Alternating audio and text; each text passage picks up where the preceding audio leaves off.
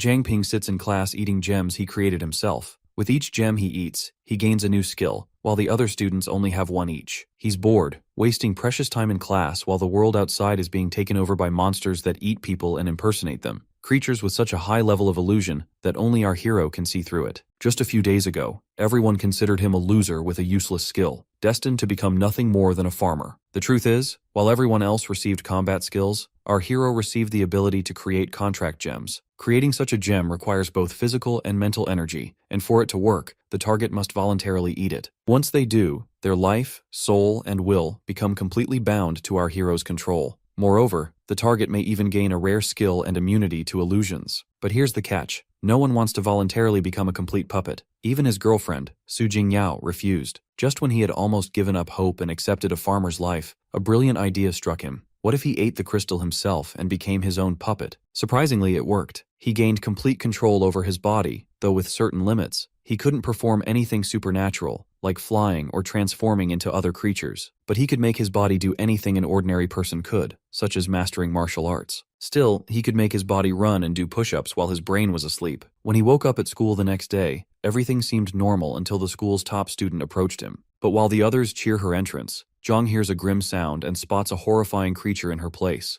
No one else reacts, and as the figure leans in with a twisted smile, she remarks that Zhang looks pale and asks if he is all right. Forcing himself to stay calm despite the terrifying creature before him, he plays it off, saying he just had a nightmare and poor sleep. Using class as an excuse, he quickly leaves. Outside, Zhang wrestles with mixed feelings, unsure if he is hallucinating or if mutated beasts have infiltrated the school, and what unsettles him most is that no one else notices. When he considers telling a teacher, he finds another creature in the staff room and bolts, shaken by the thought that this place might already be a living hell. Zhang realizes he started seeing these beings only after swallowing the contract gem. Breaking it down, the gem junkie realizes that as both summoner and summon, only he controls himself, and no outside force can tamper with his body or mind. He concludes that no illusion can affect him, which is why he alone can see the mutated beasts in disguise. The system identifies the creature as a celestial fox, level 26, with unknown growth, able to manipulate perception through cognitive distortion to blind others to abnormalities. At level 1, he is no match for it. He also realizes the fox cannot openly devour someone, instead camouflaging itself as ordinary students chatting, which explains why no one notices. Since this is a mind control ability, the self-summoner thinks Su Jingyao, with her psychic class mental power, might be able to help. After school, Zhang assumes the celestial foxes are limited to campus, but is stunned when he spots a couple and realizes the girl is actually one of them. The thought of how many walk unnoticed among people chills him. At the city guard headquarters, a beautiful receptionist greets him, and he asks to see Su Jingyao, who enlisted that day. To his shock, the woman before him is also a celestial fox in disguise. The revelation rattles him even more, as it means these beasts have infiltrated the city guard itself, hidden even from high-level awakeners who cannot pierce their illusions. When Jingyao arrives, Zhang says he only came to check if she is doing well. She smiles, assures him she is fine, and offers to introduce him to her new teammates. Awkwardly, he just says that it's great. Jingyao shares her resolve to grow strong enough to hunt the beasts that killed her parents, and though nervous, he supports her. She then mentions being short on members and asks if she should put in a good word for him with the city guard. Zhang declines, feeling his power is useless and better suited to farming, but he is relieved to see her safe and decides not to interfere further. Yet as he leaves, dread sinks in when he realizes Jingyao and her teammates are also celestial foxes in disguise. Outside, Zhang is shaken to realize that the city guard, supposedly the strongest force in Pearl City, has already been corrupted by celestial foxes. He wonders how such power could fall so completely. Jingyao only joined today, yet the foxes have not only infiltrated the school, but the entire city. To them, everyone is nothing more than cattle, livestock trapped in their twisted game. Using his analysis ability, the self-summoner learns that celestial foxes range from level 1 to 9 as low, 10 to 19 as mid, 20 to 29 as high, and 30 to 39 as apex. Most around him are above level 15, with one of unknown potential. Even the city guard, full of high-level awakeners, cannot defeat them. The one who killed Luo Xiu is far beyond, as attempting to analyze it would expose his location. That creature is an apex, above level 40, a king-level threat likely responsible for empowering other foxes to fight far beyond their rank. Unlike most mutated beasts, celestial foxes are highly intelligent and masters of disguise, able to blend in perfectly, though it is all an act. Their main targets are powerful or high-profile figures to seize control, while ordinary people are kept as livestock for later. Facing them directly is suicide, yet Zhang cannot stand by and watch innocent people die. If only he were stronger. A week later, Zhang wakes around 4 in the morning, rising earlier each day as his body needs less rest after constant training. Despite his efforts, he has only reached level 2 and keeps crafting gems in hopes of awakening something new. Most turn out colorless with no effect, but today he produces a purple one. Though unappetizing, he eats it and feels a surge of power. Checking his status panel, this dummy sees his growth rise to 4 stars. His stats increase, and his abilities advance to level 2. A new bonus effect also activates, granting him the Nightwalker ability, which provides night vision, faster movement, lighter steps, and the power to vanish into shadows. The Self-Summoner, shocked but thrilled, realizes he can now investigate under the cover of night with ease. The Self-Summoner loves unlocking a new ability with each level, and with Nightwalker active he wastes no time training. During his run, he notices his vision sharper even in daylight. On the roadside, a ring catches his eye. His analysis reveals it as an assassination ring that makes the wearer subconsciously ignored by others, though high-level awakeners are immune. Shocked by the find, he soon spots the imposter Luo Xiu in a heated exchange with another man and assumes the ring must belong to him. Naively, Zhang believes the man sees Luo as human and is simply her enemy. When the fight breaks out, Zhang remembers Luo being an orphan who would never make enemies like that. So the only explanation is that others are also secretly fighting the Celestial Foxes. The creature suddenly senses something, convinced the missing ring was taken, but it is still oblivious to Zhang's presence. It assumes a mid-level awakener was nearby and rushes to report to its highness. Zhang realizes the ring was bait, but returning it would only raise suspicion, so he keeps it. By 5:30 in the morning, with the sky still dark, he feels untouchable with Nightwalker and the ring,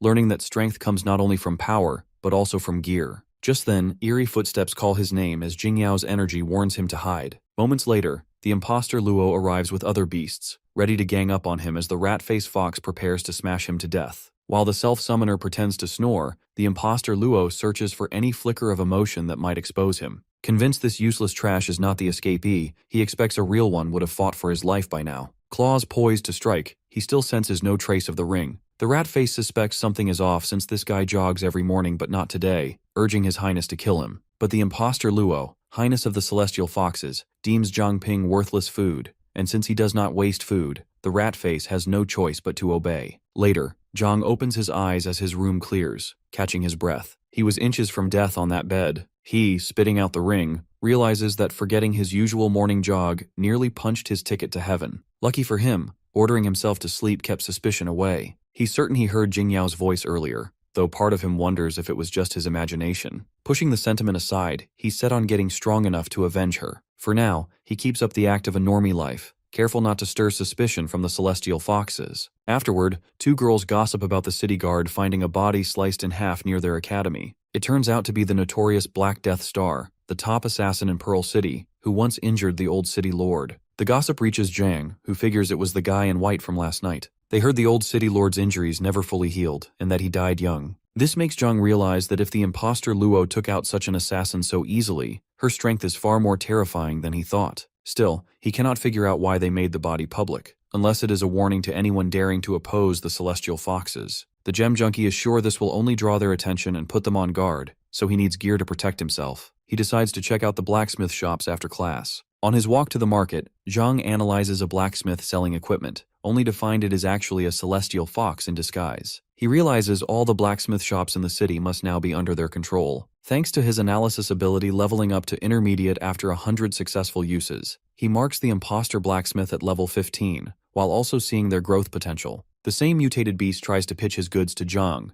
but Zhang isn't interested and looks for a shop not under their control. Soon, he spots the Iron Soul blacksmith shop, where a top-quality sword with shiny craftsmanship is on display. The sales brat praises the old man for being strict, but claims he is offering the lowest price, even if it hurts him. The old man isn't fooled, mocking the brat and asking if his daughter is waiting for dinner. This pisses the brat off, snapping if the old fart is deaf. Just then, Zhang picks up the sword to inspect it, angering the brat for touching his stuff. Using his analysis, Zhang finds it's a one-handed sword of common quality, once broken and poorly repaired. Zhang casually points out that the sword will break, and it does. The sales brat erupts in anger, demanding to know if Zhang even knows who he is. As his clothes tear dramatically, he declares himself the direct disciple of Master Ma from the Xingyi Martial Arts Academy and charges with great speed, telling Zhang to prepare. Zhang doesn't even flinch and slaps him without effort. Blondie accuses the self-summoner of playing dirty, but Zhang's analysis reveals him as Liu Badguo, a low awakener with 1-star growth potential, stuck at level 1, with only the earth-shattering ability. Though heaven-defying and flashy,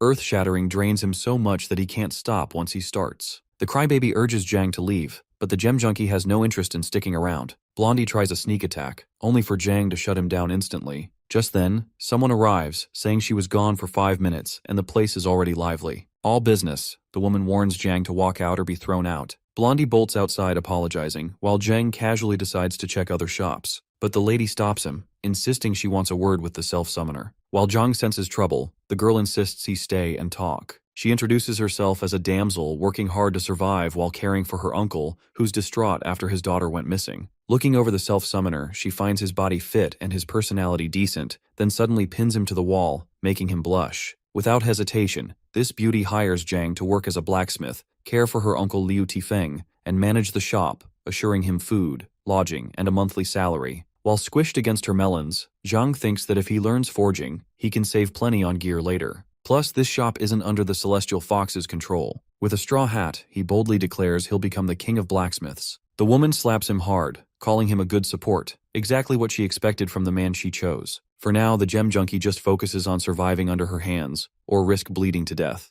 A few days later, Wonder Woman tells the self-summoner bro to use more strength. He asks Sister Cho Chiang if it's okay, but she assures him no one's coming. Breaking a sweat under her watch, he trains in their exclusive kneading forging technique, fusing materials like kneading dough. She heads out to grab the mold from the warehouse, telling him not to let the fire die. By his side, he spots Scarlet Serpent scale and coat, wondering if it's fuel. Snapping back as the fire weakens, he quickly tosses it in to keep it burning. Instantly, the stove explodes, and Zhang thinks he's done for. Something feels off with this strange surge of heat, as a skull face absorbs the surrounding smoke. As he snaps back to his senses, Zhang wonders how the fire went out, only for his chest to burn fiercely. Using analysis, he discovers he's reached level 3 with higher growth potential, though he had guessed right. His level 3 bonus activates, revealing that unlocking new powers boosts his potential, leveling up both analysis and acquired abilities. If he keeps awakening, his growth could be limitless. For now, he unlocks Fire Devourer, allowing him to consume flames and convert them into fire elemental energy stored in his body, which he can discharge until depleted. His fire elemental energy now stands at 100 out of 100. This reminds the gem junkie that everyone has limits to their growth potential, yet he wonders if he's the only one unlocking multiple abilities. He figures Fire Devourer must have absorbed the flames. Though he already consumed a level 3 gem after reaching level 3,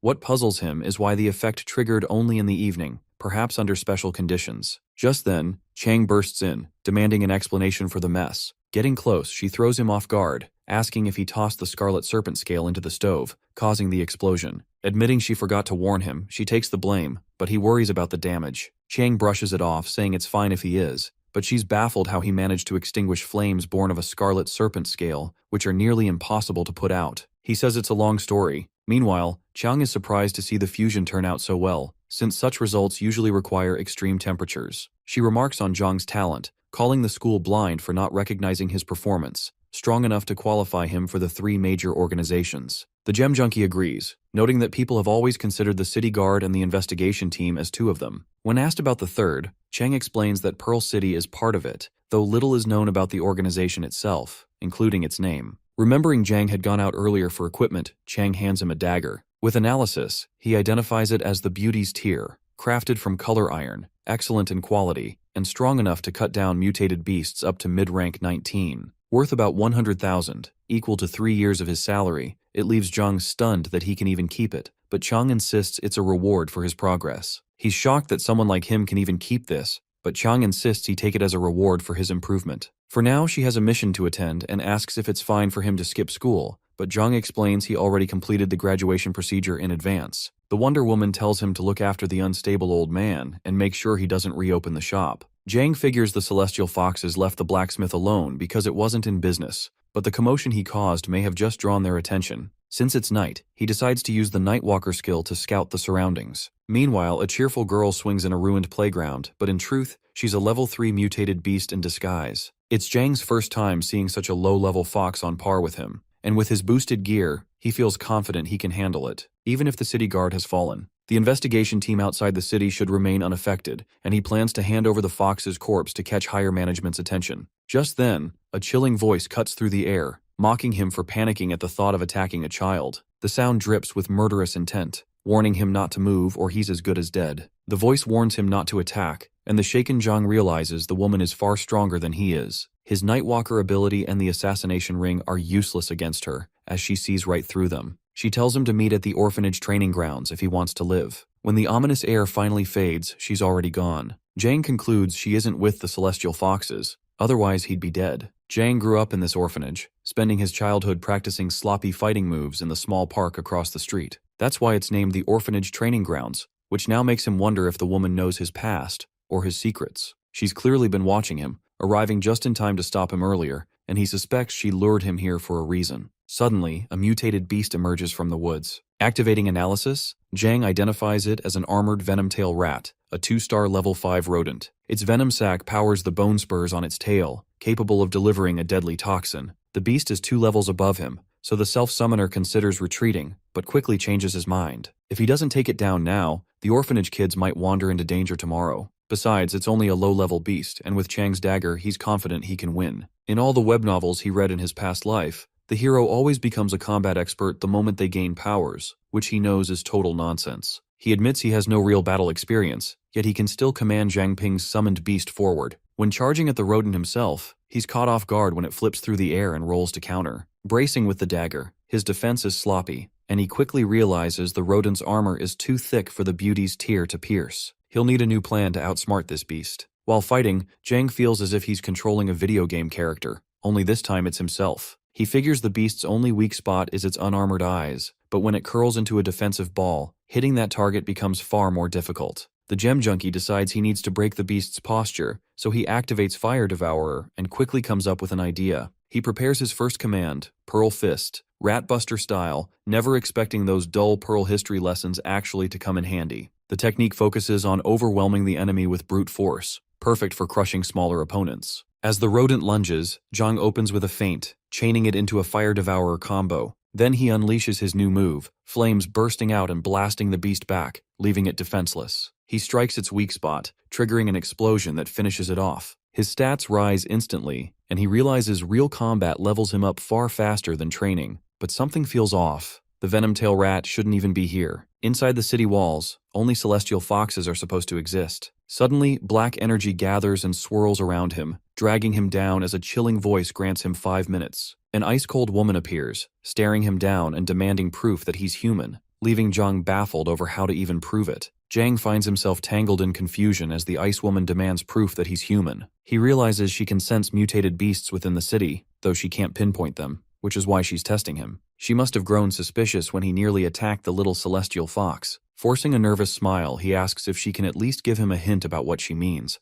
all the while wondering if that rodent had been her test from the very beginning. With 4 minutes left, Zhang spends 2 trying to analyze her, failing each time. After 999 failures, his skill evolves into Advanced Analysis, which can now reveal a target's faction. On the next attempt, he finally gets a full read. Liu Xishan of the Purge Squad, level 28, a high-level awakener with water manipulation. It's an ability that lets her absorb and store water energy by drinking and wield precise control over it, within and around her body. Reading her status, Zhang finally understands why she was so hard to analyze, and why his Nightwalker ability and assassination ring had no effect on her. The Purge Squad is unfamiliar to him, and he wonders if they're the third organization besides the City Guard and the investigation team. When the Ice Woman warns he has only 1 minute left, panic sets in. Desperate to stall, he forces a casual tone, asking if she's from the orphanage too, since she called the park the training grounds. He racks his memory, not recalling ever meeting Liu Xishan, and guesses she may have changed her name. With a nervous edge, he blurts out if she's really Liu Turin.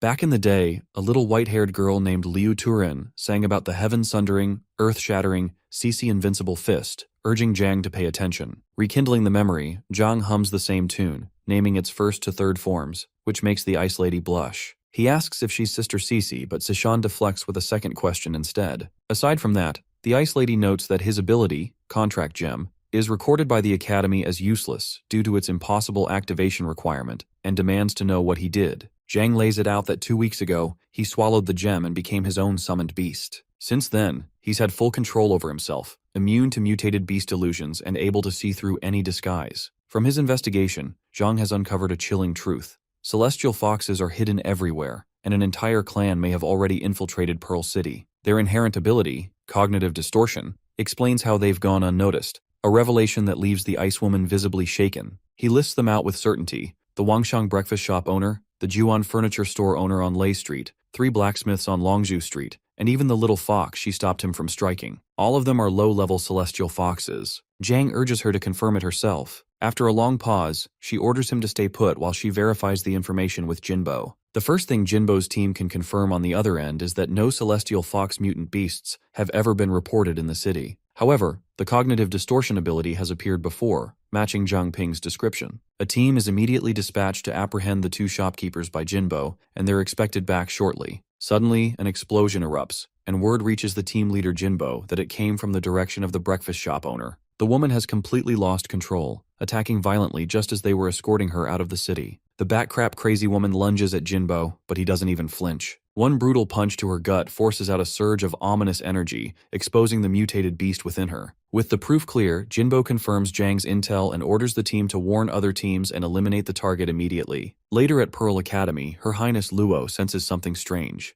Yechu has been killed outside the city. Almost at once, another presence on Lai Street disappears. Both were slain instantly, their traces erased, even slipping past her tracking. The imposter Luo is shocked to her core, wondering who could be behind this. In the darkroom space, the Ice Lady releases Zhang from his restraints. He asks if she confirmed his claims, and she admits she did, but she can't be certain. His sudden ability to see through celestial fox illusions could just as easily be a trap, part of their scheme to expose themselves. Cece tells the gem junkie she needs him to act as their eyes and ears, while she watches over him in secret, for now. If he uncovers anything, he must contact her at night. Zhang can hardly believe that he's getting protection and surveillance all at once. Still, he agrees, so long as it helps bring down the celestial foxes. She tosses him a jade pendant, cold jade, the twin to her warm jade. If he shrouds it in flame during danger, hers will heat up instantly, summoning her to his side. She promises she'll come as fast as she can, but warns him not to lean too heavily on anyone else. If he wants true safety, he must keep strengthening himself. Knowing the high cost of tuition,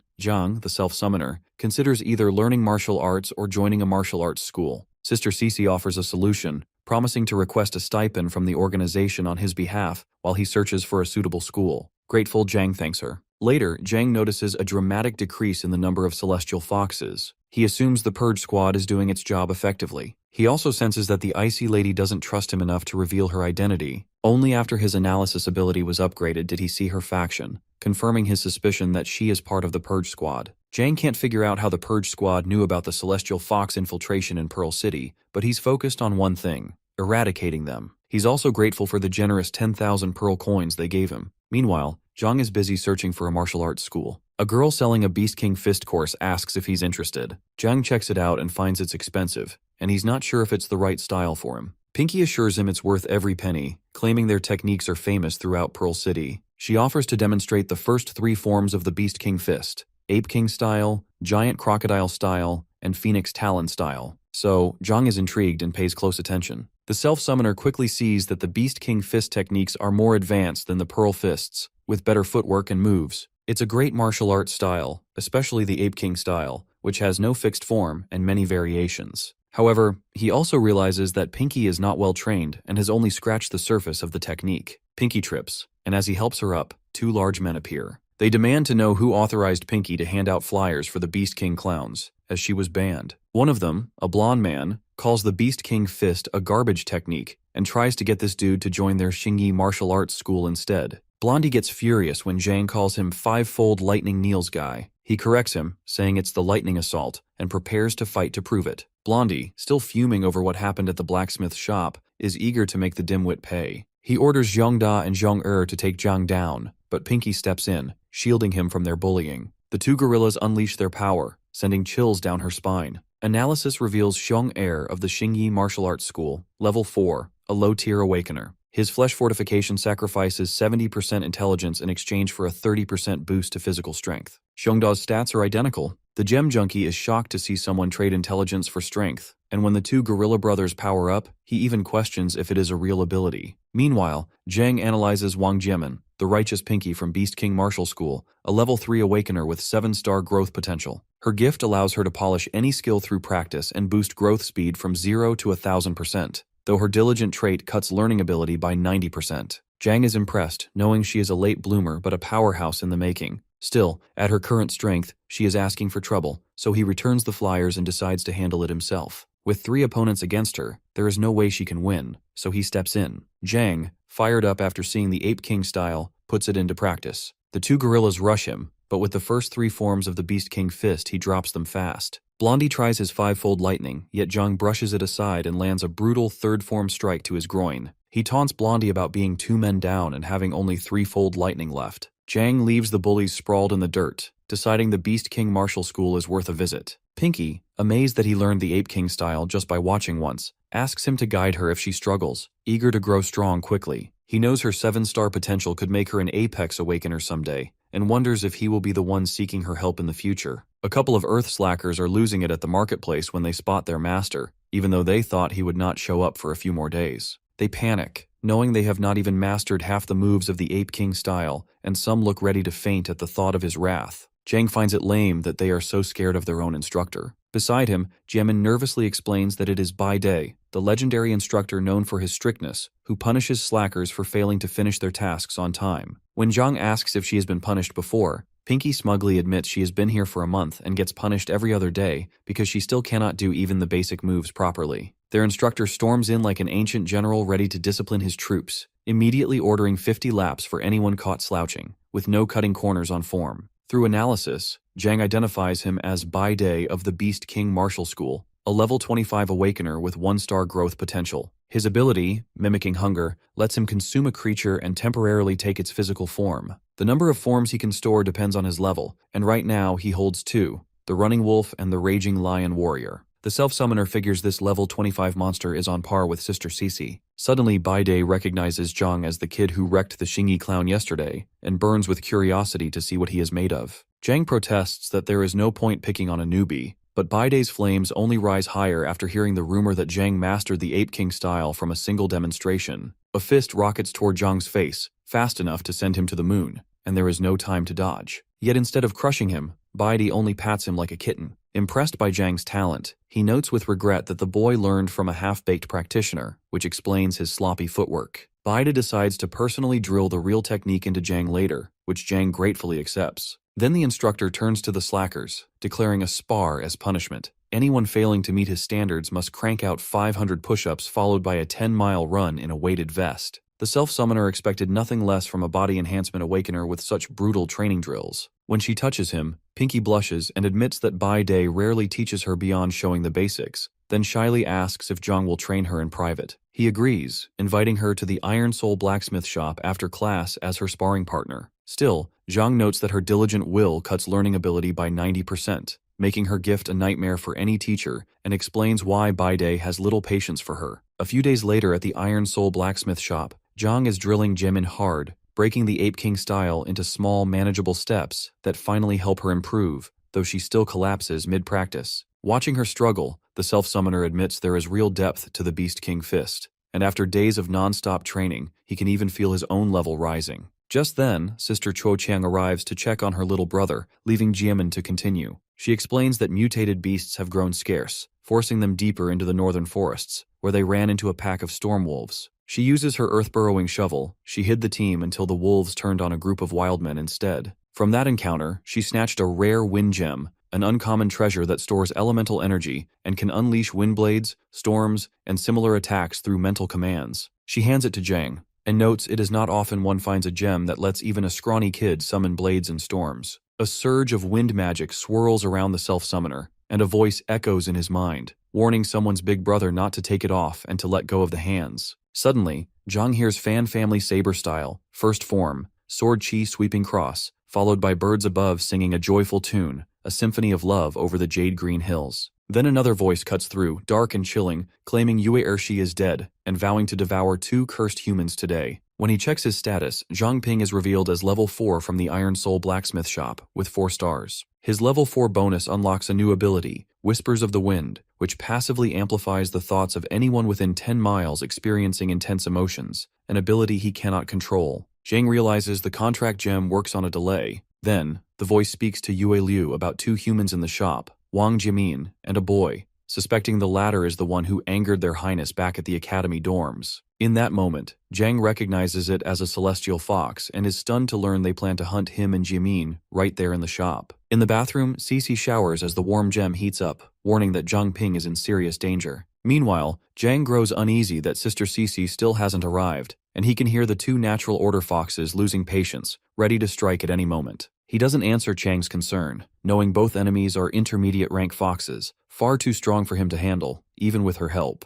Casually, Zhang asks Chang if she has visited Uncle Liu since returning and suggests she check on him upstairs while he goes to buy ingredients to cook for them. She agrees, excited to taste his food again, and plans to take the Wind Gem with her. Meanwhile, the Gem Junkie decides to get Wang Jimin out before Sis Chiang and Uncle Liu are dragged into danger. At the smithy's backyard, Jimin asks him to check her posture, but he quickly pulls her aside, telling her to stay quiet and follow him. Too late, the celestial foxes are already there. Jiang knows this is bad, and when Jimin suddenly calls the mutated beast's mom and dad, he warns her not to go near them. Even as Jimin insists it is fine, Jiang's analysis reveals the truth. A level 15 intermediate rank natural order fox with cognitive distortion. Another at level 16 pretending to be her father, asking why the boy beside her looks afraid. She introduces Zhang as a friend from martial arts school, unaware these are not her parents. Suddenly, a dark space engulfs them as the foxes rush to finish the hunt. Jiang orders Pinky to hold on to him, though she is shaken by seeing her parents acting strange. His plan collapses as the beasts strike, tripping them off balance.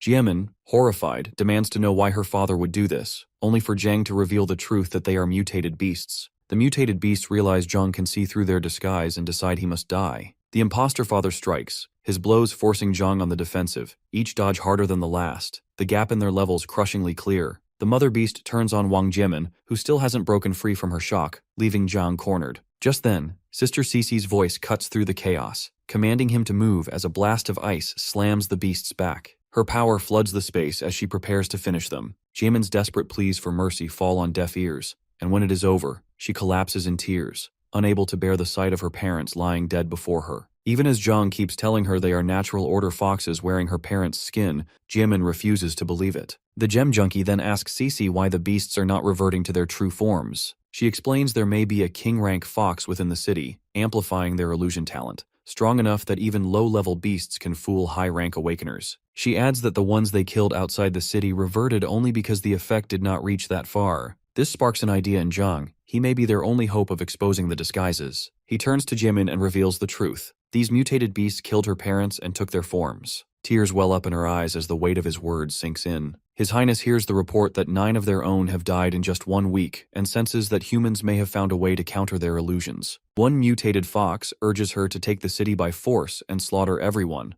while another worries they will end up eating grass if they waste all their food. The imposter Luo silences them, reminding the court that wiping out humans would only waste resources. Their top priority is to draw out those hiding in the shadows and eliminate them one by one. She then turns to the vice mayor for advice, and he suggests letting other species slip into the city to stir chaos. The thinner the herd, the easier it will be to pick off the strong. Her Highness demands to know why the vice mayor is so certain the strong still remain in the city. He explains that aside from the city guard and the investigation team, there is a third major organization. Ever since the city lord was wounded by the king and fled, he has suspected the man has been hiding within that group, waiting for them to show weakness. The other foxes agree that bringing in outside species is a good idea, and some even welcome the change in taste. Her Highness acknowledges the Vice Mayor's counsel, warning that he has earned their gratitude for now, but will be ended if he steps out of line. The king still slumbers, and she has no intention of letting Huang Ziming forget his place. Huang Ziming vows he has devoted his life to Pearl City, blaming its decline on the weakness of the former city lord. He believes the city should belong to the strong.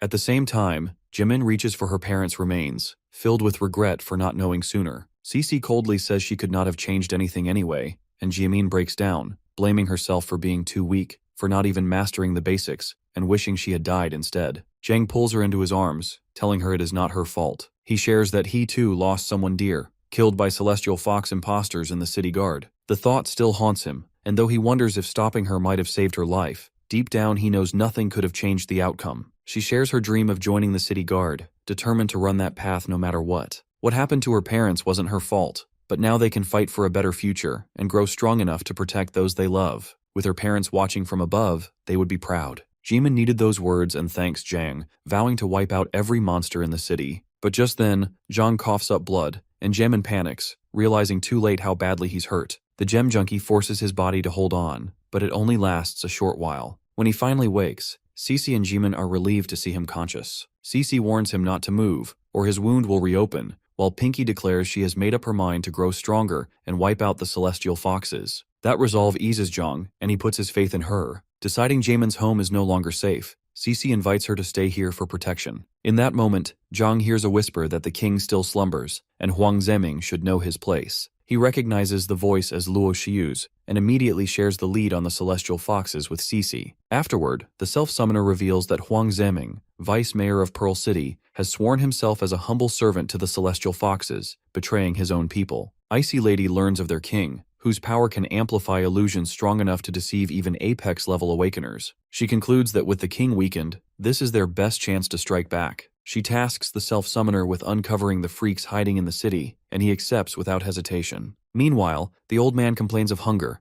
but Chu calmly assures him that the self-summoner will return soon with groceries. At the Purge Squad base, Manny grumbles that first she was dragged into activating the secret chamber, and now the celestial curtain, muttering that Cece really loves giving orders like a boss. Chen Luowei ignores her, while Shujie quietly offers her coffee, saying it could take some time. Moments later, Shujie channels the solar charge, Manny weaves the black curtain, and Luowei shapes light and shadow distortion, together unleashing the citywide curtain. After working together for some time, the Purge Squad finally decides to let Zhang in on a few of their secrets. Known as the most secretive organization in Pearl City, they are sworn to protect the city from any threat and purge all corruption. As the city's hidden weapon, they often carry out covert missions with the support of a specialized unit called the Barrier Team. According to Sister Cece, this team has 3 members. Manny, their leader, wields the power of the Black Curtain, the same darkroom space Zhang once entered, which was her doing. Next is Zijai, wielder of Solar Charge, a living power bank who absorbs sunlight and channels it to keep her teammates fighting at full strength. Then there's Luo Wei, master of light and shadow distortion,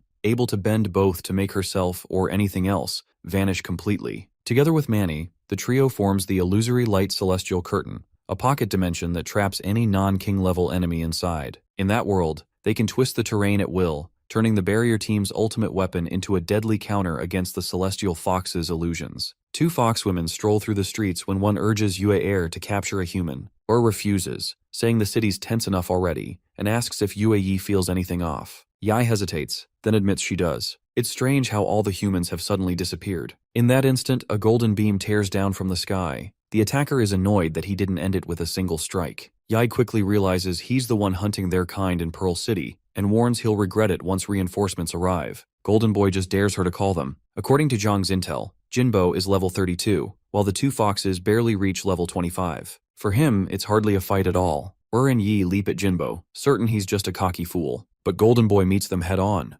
Tears his sleeve with a strike he thought he blocked, fueling Yi's rage. The freak is shocked that others of her kind fell to someone like him. She charges, only to be blasted back by a golden punch that sends her flying, and Jinbo's answer delivered. Yue, enraged, lunges at Jinbo, but he snatches her wrist mid-strike. He taunts that her power works in ambushes, not face-to-face combat. His crushing grip wrings a scream from her, calling Yi to the rescue, only for Jinbo to fling ear straight into him, sending them both crashing aside. For the finishing blow, Jinbo soars into the air and drives a crushing kick that slams both foes into the ground. Even in defeat, they can't understand why they failed to sense their own kind, and they'd already fallen into the trap. Jinbo doesn't let up, unleashing another strike that detonates the area in golden thunder. From above, Zhang watches with Cece at his side. She notes Jinbo's strength as the combat division's leader, while Zhang just laughs, saying his outfit screams Super Saiyan. Back in the real world, Shubai reports to Liu Xishan that mutated beasts are gathering outside the city,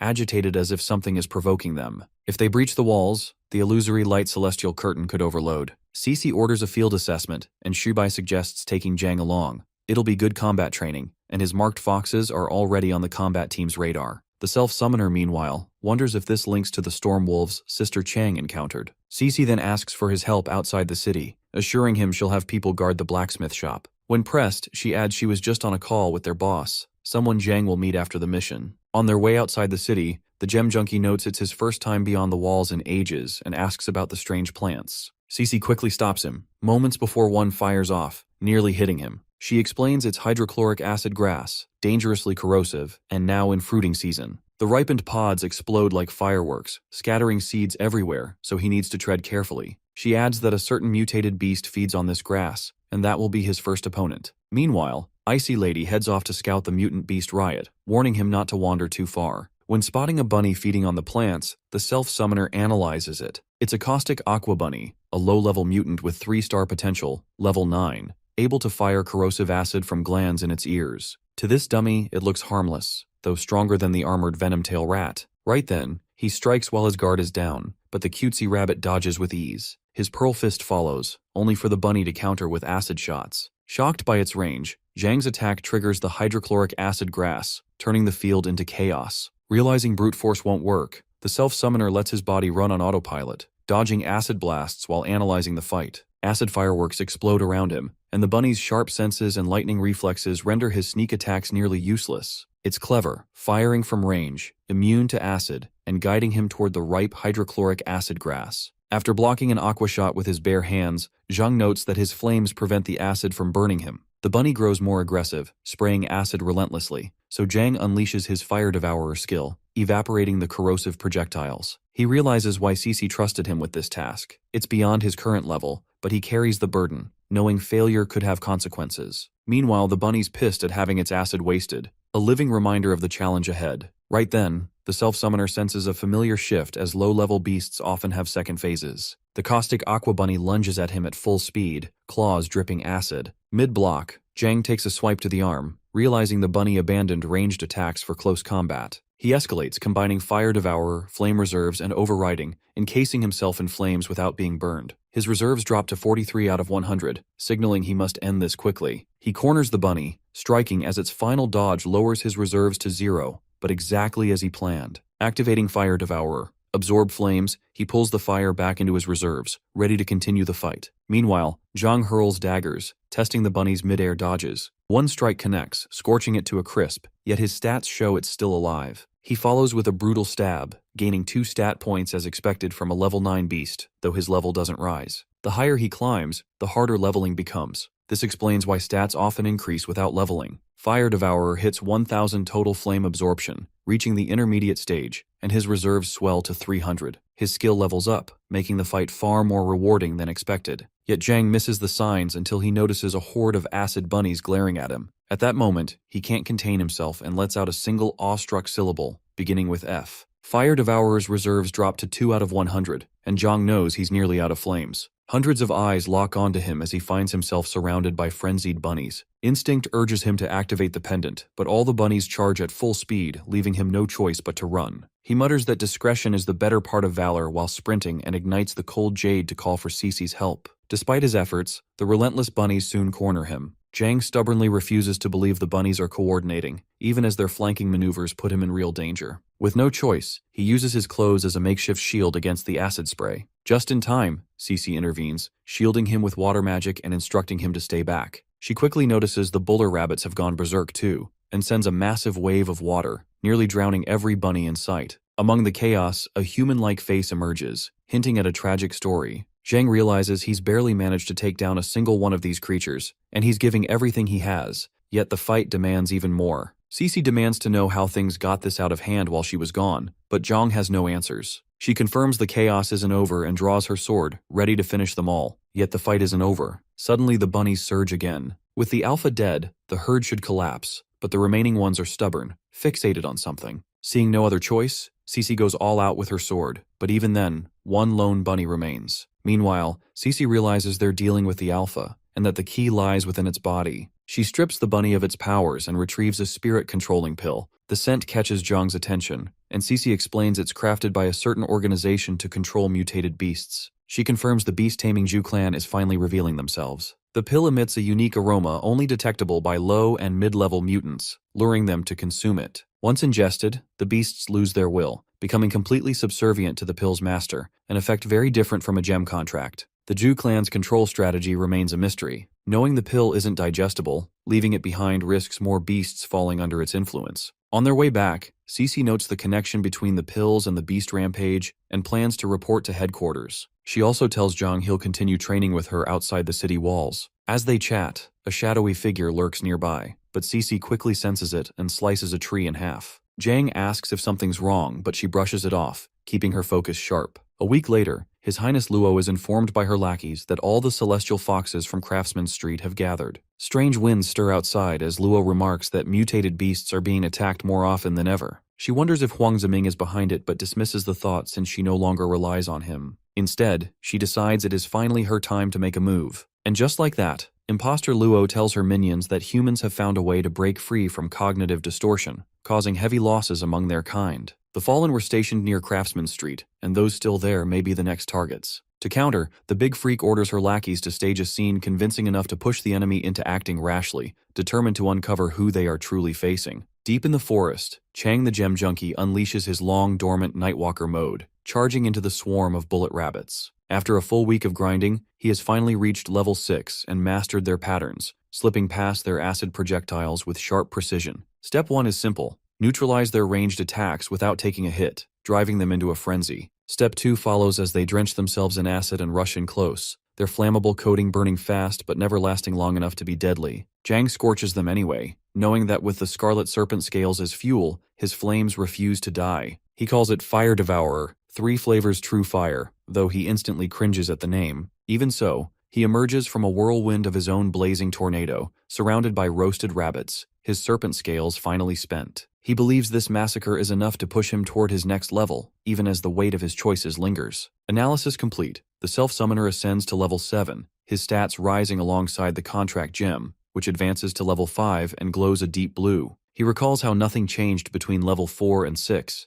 The gem stubbornly stuck at 4, proving it is far harder to level than himself. Curiosity stirs to think what kind of power it will unlock this time. Hopefully, something fit for combat. Suddenly, a lone bunny radiates a sinister aura. Shocked it survived, the Gem Junkie steels himself, declaring he is no longer the pushover he once was. The twisted creature lunges, and Zhang narrowly dodges, flinging dark energy in return. For a moment, he wonders if it is a ghost, a demon, or some vengeful spirit born from his slaughter. Whatever it is, the Self-Summoner cuts it down with a decisive strike. Yet what unsettles him most is not the victory but the fact that a mere bullet rabbit displayed a technique like that. He wonders if the creature is under the influence of a spirit-controlling pill and forces it to cough something up, but what drops is nothing like the pill. During the analysis, the object resists identification, a rarity Zhang has not encountered in ages. At last, the result surfaces. Nethermist Essence, its quality unknown. A potent force said to be stored within the testicles of the Nethermist Black Goat. Consuming it promises unpredictable results, both tempting and dangerous. After the analysis, Zhang holds the Nethermist Essence, a rare orb of unknown quality, said to contain the potent power once stored within the testicles of a Nethermist Black Goat. Consuming it promises unpredictable results. Playback initiates, revealing a spectral goat wreathed in black aura, its presence drawing beasts toward it. A boar charges recklessly, but its body passes straight through the apparition, only for the goat spirit to seize it in her jaws, ending with both creatures destroyed. To be honest, this dummy feels the orb is just as rare and valuable as the Wind Gem, but he has no idea how to trigger its effect. Direct contact does nothing, unlike his last awakening, and he wonders if he really has to swallow this disgusting thing that came from the Black Goat's privates. The thought makes him gag, but then a sharp memory hits. The time mutated beasts nearly killed both him and Gemin, and when he first learned those foxes devoured Su Jingyao. Mocking himself for thinking he has the luxury of choice, he swallows it anyway. In an instant, his body convulses and his mind feels like it is tearing apart. He collapses, screaming, visions crashing over him. In one, he sees Jingyao bound in celestial fox shackles, telling him to survive no matter the setbacks, no matter the pain. His mind burns with rage as he vows to Jingyao that he will not die until every last one of them is gone. The system reveals his growth, showing 7 stars of potential and granting him the Nethermist body, a power that absorbs the fear of living beings and turns it into controllable Nethermist. With a reserve of 20, each point manifests physically, carrying attack and defense equal to 10% of his current level, stacking to a terrifying 1000%. For the first time, Zhang holds an ability built purely for battle, merging offense and defense into one relentless force. This power clearly depends on how much Nethermist he uses, and the Self-Summoner is stunned by his own growth potential. He never thought that gross thing could turn out this strong. Yet for some reason, the crybaby can't stop bawling, emotions he doesn't even understand, only the certainty that he'll avenge Su Jingyao. A couple of dudes rush over asking if he's okay, but his friends urge them to leave him alone and get inside the city before mutated beasts arrive. When one insists, the Gem Junkie's ominous aura flares, scaring them off. Totally clueless, he just mutters that he's fine, only to realize his Nethermist reserve has jumped to 35. That's when it hits him. He can absorb the fear of others and convert it into Nethermist. This mist isn't like regular energy. It bends to his will and can be shaped into anything he imagines. He wonders how powerful this thing really is and tests it with the weakest strike. A single point of nethermist cleaves a massive tree in one clean cut, leaving him stunned. When he pours in 10 points, the giant trunk shatters into countless fragments. The crybaby realizes this skill is incredibly versatile, a true weapon that could stand against even high-level mutated beasts if used wisely. For now, the self-summoner chooses to stay low-key, quietly growing stronger with the Purge Squad at his side. While Zhang Ping is still admiring his new power, Sister Cece suddenly appears,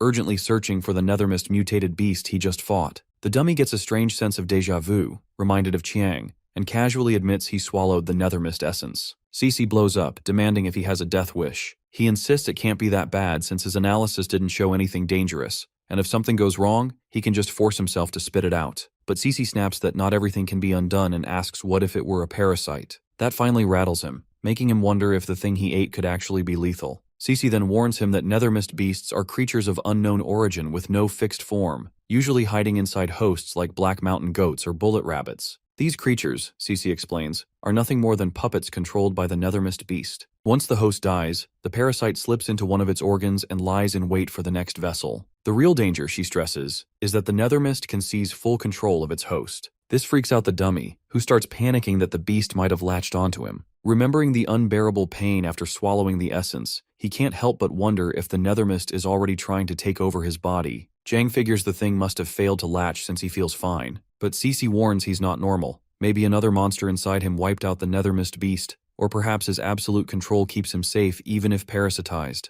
Still, she makes it clear, if he mutates, she'll cut down the self-summoner without hesitation. Just then, a spider drops between them, scaring the crap out of the ice lady. She panics, slicing it to bits before clinging to Zhang, begging him to get it away. The dummy can't help but feel nostalgic. Cece's still terrified of bugs, just like back when they were kids. Back then, little Cece would sit under the shade with her books while Zhang teased her with bugs. When one flew off, he blamed her for scaring it away. She just called him silly for wanting to befriend a bug instead of the other kids at the orphanage. What really bothered him was knowing those kids would eventually leave. So that day, Cece promised to stay his friend no matter what. Back in the present, after a brief hug, the ice lady snaps out of it, freezing the dummy with her glare for holding her so tight. Returning to her usual self, she warns him not to underestimate dangers he doesn't understand. There's no such thing as a free lunch in this world. He may have gotten lucky this time, but he can't let his guard down again. The self-summoner realizes Cece may have seemed distant and cold since joining the Purge Squad, but deep down she's the same,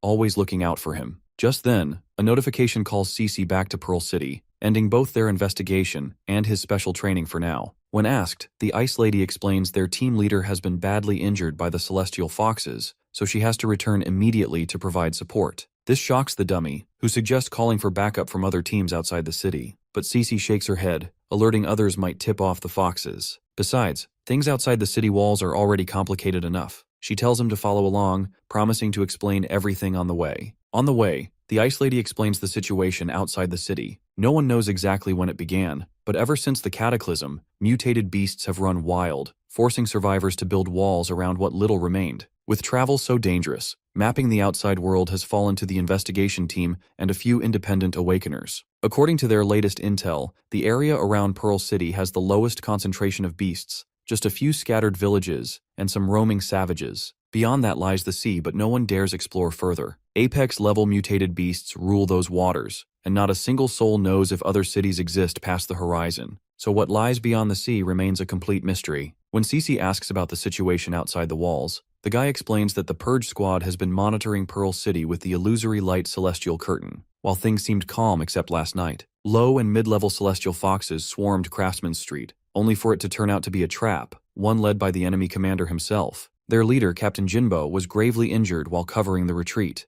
and now Cece's been asked to take over his duties to keep Pearl City safe. When Zhang offers help, she tells this dummy to head back to the blacksmith shop and rest, promising to catch up later. Hoping both Cece and Jinbo pull through, he finally stretches his arms, ready to unwind after the exhausting days outside the city, while wondering how Jiamin's Beast King fist training is coming along. On his way, Zhang notices everyone around him frozen in place, time itself stilled. A man's voice calls out, and the self-summoner instantly activates analysis, only to fail. The target's hidden ability blocks it. The old bone smirks, noting Zhang's endless use of analysis, a feat even high-level awakeners can't repeat more than 10 times daily. Then, he praises his clever trick of forcing his body to analyze non-stop. Though Zhang has no idea how this guy knows. The man's aura alone sends chills down his spine, yet he taunts Zhang to make a move. Zhang refuses, saying he's no reason to fight an old-timer. But Old Bone digs deep, mocking him that without strength, his vow to avenge Jing Yao is just empty talk. That tick strikes a nerve. The self-summoner launches forward at full speed only for the old man to casually vanish into a spatial rift, his teleportation mocking Zhang's charge. The old-timer suddenly appears behind him, easily blocking his punch and mocking his slow speed,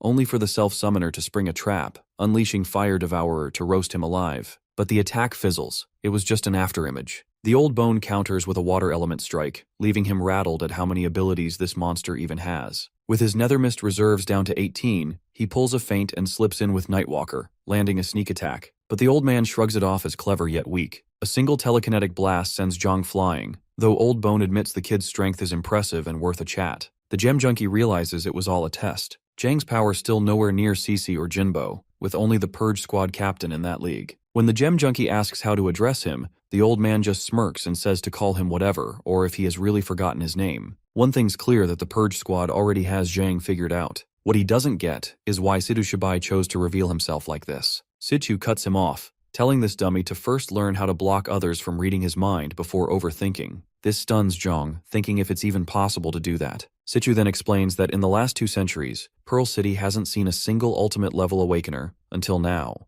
Zhang is baffled since he thought Apex was the highest tier, but Situ clarifies, normal awakeners, even high levels, are chained to a single ability for life. Meanwhile, an ultimate level awakener can break those chains and awaken new powers endlessly. Then, with sharp curiosity, the old man asks if Zhang's ultimate ability, Contract Gem, can copy his own, Path of Others. Mr. Situ offers Zhang a gift of gratitude regardless of the outcome, and even promises to answer his questions. When our guy asks what happens if he refuses, the old-timer just shrugs and flashes the gift, a golden treasury bracelet with a storage skill he once relied on. The gem junkie nearly loses it, calling the old man way too generous, since storage space is exactly what he's been missing. Situ then tells him to hold out his hand, does something to it, and after Zhang tries copying his ability, confirms that neither his main nor derivative abilities can be copied, proving the self-summoner really is special. True to his word, the old-timer hands over the golden bracelet. After thanking the old man, this dude examines the bracelet and nearly freezes at what his analysis reveals. The playback shows an old woman bound and subjected to a golden shower of energy, the cruel process behind forging this item. Human lives were sacrificed to create such equipment. Zhang's first question is whether all special gear is made this way. Though this old-timer confirms that for the past 2 centuries, despite being strictly forbidden, there are still criminals who use human sacrifice to forge objects. Situ admits he once planned to destroy the bracelet, but now that it rests in Zhang's hands, maybe this self-summoner is the one fated to bring justice to those who truly deserve it. Those lost souls bound to the bracelet could finally rest. But Zhang's next question was if lives were always tossed aside so carelessly, even 2 centuries ago. Situ confirms with a grim nod. Back then, the beast-taming Zhu family ruled Pearl City with an iron fist, turning everyone into slaves of their whims. Men labored endlessly for scraps, women were seized as playthings for pampered young masters, children were brainwashed from birth into loyal tools, and the elderly who could no longer work were fed alive to the Zhu family's mutated pets. Anyone who awakened back then was either enslaved or sacrificed as ingredients for forging equipment, until a few brave souls gathered strength to topple the Zhu family's tyranny. Zhang, impressed by Situ's power, wonders why the old bone doesn't just deal with Princess Yue himself and free Pearl City again.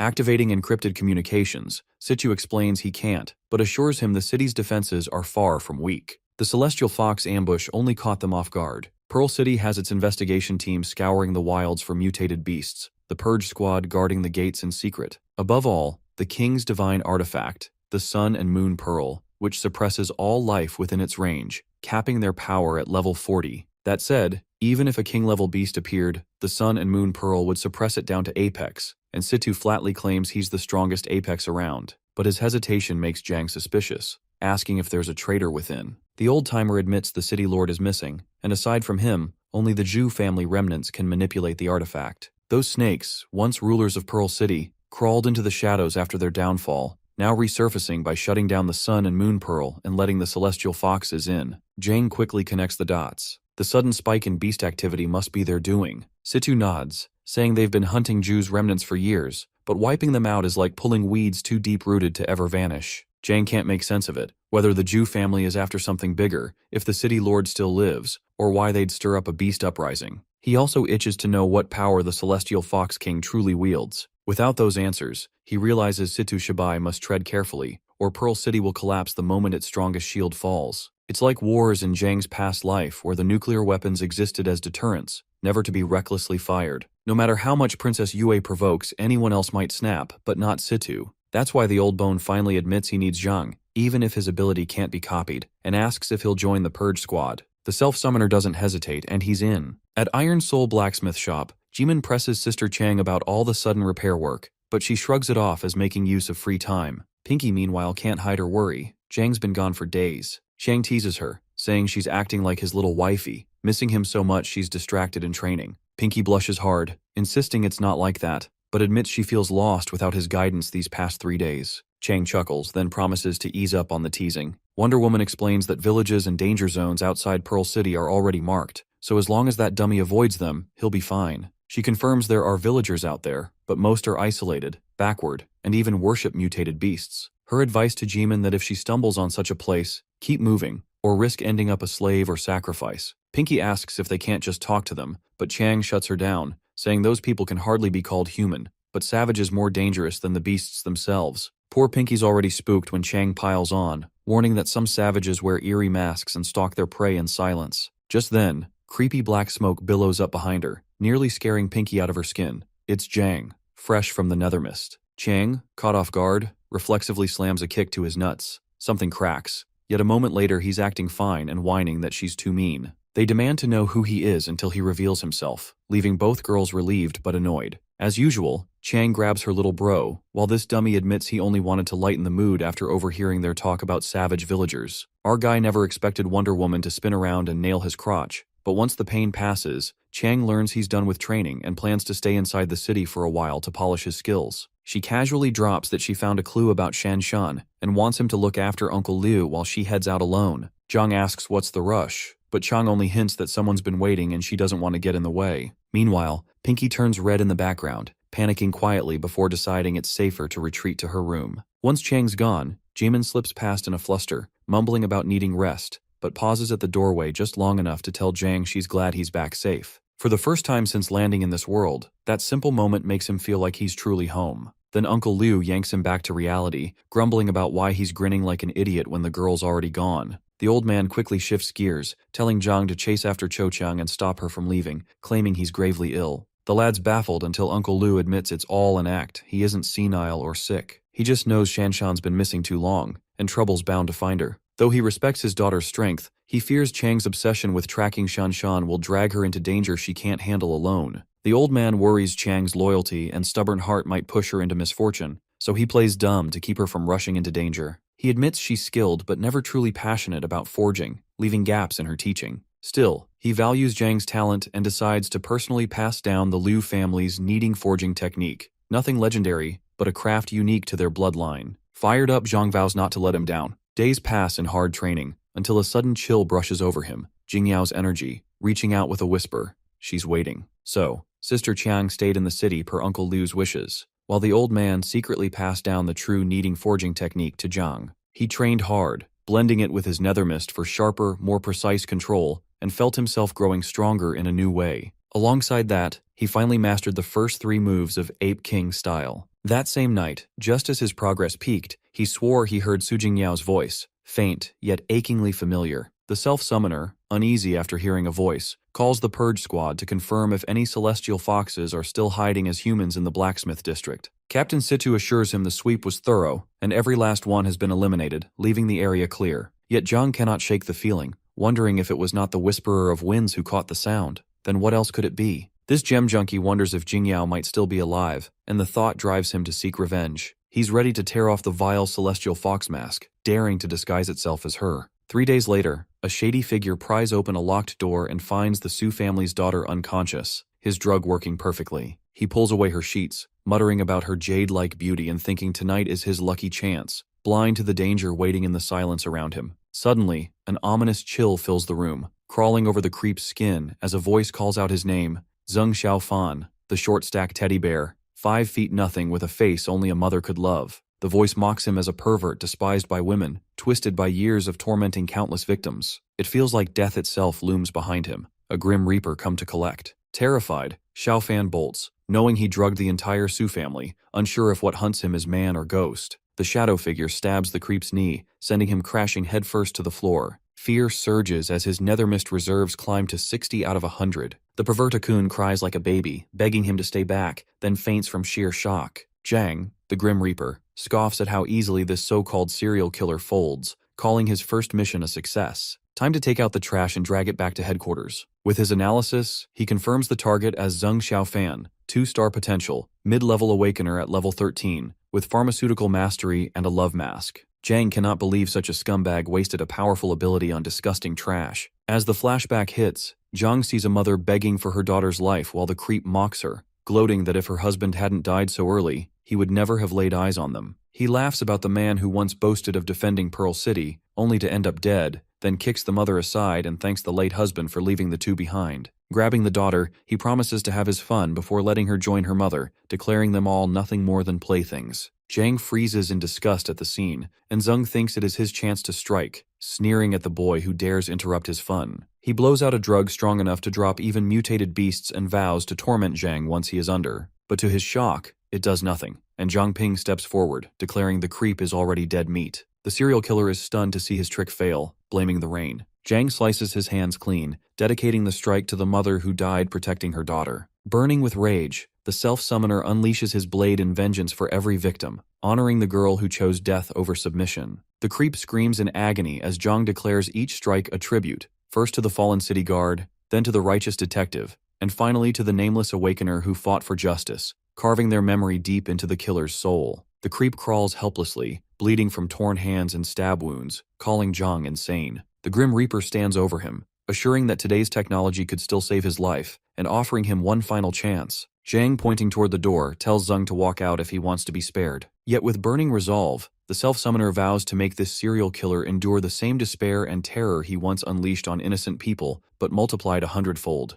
In his darkest form, Zhang tells the creep Zheng Xiaofan that he failed miserably and wasted his only chance. Terrified to his core, Xiaofan staggers toward the door, but before he can escape, the self-summoner kills him in an instant. In the middle of the raging storm, the self-summoner warns the serial killer Zheng that this is his final chance to live. The creep crawls toward the door like a bloody slug, already plotting revenge and imagining how he will peel Zhang's skin off piece by piece. With twisted thoughts of women flashing through his head and the belief that there are still plenty of victims left to torment, he drags himself closer to the door of freedom. The door is locked, and the creep slams his fists against it in panic. With his last chance gone, the Grim Reaper declares Zheng Xiaofan a failure and, with one strike, ends him. Zhang's stats rise by 1 after defeating someone stronger, but instead of satisfaction, he wonders if wiping out the Celestial Foxes will truly bring peace to Pearl City or save everyone. Thinking of scum like Zheng, he reminds himself that such monsters don't deserve mercy, only death. Out of nowhere, Zhang senses trouble at Hanhai Academy, where someone's plotting to abduct a girl on this special day. Wondering if it's another creep like Zheng Xiaofan, he quickly contacts Captain Situ,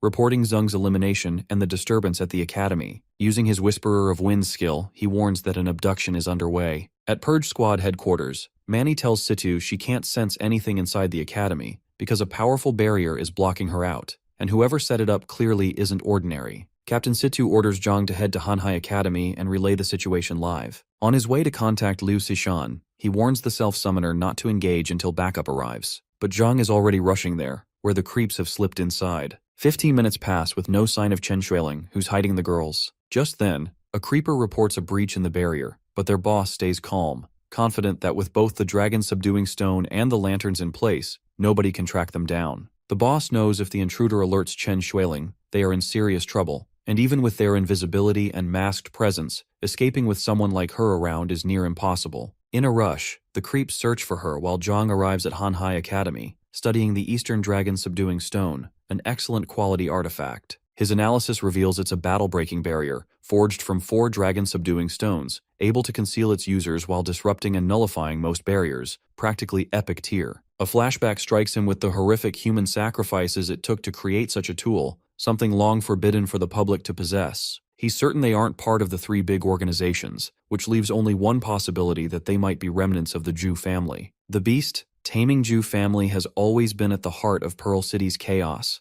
their legacy stretching back 200 years when they ruled with cruelty until the three great organizations rose together to topple them. 2 months ago, they struck again, shutting down the Sun and Moon Pearl and plotting the disappearance of the city's new lord. Not long after, they unleashed the Celestial Foxes to spread fear and disorder. Half a month ago, they began driving hordes of mutated beasts to gather beyond the city walls. And now, today, they are moving inside Hanhai Academy with their eyes set on something of great importance. Jiang Ping still cannot piece together why the Ju family let the Celestial Foxes into the city or rallied these beast hordes, but he suspects this mission may reveal their true agenda. The moment he steps inside, he senses movement and slips into hiding with his Nightwalker skill. At the same time, the creepers drag the girl out, surprised to find that the intruder who entered the barrier has already vanished. Their boss orders the lantern extinguished to preserve what little energy remains, then turns his focus to securing the dragon-subduing stone, determined to erase all traces of their presence. Little do they know, this self-summoner's sharp enough to sense them, confirming the enemies as Ju family forces. One level 20 analyzer, one level 17 telekinetic,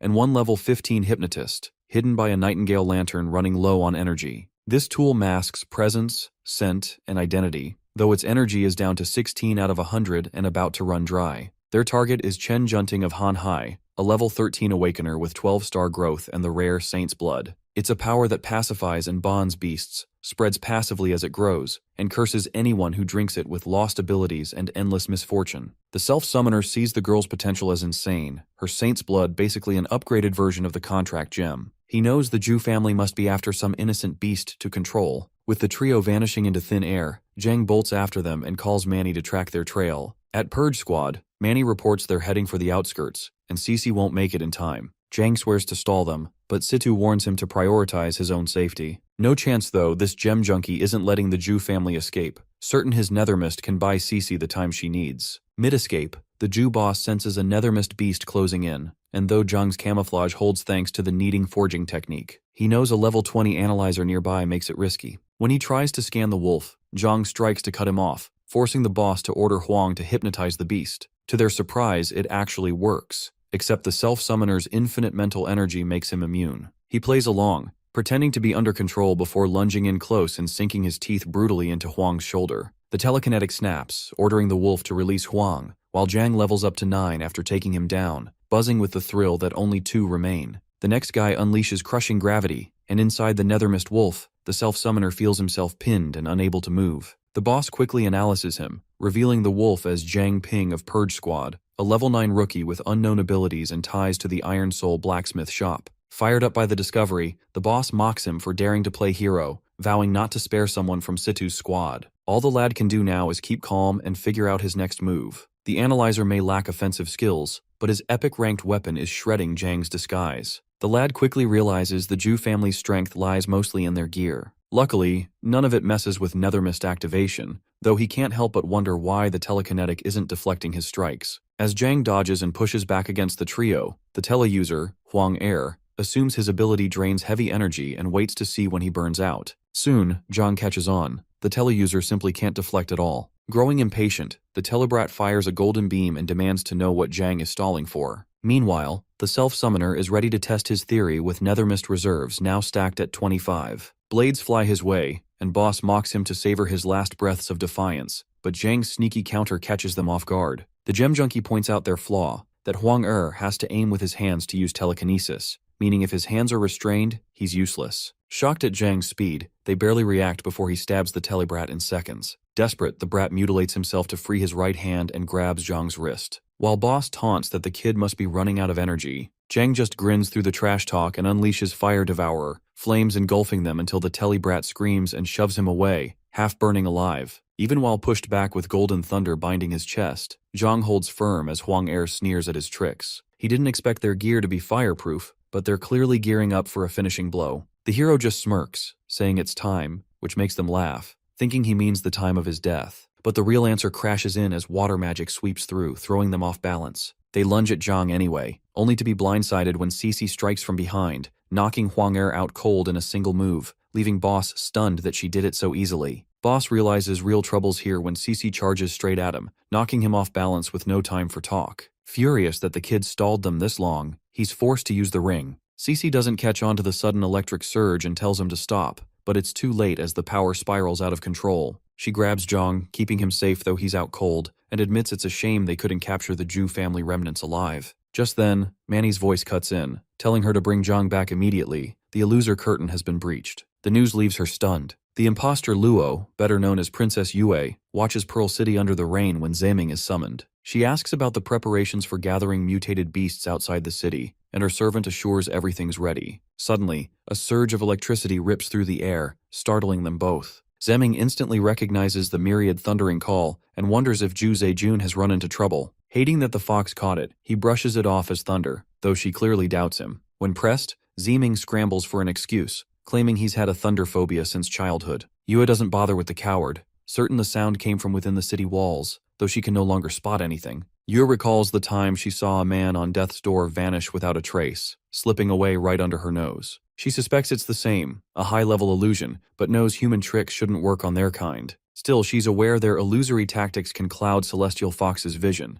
and the thought strikes her that the entire city itself might be a facade. Amused by such a cunning plan, Her Highness expands her domain. Meanwhile, Cece spots strange distortions in the sky and wonders where the girl from Hanhai Academy has gone. One thing is certain, the illusory curtain is fading. Even completely drained, Zhang still tells Cece to use the Nightingale Lantern. Yo expands her domain to its limit and finally spots the rat running off with the Saintess. Zaming is stunned that Her Highness found him, but he fails to stop her charge. An urgent report spreads through the Zhu family forces, revealing that the Purge Squad has a secret agent in the city named Zhang Ping. After stumbling on their operation tonight, Huang San and Huang are confirmed dead despite reinforcements, and Zhu Zejun had no choice but to unleash the myriad thundering call. He's shaken to hear Zhang survived, and worse, the report ties him to the Iron Soul blacksmith shop. For now, the Zhu forces order Zejun to get the Saintess out of the city. Suddenly the line breaks as the reporter spots Luo Xiu, leaving the boss frozen. Moments later, Zaming arrives with grim news. Their plan is ruined,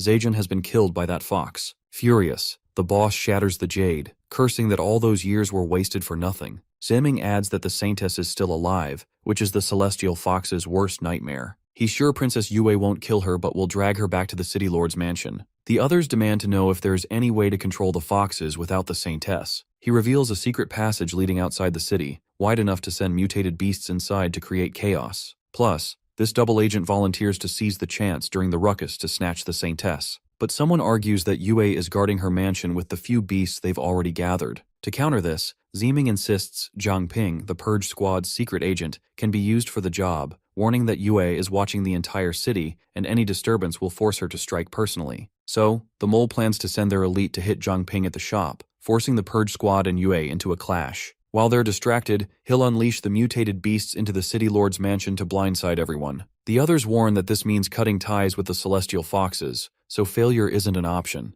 Zaming insists his identity must stay hidden, and they acknowledge him as the true heir of the Zhu family, ready to back him as Vice City Lord. Now, the fate of the Saintess lies in his hands. Darkness fades as Cece's blurred face tells Zhang he's awake and asks if he's alright. He sits up, confused about where he is, and the Ice Lady explains it's the Purge Squad headquarters. Things got urgent earlier, so she rushed him there first. She adds that team leader Jinbo was badly injured by Luo Xiu, which means she's now moving personally after sensing their presence. Just then, Shujai walks in, shocked at how fast Zhang recovered, considering he fought 3 high-level opponents more than 10 ranks above him, and even managed to take one down. She calls it an instant kill if the level gap is more than 5. Then Sister Cece introduces Shu Jie, the solar charge user who treated his injuries. Zhang, wanting to keep a low profile as a newbie, jokes that he just got lucky and says, what doesn't kill one makes them stronger, so he owes Sister Shu his life, admitting he would have been dead without all of them. He'd heard this woman is strict, but she doesn't seem that way to him. Shujai brushes it off, saying it's nothing since she isn't maintaining the illusory curtain right now anyway.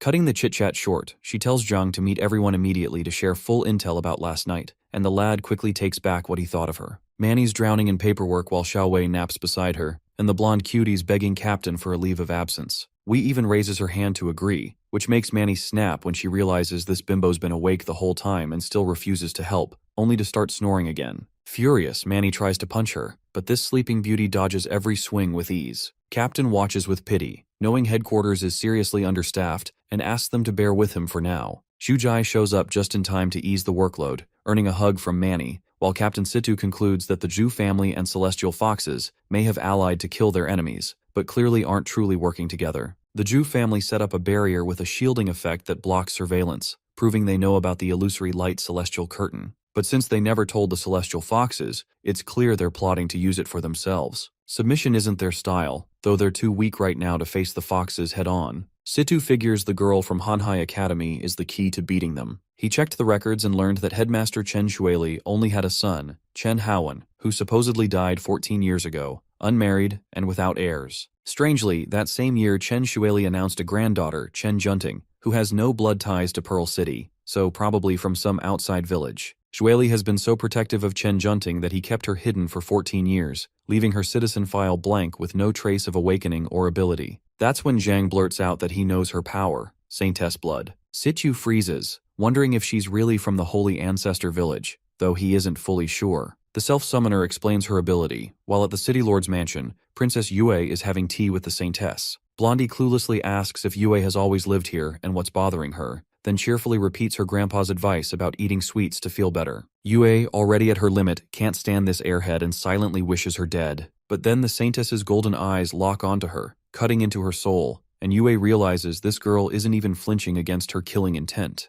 The Saintess cheerfully shoves a cookie into Yue's mouth, leaving her too guilty to strike. Then she insults the tea, calling the brewer an idiot, unknowingly offending Yue. Miss Goody offers to make a fresh pot, but the girl unsettles Yue even more, confused by the guilt tugging at her chest. She refuses to believe that a princess of the Celestial Fox clan could have such a flaw, but something about this girl feels off, leaving Yue wondering who she really is. In the Purge Squad training room, Sister Cece spars with Zhang Ping, noting his nethermist works a lot like her water element, able to shift forms and be controlled by the mind. The difference, she explains, is that her water is renewable, while his nethermist is one-time use since he hasn't figured out how to turn it back into intangible once solidified. Still, she believes that if he could make it flow like water, shifting between solid, liquid, and gas, it would be far more useful. Zhang, thinking of Gaara from Konoha, admits his nethermist has its quirks, but at least he doesn't have to lug around gourds to store it. Cece suddenly charges at full speed, forcing Zhang to stay alert and keep his guard up. One strike sends him flying, but he cushions the impact with nethermist. She notes it's lucky he can turn fear into nethermist, making up for its lack of durability. Then comes her blizzard, which he dodges like a pro,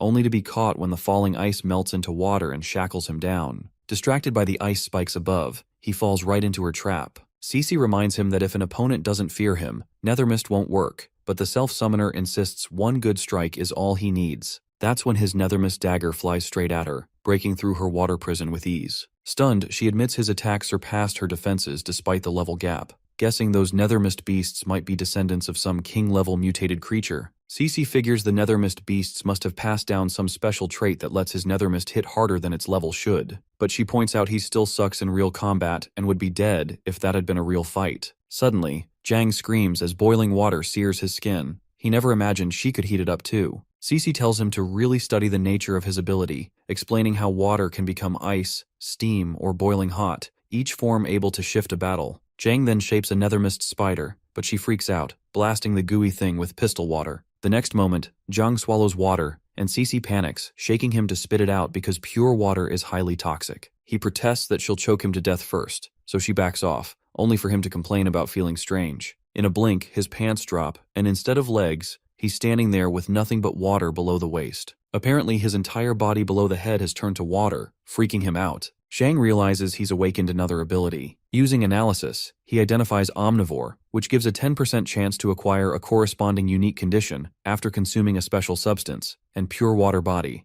granting resistance to all physical attacks. Thanks to his level 6 gem awakening 2 abilities at once, he begins to grasp his new powers, though the full effect of Omnivore remains a mystery. Cece asks if he's alright or melting away, and Zhang assures her he just needs time to adjust. He wonders if Nethermist Body and Pure Water Body share traits, letting him use them like his Nethermist transformation. Concentrating, he splashes onto the ground, thrilled at first, but fails to regain form. On his next attempt, he finally returns to normal, completely naked, prompting his sister to blush and demand he put his clothes back on. Zhang explains he swallowed the water she created, awakening Pure Water Body, a power that water element users could only dream of. Cece marvels at his rapid growth, suspecting this might be the hallmark of an unlimited level awakener. Suddenly she is informed that Iron Soul is under attack and dispatches all units for backup. Zhang knows Jimin and the others are in danger, Confident in his new ability to turn into water and slip away, he insists on going despite Cece's warning that it might be a trap, and she finally lets him come with her. At the Iron Soul blacksmith shop, Zhang, Cece, and the others wonder where the assassins came from. Cece quickly organizes some men to search for survivors while another group sets up defenses in case more attackers appear, and they follow her orders immediately. Sis Chong, weak and injured, softly calls his name, and this dude rushes to her side. She urges him to hurry, saying Uncle Liu and Wang Jiamin are both badly hurt. Cece arrives, telling Zhang she will check on the others while he stays with Sis Chang. As he carefully wraps her slashed hand, he asks about her injury, but she brushes it off, saying it is fine and losing an arm will not kill her. Moments later, Cece returns with her team and orders the injured taken away for treatment. Zhang turns to Jiamin as she lies still, unresponsive. Ice Lady reassures Zhang that Jiamin's injuries are only flesh wounds, and she's merely unconscious. The Wonder Woman says she's relieved they're alive but warns her little brother to be careful, noting the assassins clearly targeted him. She asks if he's made powerful enemies, but Zhang tells her to focus on healing. Cece adds, it's unsafe to stay in the city, and the Purge Squad will take them to a safe house for treatment. Zhang lowers his head, blaming himself, realizing the beast-taming Zhu family is the only group in Pearl City seeking his death. Cece promises to investigate immediately, while Luo senses nearby energy fluctuations. Zhang instantly recognizes her voice, knowing she must be very close. Luo thinks it's better to strike first than let a threat linger. This self-summoner quickly grabs Cece, pulling her out of harm's way, impressing Luo Xu with his timing. He checks if Cece is okay, and she nods, questioning how Luo arrived so fast for a supposedly top-secret operation. Zhang suggests she might already be watching the city. In that moment, Luo Xu recognizes Zhang, and he greets her as a former classmate. The Ice Lady warns him to step back and attacks with a magical blizzard to hold Luo off. The Megamind of Celestial Foxes notes, Cece doesn't hesitate to use deadly force, which means her identity is exposed. It's not enough range for the Gem Junkie to analyze the top dog of Celestial Foxes.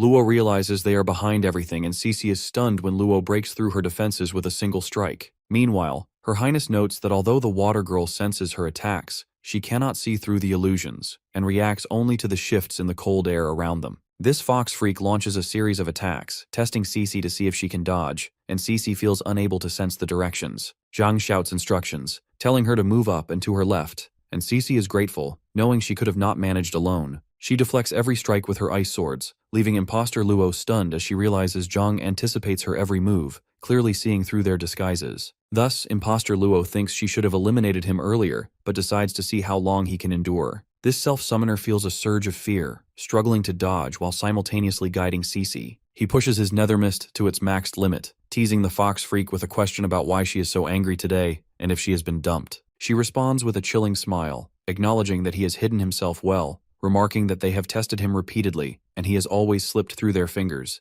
But this time, she promises, he will not escape. He might handle 3 tails, but if he can handle 3,000. Cece warns her attack power is overwhelming as Zhang's nether mist reserves drop steadily, reaching 10%. Imposter Luo taunts that surviving even a single second counts as a win. When the reserves hit 0, the self-summoner realizes he spent 100% of his nether mist in a single burst, yet it still isn't enough to slow her. He wonders if this is where it ends. The captain's projection appears, urging him to listen carefully. He only gets one shot at creating this kind of opportunity, and Zhang is stunned. Zhang Ping and Cece, aka Luo Xishan, face off against Imposter Luo, who's a high-level celestial fox inside. Using his power burst according to the captain's projection, Zhang grabs Cece's hand and pulls her away, making their escape. Enraged, the top fox refuses to let them get away, casting a spell and ordering everyone to hunt Zhang Ping down at any cost. So, every beast gathers. Later, at the Purge Squad's safe house outside Pearl City, Zhang speaks with the wounded Sis Chang, explaining that he has officially joined the Purge Squad and that the city has already fallen into the clutches of the cursed foxes. He urges Cece to stay hidden for her safety and apologizes, admitting it's all his fault. Sis Chang reassures him that it's just an arm and she'll survive, reminding him she owes him for saving Old Man Liu and the others. The lad swears to reclaim the blacksmith shop, but for now, she must remain safe outside the city. Cece quietly realizes Zhang has grown a lot. Sis Chang signals to the lad that the little girl is waiting and warns him not to let her distract him. Stepping outside, the weirdo asks Cece if she needs anything. The sound of being called a little girl makes her tense, and he immediately feels awkward, blaming Sis Chang for calling that. He only meant to say Big Sis Cece respectfully, yet after everything they've endured, and with his 2 lifetimes of experience far beyond her own and long age, the moment feels unexpectedly complicated. Just then, Cece waves off any hesitation, urging him to follow her. She explains that with his identity now exposed, returning to Pearl City will be risky, and he should wait for the captain's instructions. She reminds Zhang that the intel he provided on the Saintess is invaluable and commends him for handling the rapist mission like a pro. As a small reward from the Purge Squad, she hands him a flask of golden blood. Zhang Ping asks if it's really the golden blood, and Cece explains that it comes directly from Jinbo, drawn and stored with care. She tells him it holds extraordinary healing properties, capable of treating severe injuries and even extending the lives of their most respected veterans. Cece instructs Zhang to drink it right here on the training grounds to see if he can awaken any of its power. Plus, she reminds him that golden blood is a bloodline ability, one that could be inherited by his descendants, warning him to be cautious and avoid attracting greedy opportunists. The self-summoner shrugs, brushing it off as only a possibility,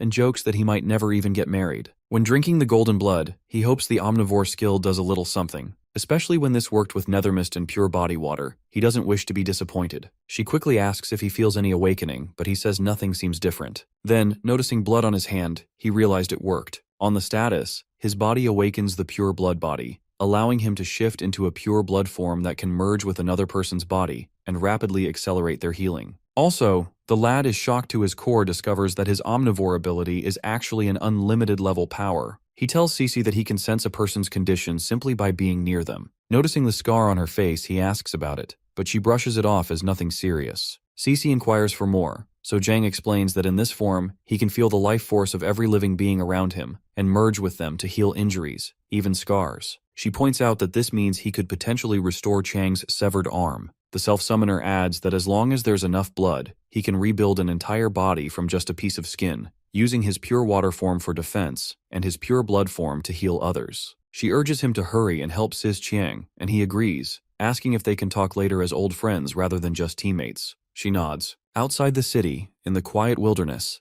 animals drink from a stream, only to freeze as the ground shakes with heavy footsteps. From nowhere, a massive horde of mutated beasts and zombies surges toward them. Manny notices Captain Situ reading the Holy Ancestor Village records and asks why they even matter. The captain explains that although the beast-taming Zhu family later grew cruel with power, they were once seen as guardians. Their leader, Zhu Qiang, merged with the sun god bird and flew across the skies every day, bringing light and warmth that saved the villagers through a devastating winter. He kept it up for 10 years until he finally collapsed and died from exhaustion. After his death, he was laid to rest in the Sunset Mountains near Pearl City, and the survivors honored him by guarding his tomb. Over time, those guardians built their lives there, marrying and raising families, and from them, the Holy Ancestor Village was born. When she asks what that has to do with anything, Situ explains that every 100 years, a saintess is born in that very village. The captain explains that the saintess's bloodline protects the village from mutated beasts. Blondie, alarmed, asks if Chen Junting is the saintess of the Holy Ancestor Village. Situ believes the Zhu family likely plans to use her to control the Celestial Fox clan. She wonders why she appeared at Hanhai Academy and how the village can stay silent. But he warns that if word spreads she is captive, the village could use it as an excuse to attack Pearl City. Upon asking, he reveals that 150 years ago, Pearl City was once ruled by a tyrant, and to prevent the Zhu family's mistakes from repeating, the Purge Squad declared her the most wanted criminal. With the city lord's support, they drove her out, but she later rose as the leader of the Holy Ancestor Village. He adds that she may have never abandoned her ambition to reclaim Pearl City. The captain believes that she may just be waiting for the perfect moment to strike back. The Purge Squad has built many hidden safe houses outside the city, some carved into cliffs, others underground, and even a few high in the trees. At safe house number 3, Cece hears a strange sound and worries it might be the Zhu family. She wants to investigate but hesitates when she sees the wounded resting inside, knowing discovery would put them all in danger with only Zhang to protect everyone. Just then, the self-summoner bursts out that it worked. She recalls the lantern was out of energy. Zhang explains he tried recharging it instead of tossing it away, and after testing different methods like Fire Devourer, Pure Water Body, Pure Blood Body, and Nethermist Body, created a ghost lantern. That's an artifact that hides sense and blocks detection. It now holds 21% energy, and with Nethermist infused, it shines faintly, stronger than before. Overjoyed, the self-summoner says they can use the lantern to cloak the safe house and slip out for reconnaissance. The moment Zhang and Cece step outside, they freeze as a massive horde of beasts rushes past. He is shocked to see the absurd number and questions when the Zhu family gained control of so many. Liu Xishan, aka Cece, immediately reports to headquarters that nearly 10,000 beasts, mostly forest wolves and bullet rabbits, are gathering near Safe House 3 and charging toward Pearl City. Stunned by their speed, Zhang notes they look less like hunters and more like prey fleeing something else. Suddenly, the lad calls Cece over. Her face drains as she radios again about almost 50,000 zombies are also converging on the city. Captain Situ slams the table in shock and admits there is no way to stop both hordes with their current manpower, including the Shu family remnants and the Celestial Foxes. He considers stepping in himself but quickly decides on another plan. The captain summons Manny, Chen Luowei, and Xu Jie, ordering them to ready the Celestial Curtain. When they press him for details, he explains that Princess Yue is still weakened from yesterday, when Situ suppressed her to protect Zhang. Though the city guard and investigation team can't be trusted, Pearl City still has plenty of strong fighters. The goal, he reveals, is to carve a warning onto the Celestial Curtain to rally them against the zombie threat. Once the Awakeners gather, they blend into the city, ensuring its defense while avoiding the Celestial Fox's notice. He gives the command to move, and the girls follow at once. Switching channels, he orders Cici and Zhang to delay the beasts and zombies outside the city to buy time for reinforcements. They confirm without hesitation. Meanwhile, at Safe House 5, the captain directs Glasses Guy to head toward Safe House 3 and support Cici. He agrees immediately, setting out with his team to reinforce her position. This trio's fired up as it's their time to shine. At the City Lord's mansion, the double agent Huang Zeming is certain the raid on the blacksmith shop should have gone smoothly. He reports to the Zhu forces that Princess Yue is not inside, allowing them to move to the next step. But news arrives that the Zhu remnants have run into trouble. A sudden horde of unidentified zombies has appeared outside the city, throwing mutated beasts into chaos. No one knows who is behind it, and Zeming coldly orders them to contain the disaster before it spirals further. He warns that if the plan collapses, they are all finished. Frustrated with their failures, he resolves to act himself, determined to track down the Saintess and seize her when the chance comes. Just then, Zeming turns to find City Guard Squad 1 standing silently behind him. He has no idea why Captain Lin Kadi is here with his men. Forcing a pleasant smile, Zeming politely asks the captain why he has come today, especially since the City Lord is not present, and offers to pass along any urgent matter. But Lin ignores him completely and strides forward with his squad. A flicker of doubt unsettles Zeming, wondering if this man suspects him. His unease deepens when Lin pushes through a door, only for Zeming to glimpse an unexpected scene inside. A lively dance party, with Chen Junting warmly greeting the new arrivals. Captain Lin, now holding a drink, looks just as lost, clearly with no idea how he ended up in the middle of it. He recalls that Princess Yue invited them here, though the memory of her order to capture Jiang Ping still makes the mummy-like man sick to his stomach. Junting teases Lin for being clueless, while Lin wonders if Princess Yue was truly the one who summoned them. Suddenly, a strange aura from Junting gives Lin the overwhelming sense that he is standing near his clan's king. Junting, recalling his grandfather's words not to waste anything, makes the claim boldly, and Lin instinctively kneels before the Lady Saintess. She gently refuses the title, insisting that everyone here is a friend, before cheerfully pulling Lin to join her on the dance floor. From what he sees, Zeming concludes that the Lady Saintess can only influence mutated beasts, which makes him suspect Lin Kadi has already been replaced by a celestial fox. He is certain Princess Yue does not trust him enough to share such secrets. Observing further, he doubts any true humans remain in the city guard, believing they have all been turned into celestial foxes and are now under Chen Junting's control, something the Lady Saintess herself seems unaware of. He senses an opportunity,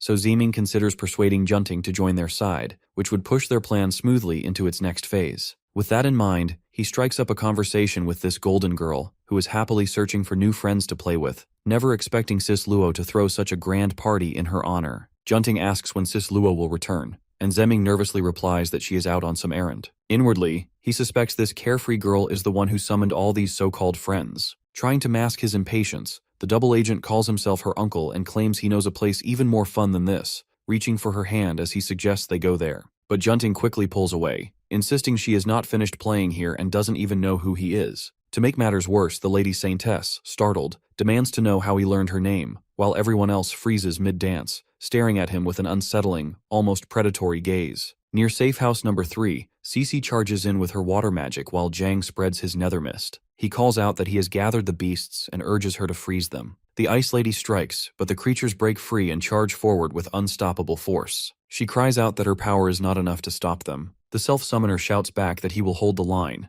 These beasts have filled him with tons of fear, but now he twists that fear into strength through the nether mist. Pushing himself to the limit, he unleashes its maximum power, shaping it into a massive nethermist dragon. All he can do is stand firm and endure until help arrives. With Nethermist Dragon facing hordes of mutated beasts and zombies, Zhang sees an endless supply of Nethermist energy and experience points. Just a few hundred more, and he could boost his stats or even level up. A mutated beast orders its allies to scatter, and everyone obeys, wisely prioritizing escape over fight. One stag, staggering and guiding the horde, crosses paths with Ice Lady, who strikes with icy spikes. The young lad fantasizes about having a system to track how many he's taken out so far, but Cece snaps him back to reality, warning that another horde is coming. A massive wave of enemies approaches, and a fireball strikes Dragon, catching the dude off guard. Zombies capable of magic, something he never expected, since zombies usually just bite, are targeting him. Analysis reveals they're level 6 zombies from Holy Ancestor Village, low rank but dangerous in numbers. Realizing he must relay this intel to headquarters, Zhang pulls them out of the way. Cece quickly orders him to stay clear, knowing Nethermist will run out if he engages recklessly. As the water sweeps the zombies aside, Dragon seizes some in his grasp, incinerates them with Fire Devourer, and hurls the flaming corpses like fireballs at the ground horde.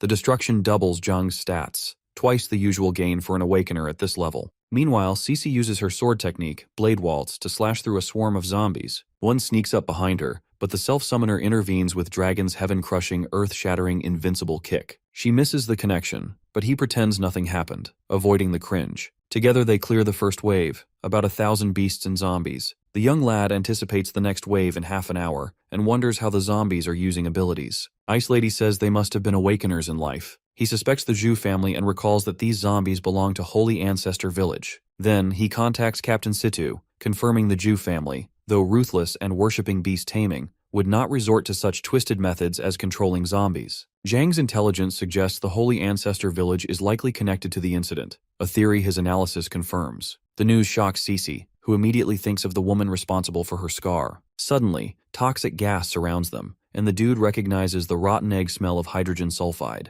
The memory of a previous rescue involving a massive fire triggered by the gas hits him, and he knows it's highly flammable. He quickly warns Cece, but there's no time to explain further before unleashing Dragon's Fire Devourer Flamebind. Zhang Ping's Fire Devourer skill reserves reach 263 out of 300 as the flames mix with the hydrogen sulfide gas. He announces that the second wave is just around the corner, while Cece reminds him he said it would take half an hour for them to arrive. Suddenly, a strange dust and smoke appear, signaling someone has arrived. As he runs analysis, Zhang sees that the two actually managed to neutralize his zombie's poison, which shows the younglings here have real potential. Meanwhile, he's stunned that his analysis doesn't work on this guy like it did on Luo Xiu, though he manages to analyze Captain Situ. He wonders if his ability isn't strong enough to analyze high-level targets from a distance. In that case, Zhang orders an analysis of all visible zombies on the field at once, revealing that all 16,888 are level 6 zombies from Holy Ancestor Village. His analysis advances skill upgrades to strategic level, now able to analyze targets above level 30, significantly boosting its power. That's when he spots the status of Apex-level Awakener Zhuo Xiangming of Holy Ancestor Village at level 39. Zhu Xiangming's species is Zombies or Fallen, with the ability Zombie Toxin that transforms humans into zombies under his control while retaining their former abilities. He cannot be killed unless all his zombies are destroyed, as their collective life force sustains him. With no time to handle this personally, the old man sends his lackeys to capture the younglings, alive or dead. Meanwhile, MC tells Cece that this old bone is level 39 and asks what a Fallen is. She explains that an Awakener's abilities evolve over time based on how they're used, but if their mental energy isn't strong enough, they get consumed by their own power and become slaves to it. These Fallen ones are insanely powerful. Just like that, the zombies start heading their way. Zhang whips out his Nethermist sword, and alongside Cece, dives into battle. She quickly informs headquarters that a level 39 Fallen Awakener, riding a giant zombie, has crashed in, and they don't have the strength to stop him. She adds that this walking nightmare is leading a massive army of zombies toward the northern part of the city. A massive level 29 zombie with an axe glares at Zhang and Cece, and he tries to control it with Nethermist shackles. But it's on a whole different league from the others. Suddenly, they hear a strange noise from Pearl City. The self-summoner wonders if the enemy has already reached the city gate. Meanwhile, at the northern gate, the fierce guy, Feng Lixian, battles mutated beasts as the master of the Beast King martial arts school. His team charges head-on, determined to let no one pass and knock the zombies back. One zombie swings with enough force to draw blood from Lixian's wrist, and a barrage of punches follows. Lixian instantly recognizes the moves. This idiot zombie is using Beast King Fist, Ape King style. Then the zombie whispers something to his foolish little brother, making Lixian raise an eyebrow at the cheeky little troublemaker. Beast King style master Feng Lixian faces the zombie, who strangely knows Beast King style. Using Toadie's cauldron lift, Lixian lifts the zombie into the air and slams him down in a blaze of fire, then finishes with hyper-regeneration. The zombie goes down, and Lixian notices something fall from him. A token that clicks in his mind as senior brother Lin Benshis, making him wonder if this zombie is actually Lin Benshi, missing for 30 years. Benshi whispers to his foolish little brother to channel his hate into rage. Grandmaster recalls him leaving the city to investigate missing awakeners but never returning, and vanishing mysteriously. Seeing him reduced to a zombie hits the old man hard, realizing even this legendary old fossil fell to such an absurd fate. Benshi declares that only he can stop him, while Grandmaster wonders if his senior brother has truly fallen. Back then, Benshi dominated poor Lexian every time with Ape King style, knowing the master had little hope for him, but seeing his junior improve fast, he gave him a hand so they could train even harder. Determined to wipe the smug look off Lexian's face, Benshi taught him everything. Tears well in his eyes as he demands to know when Senior Bro's fists became so slow and weak. Fired up, he swears this filth shouldn't disgrace Senior Brother or Beast King Fist. He activates Crimson Emperor's undying body, raising his temperature to 500 Celsius and boosting his stats, ordering everyone to back up to avoid the crossfire. With a roar, he charges at Benshi's zombie, smashing his guts Ape King style with a blaze of fire, sending him flying. The zombie's last words praise how strong his foolish little junior brother has become. Grandmaster tells his senior brother to rest in peace, while the old creep, Xiangming, watches the whole scene, apparently ready to replace his masterpiece Benshi with Feng Lexian. As he turns around, Grandmaster glares, asking if this monster did this to his senior bro. The creepy old man smirks, asking if the little insects really think they can stand against his army. The Zhu family's laughable plan to kidnap Lady Saintess at Hanhai Academy fails miserably, prompting the Purge Squad to dig into their schemes. The Iron Soul blacksmith shop incident stirs more chaos, and Princess Yue, drawn to the commotion, is now scouring the city for Jiang Ping. Their attempt to unleash mutated beasts on the city lord's mansion flops, outsmarted by the zombie horde. The Saintess's kidnapping fails too thanks to a swarm of celestial foxes guarding the mansion. At Purge Squad headquarters, the Zhu family's 3 goals become clear. That's to draw out the celestial foxes, use the Saintess to control them, and seize Pearl City. Investigations link the recent zombie outbreaks to Holy Ancestor Village. Meanwhile, the Celestial Curtain reactivates, rallying the city's fighters, but the zombie horde has already reached the northern gate and is advancing toward the eastern and western gates of Pearl City. The impassable mountains guard the southern part of Pearl City, while the northern gate is packed with the Beast King Martial Arts School and other awakeners ready for battle. At Holy Ancestor Village, a lackey reports that everyone's gathered for their cult leader, who orders them to assist the low-level zombie horde in spreading chaos across the city. She tells them to plunder supplies and spread their teachings, but once the Xiaoshi brothers extract Lady Saintess, they must retreat immediately. One clueless underling questions if the king-level mutated beast will interfere, and doesn't understand why they should retreat after grabbing the Saintess, since war's already declared. The cult leader reveals that the old fox is buying time for Shubai to reveal himself, but reassures him that the unawakened Lady Saintess is still a major threat. Even a king-level mutated beast can't easily undo her influence, and the celestial foxes won't act until she's gone. Besides her, their real danger is Shibai and his Purge Squad, for which she's planted an insider to open the gates and create chaos, using the Saintess as the pretext to let the zombies pour in. According to her plan, the Purge Squad will handle the city's low-level invasion. Shibai uses the Sun and Moon Pearl to cleanse the mutated beasts and zombies, exposing themselves to the celestial foxes. The cult leader's goal is to let the Purge Squad and the mutated foxes tire each other out before attacking Pearl City, which makes the retreat necessary without the Saintess restraining the foxes. One clueless lackey reminds her that the Zhu family is after the Saintess's power and could interfere,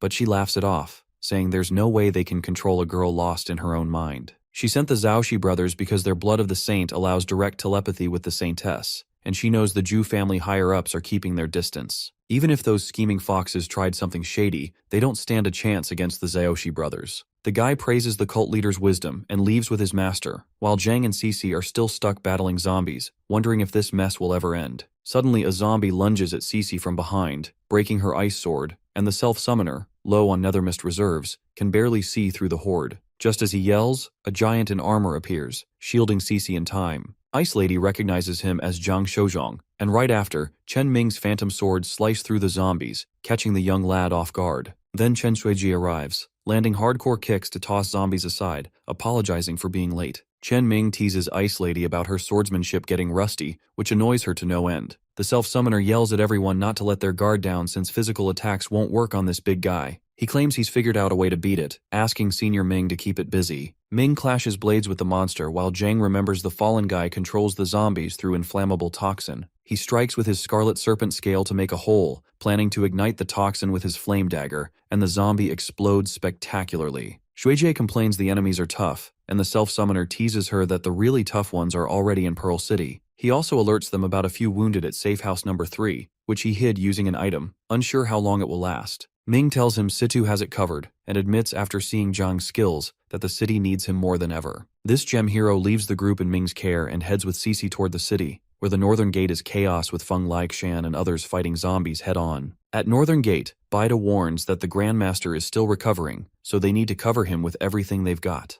Meanwhile, Laikshan blasts fire, determined to see what tricks Xiangming has up his sleeve. The old zombie freak brags that his toxin is the most efficient for creating zombies, but he can't understand why fate keeps throwing him against fire-type awakeners. Grandmaster, fired up to avenge his brother Benshi, punches the old man in the chest, leaving him coughing up blood with a hole in his heart and collapsing. The fierce man thinks taking out the leader will end the zombie chaos, but to his shock, they're all still moving. It was a trick as Xiangming rises and injects Lexian with zombie toxin corpse usurpation, taunting him for thinking he could actually kill the old man. The zombie toxin corpse usurpation sacrifices the life of a controlled zombie to revive the user, and Feng Laikshan is shocked to see the old bones coming back to life. His heart races as he asks the old man what he did. Xiangming smugly reveals he injected the toxin directly into Laiksan's system, claiming the fierce guy will soon become the old man's zombie. The fierce man unleashes blazing aura form, raising his temperature to 1000 Celsius. But the old man taunts him, saying this toxin isn't the basic kind. The zombies are blessed with multiple toxins and won't die while it exists. Laishan tells everyone not to worry, even as the big zombie near Safe House 3 rises, shocking Ming's squad. Every big one Grandmaster Laishan has defeated, including his junior brother Benshi, comes back alive, with Benshi begging him to stop.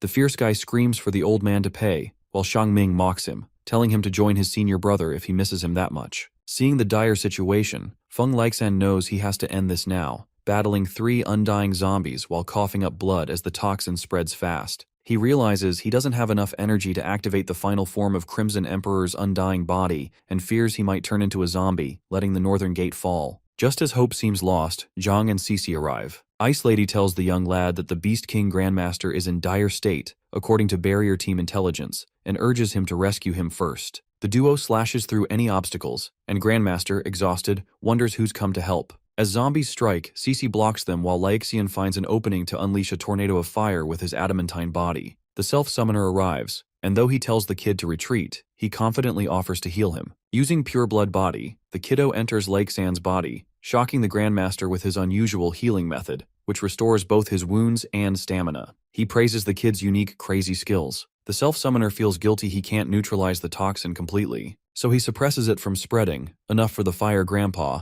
to tell the kid to buy him some time. Zhang can't resist analyzing Grandmaster Feng Laiksan, noting his 3-star growth potential as an apex-level awakener at level 38. The old master packs the Crimson Emperor's undying body, boosting wound healing by 200%, controlling heart rate under ignition, generating insane heat, and enhancing all physical stats once his body hits 6000 Celsius. He can also enter Sunfire form, multiplying strength tenfold, curing all abnormal states, and evolving his raging flames into true fire. Pumped and ready to roast some undead, Fire Grandpa gears up to crush the abomination once and for all. While Fire Grandpa's blazing, Zhang can't believe this guy's chatting so casually with a fallen one, but he analyzes the old man's strength just in case. Xiangming is dead set on turning Laikshan into one of his zombies. Stats confirm Feng Laiksan is an apex-level awakener at level 38 and the master of the Beast King Martial Arts School, a literal walking inferno. He cranks his heat to 3000 Celsius, smashing everything in his path toward the old geezer. The self-summoner warns him that Xiangming's life force is linked to the nearby zombies, so they have to annihilate them all to take the creep down.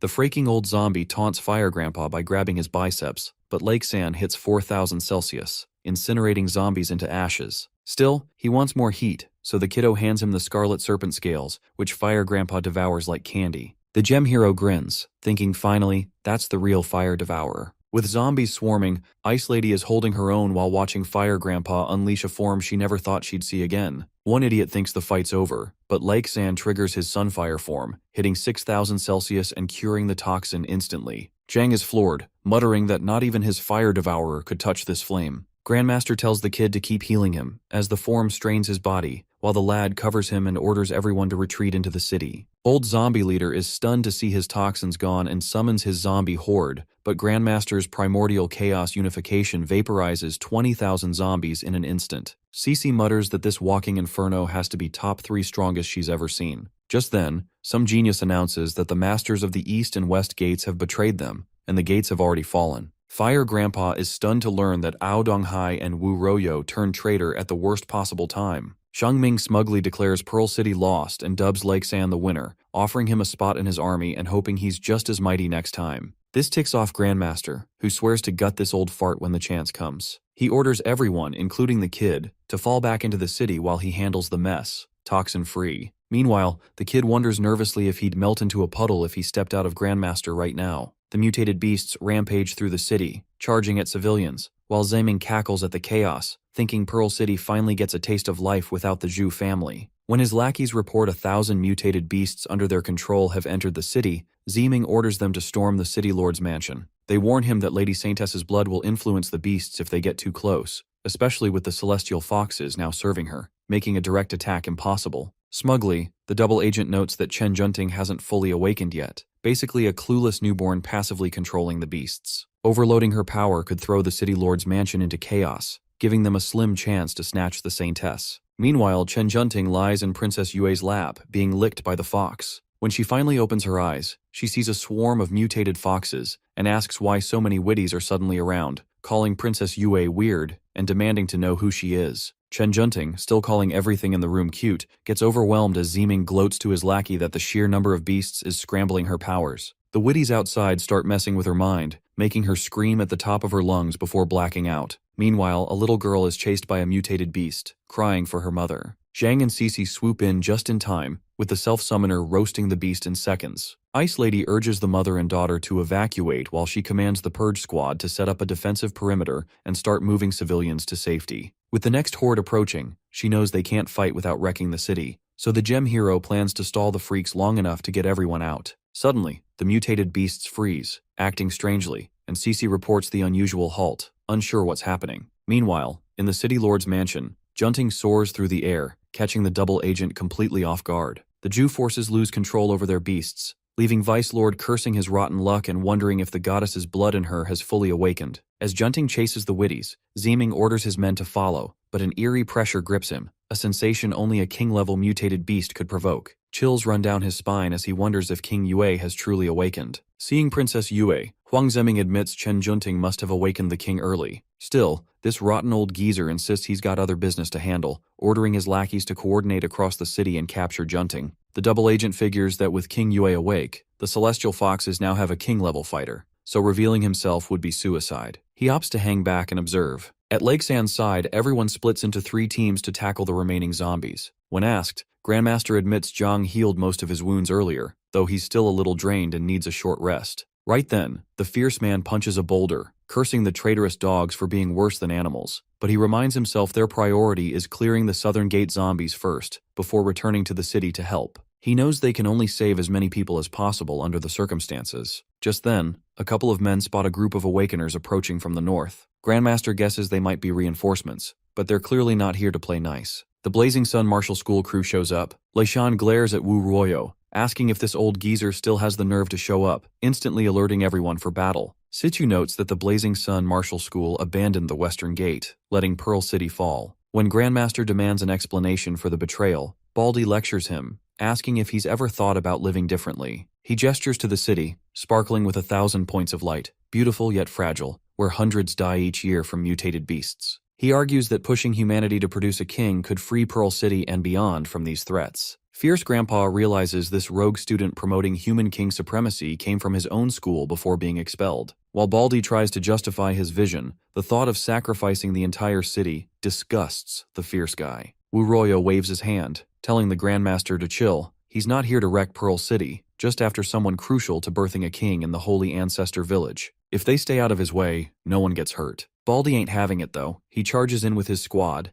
ready to settle this with fists, sparking a clash between the Beast King's crew and Blazing Sun Martial School. Meanwhile, in the city's North Park, Junting levitates serenely among the trees, unintentionally freezing the mutated beasts in place while fangirling over the Widdies. The gem hero runs the analysis, shocked to find she's already level 20 with 12-star growth potential, now a full-on fallen. As Cece and Zhang hide, Zhu family lackeys stumble in, bickering over their mission to nab the girl. One panics about the chaos, zombies everywhere, beasts out of control, while the other tries to act tough, insisting it's too late to back out. Just then, a mocking voice startles them, roasting these Jew chumps for crawling out into daylight when their family's usually busy hiding in shadows, claiming they've got more backbone. Through his analysis, Zhang confirms the newcomers are from Holy Ancestor Village. The first is Zhao Yanlong, a high-level awakener at level 25, with 5-star growth potential and abilities like Saint's Blood, Intermediate Super Strength, and Advanced Miasma of Toxins. This guy snarls that he'll turn the Jew scums into his personal zombie slaves. The second is Zhao Yanhu, another high-level awakener at level 22, boasting 6-star growth potential with abilities such as Saint's Blood, Blood Debt, and Unjust Blood. This self-summoner quickly fills Cece in, pointing out their powers resemble Chen Junting's. She realizes this could be the lead they need and insists they should capture the two alive to squeeze out intel. The Zhu family agents finally realize that these two are behind the zombie outbreak outside the city. Demanding answers, they press to know which faction they belong to and why they ruined their plans. With no time to waste, the agents prepare to fight, while Zhang and Cece watch the show. But before they can act, their bodies lock up in paralysis. Jade mocks them for being all talk, disappointed they are weaker than expected.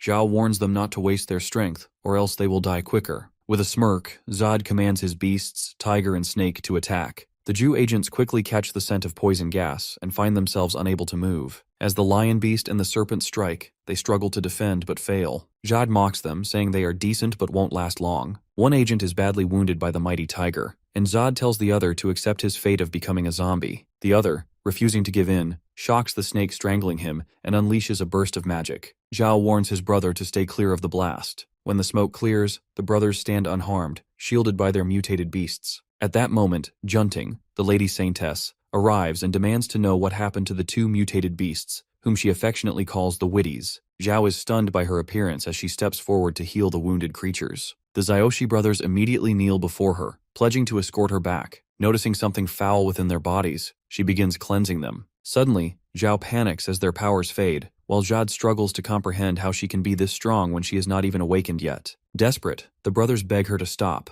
warning that forcing out the saint's blood from the beasts will trigger a dangerous backlash for them as well. After finishing with the mutated beasts, Junting declares them cleansed and embraces them warmly. The creatures, drawn to her presence, happily accept her request to join the other Widdies and depart with her. Upon watching this, the Zyoshi brothers wonder if the Saintess has already mastered the goddess's blood. If so, there is no way they can use the bloodline connection to take her back to the Holy Ancestor Village. Convinced her mind is beyond their reach, they decide to regroup with their leader and think of a new strategy. Cece grows furious at the mention that the leader of the Holy Ancestor Village is in Pearl City as well. The self-summoner's curious to know exactly who this leader is that she hates so much. Cece spills the truth that the leader is Li Aoxue, former city lord of Pearl City, and the Purge Squad's most wanted criminal, the one who killed her master and left the scar on her face. Aoxue is so dangerous she could fight their captain on equal footing, and Cece is desperate to confirm if she's truly in the city. Since controlling Junting is impossible now, the duo decides to capture the Zyoshi brothers alive instead. Suddenly, the brothers sense a hidden strike and narrowly evade a barrage of icy spikes, realizing more enemies are lying in wait. As Jade turns to his brother, Cece seizes the chance and slashes at him with her sword.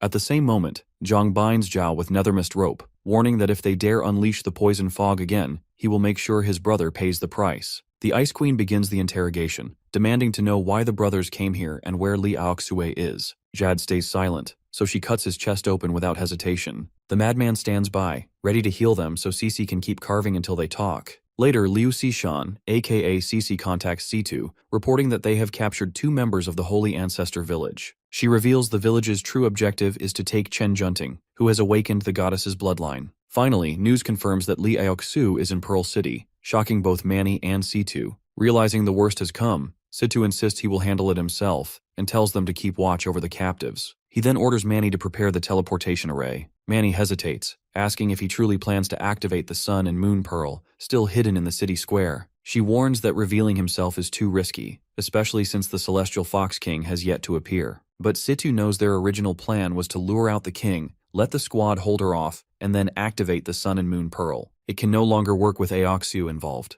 Their only hope is for him to take the gamble and activate it first, before anyone can interfere. It is the only way left to save Pearl City. At the Memorial Monument Square, a portal opens and Captain Situ steps through with his squad in dramatic fashion. He declares that Pearl City has fallen into chaos, its people's hearts twisted into a vast and overwhelming force. Confident he can suppress the Jew family and restrain the mutated beasts, he admits he cannot fathom how anyone could withstand the weight of humanity's corrupted will. The unexpected happens when a familiar voice asks if he truly plans to stake everything on the Sun and Moon Pearl. The Purge squad freezes in shock as Liao Xue appears. Manny demands to know how she slipped past her senses and quickly warns the others to stay sharp. Situ only sighs that no plan survives first contact with the enemy. Aoxu mocks them as failures, saying their desperation to end the zombie plague led them straight into her hands, and declares victory already hers. Situ cuts her short, asking why she clings to winning and losing. He condemns her so-called path of the human king, accusing her of twisting the natural order by forcing the world's laws to bend, and warns that such defiance will inevitably draw king-level mutated beasts from across the globe. Situ demands to know what will become of humanity if she reaches king level. Aoxu answers that she will not fail. The old man presses on, telling her she has already failed the moment she raised her blade against the innocent, allied with Zuo Xiangming, and chose to believe the ends justified the means. That, he says, is where she truly lost, walking a path of lies rather than a path of kings. Aoxu counters that for a general to achieve greatness, countless bones must be stacked high. She claims this is the path of the king and asks if he expected anything less than bloodshed, reminding him that history only remembers the victor. Situ warns her that such ambition will only lead to more death, dragging humanity to the brink of no return. His words do not move her, but he never expected they would, which is why he brought his allies. Aoxu warns that activating the Sun and Moon Pearl will draw the Celestial Fox King too soon, so she cannot allow it until she secures the Lady Saintess. With the king, she plans to crush Situ Shibai, declaring nothing will be activated today. Situ is shocked to see City Lord Yu Chunghai siding with her. Chunghai argues the Celestial Foxes are too strong, claiming Aoxu's vision is right and they must unite. Situ rejects her as unfit to lead, certain she will fail, but Chunghai insists some things must be done, good or bad. Chunghai then declares Situ must die and unleashes zombies upon the Purge squad, forcing Situ to resolve that this battle will decide Pearl City's future. At the residential park in City South's wooden area, Chen Junting tends to her new pets when a strange energy surges. Both Zhang and Cece sense it too, noticing the Saintess and mutated beasts moving toward the source. Cece realizes it's the captain in action and urges they head to him, assuring Zhang that the division has already been notified to take the bound Zioshi brothers. Meanwhile, battle erupts between the Purge squad and the Holy Ancestor village. Situ clashes with Aoxu, who mocks him for his failures, but he focuses only on stalling her. Aoxu quickly realizes he is buying time to activate the Sun and Moon Pearl by holding her in place. She orders Chunghai to destroy the pearl, but Manny, Wei, and Shuji rush in to shield Captain Situ and confront the city lord. Thus, Chunghai strikes suddenly, catching the girls off guard, but Zhang and Cece rush in. The Ice Lady shields the trio while the Self-Summoner charges at the city lord. Manny urges Cece to keep them from disrupting the captain's plan. As Cece looks up, she is shocked to see Liao Xue hovering above, and also notices the Lady Saintess approaching with her mutated pets. Aoxu, realizing the Zioshi brothers failed, senses Junting's unstable aura and suspects the goddess's blood has entered metamorphosis. As Situ activates the Sun and Moon Pearl, the Saintess wonders if this energy is the real threat, finding it strangely familiar. The moment she touches it, a violent surge erupts, beasts turn on humans, and energy spirals across the sky. Aoxu and Situ, horrified, watch as Situ cries out that the Lady Saintess is absorbing the pearl. As Chen Junting absorbs the pearl, its unstable energy throws the battlefield into chaos. Amid the turmoil, Zhang checks on Cece to make sure she's all right. At the same time, the Saintess feels her mother's call from far beyond the city. Aoxu realizes the pearl's power has forced her metamorphosis ahead of time. Junting then gathers her witties and tells them to follow her as she leaves. Now, the Mad Leader concludes that once the metamorphosis is complete, the Saintess will head to the Holy Ancestor village on her own. To keep her plan hidden, Aoxu had concealed the Saintess in the city for 10 years. She tells Chunghai it's time to inform their people and escort the Saintess back, since her power will help Aoxu claim the king's status. With Junting no longer in control of foxes, she assumes the Celestial Foxes have noticed the chaos at the Monument Square, enough to keep Shibai occupied, so she intends to leave before Fox King arrives. Turning to Situ, she mocks that his effort to activate the Sun and Moon Pearl only played into her hands, triggering the Saintess's transformation into the goddess without the Holy Ancestor village's ceremony. She calls it her destiny and prepares to go, but Cece charges in to avenge her master. Aoxu only sneers, warning her not to overestimate herself. Aoxu smashes Cece aside with brutal force, but Zhang catches her with Nethermist just in time. As Aoxu departs, Manny rushes over, yet Captain orders them to secure the city first before chasing her. Zhang reassures everyone they're fine, though Cece sulks at her weakness. Suddenly a low growl shakes the air. Knowing Junting lured the beasts away, Situ realizes it's the Celestial Fox King and tells Manny to activate the teleportation array. Just then, figures rush in, as mutated foxes in human disguise, demanding surrender or death. Remembering the intel from headquarters, Zhang warns the squad to stay sharp against the fox's invisible strikes. Out of nowhere, the old man activates brainwave resonance, declaring he'll hold the enemy off and ordering the Purge squad to evacuate Pearl City. Zhang wonders why Junting didn't take the foxes with her, but Cece reasons the Fox King must have raised a barrier, so they need to leave. Knowing they can't match the king, Situ insists retreat is the only way to avoid more losses. Once everyone's gone, he taunts the imposters to reveal themselves, eager to witness the Fox King's power. An eerie shadow answers, calling him humanity's strongest, yet still unworthy to challenge her. It's the Celestial Foxes as king. Situ's analysis reveals she wields cognitive distortion and principle inversion. Though unfamiliar with the latter, he knows there's only one way to test her strength, and that's by striking with his full power. Situ unleashes Vacuum Meltdown, superheating his core before collapsing it into a vacuum to tear the Fox King apart. The blast even punches holes through her, yet she mocks the attack as useless. Situ rules out illusions and clones as she's truly untouched. King laughs, calling him a clown, while he realizes it's principle inversion, twisting reality so natural laws can't harm her body. She seizes him, crushing with unbearable pain, but he taunts back that her power only works on herself, not against him. With a sudden surge, Situ shatters her grip using a temporal barrier, startling her. Then Captain readies his next move to freeze Fox King in time. The Fox King scoffs at his trick, asking if trapping her in his domain means anything, then casually rips off Situ's head, declaring the space dies with him. But with space-time initialization, Situ rewinds his death, looping back to the moment of activation, this time with Fox King caught in his grasp. King, amused, notes his domain is bound by time, letting him reset endlessly. Yet with principle inversion, even time bends for her. She won't be trapped by his resets, and warns he won't remember a thing. The Fox King admits the loop is a hassle. Either she keeps killing Situ endlessly, wearing herself out, or lets him recover each time until he grinds her down. Humans really are terrifying, she muses, and maybe those rumors about their potential weren't exaggerated. She recalls whispers that if beasts keep devouring humans, they might one day inherit that same human potential. With that, King commands her troops to limit human casualties and suppress the chaos. After all, they still need humans alive to reproduce and feed on. At Pearl City's southern side, the Beast King and Blazing Sun Martial School are about to clash when Lin Keddy halts their fists, calling it foolish to fight during such chaos. Grandmaster Lakeson brands Baldy a traitor to the city, while Baldy, seeing the city guard arrive, declares there's no turning back. Royo lunges at Katie, but suddenly an unseen force rips Baldy's head clean off, shocking everyone. The fierce guy stands frozen, jaw dropped, wondering since when this man had the power to rip a human head off so easily. The city guard, assigned only recently to protect the city lord, orders all to lay down their weapons or face consequences. Meanwhile, Lin Keddy asks the Grandmaster for a full explanation of today's events. At Safe House No. 8, everyone regroups. Zhang urges Cece to stay strong, but Manny admits her powers are fading. Luhan complains of drained stamina, Wei feels exhausted, and Blondie says his body feels heavier. Cece turns pale, fearing something happened to the captain, and tries reaching him, but there's no response. Zhang presses for answers, and Manny explains the captain had bestowed each of them with blessings, rare nation-level abilities that grant lasting attributes. If the caster dies, the blessing doesn't stay. With Lu Han's reduced stamina drain, Suejie's fatigue cut, Shuzhong's halved body weight, and Cece's reduced mental energy all gone, Manny fears the worst. But Zhang refuses to believe someone of such honor and strength could fall so easily. Suddenly, a golden bracelet appears in Zhang's hand, and a familiar voice greets them. It's Captain. Everyone is overjoyed, but his words hit hard that he only has about a year left before the Celestial Fox King drain him completely. Through a golden hologram, they see him speaking via the bracelet. Situ explains this is his contingency. After his physical death, part of his consciousness formed a virtual persona stored here. Cece desperately wants to save him, but Zhang realizes this isn't the real captain,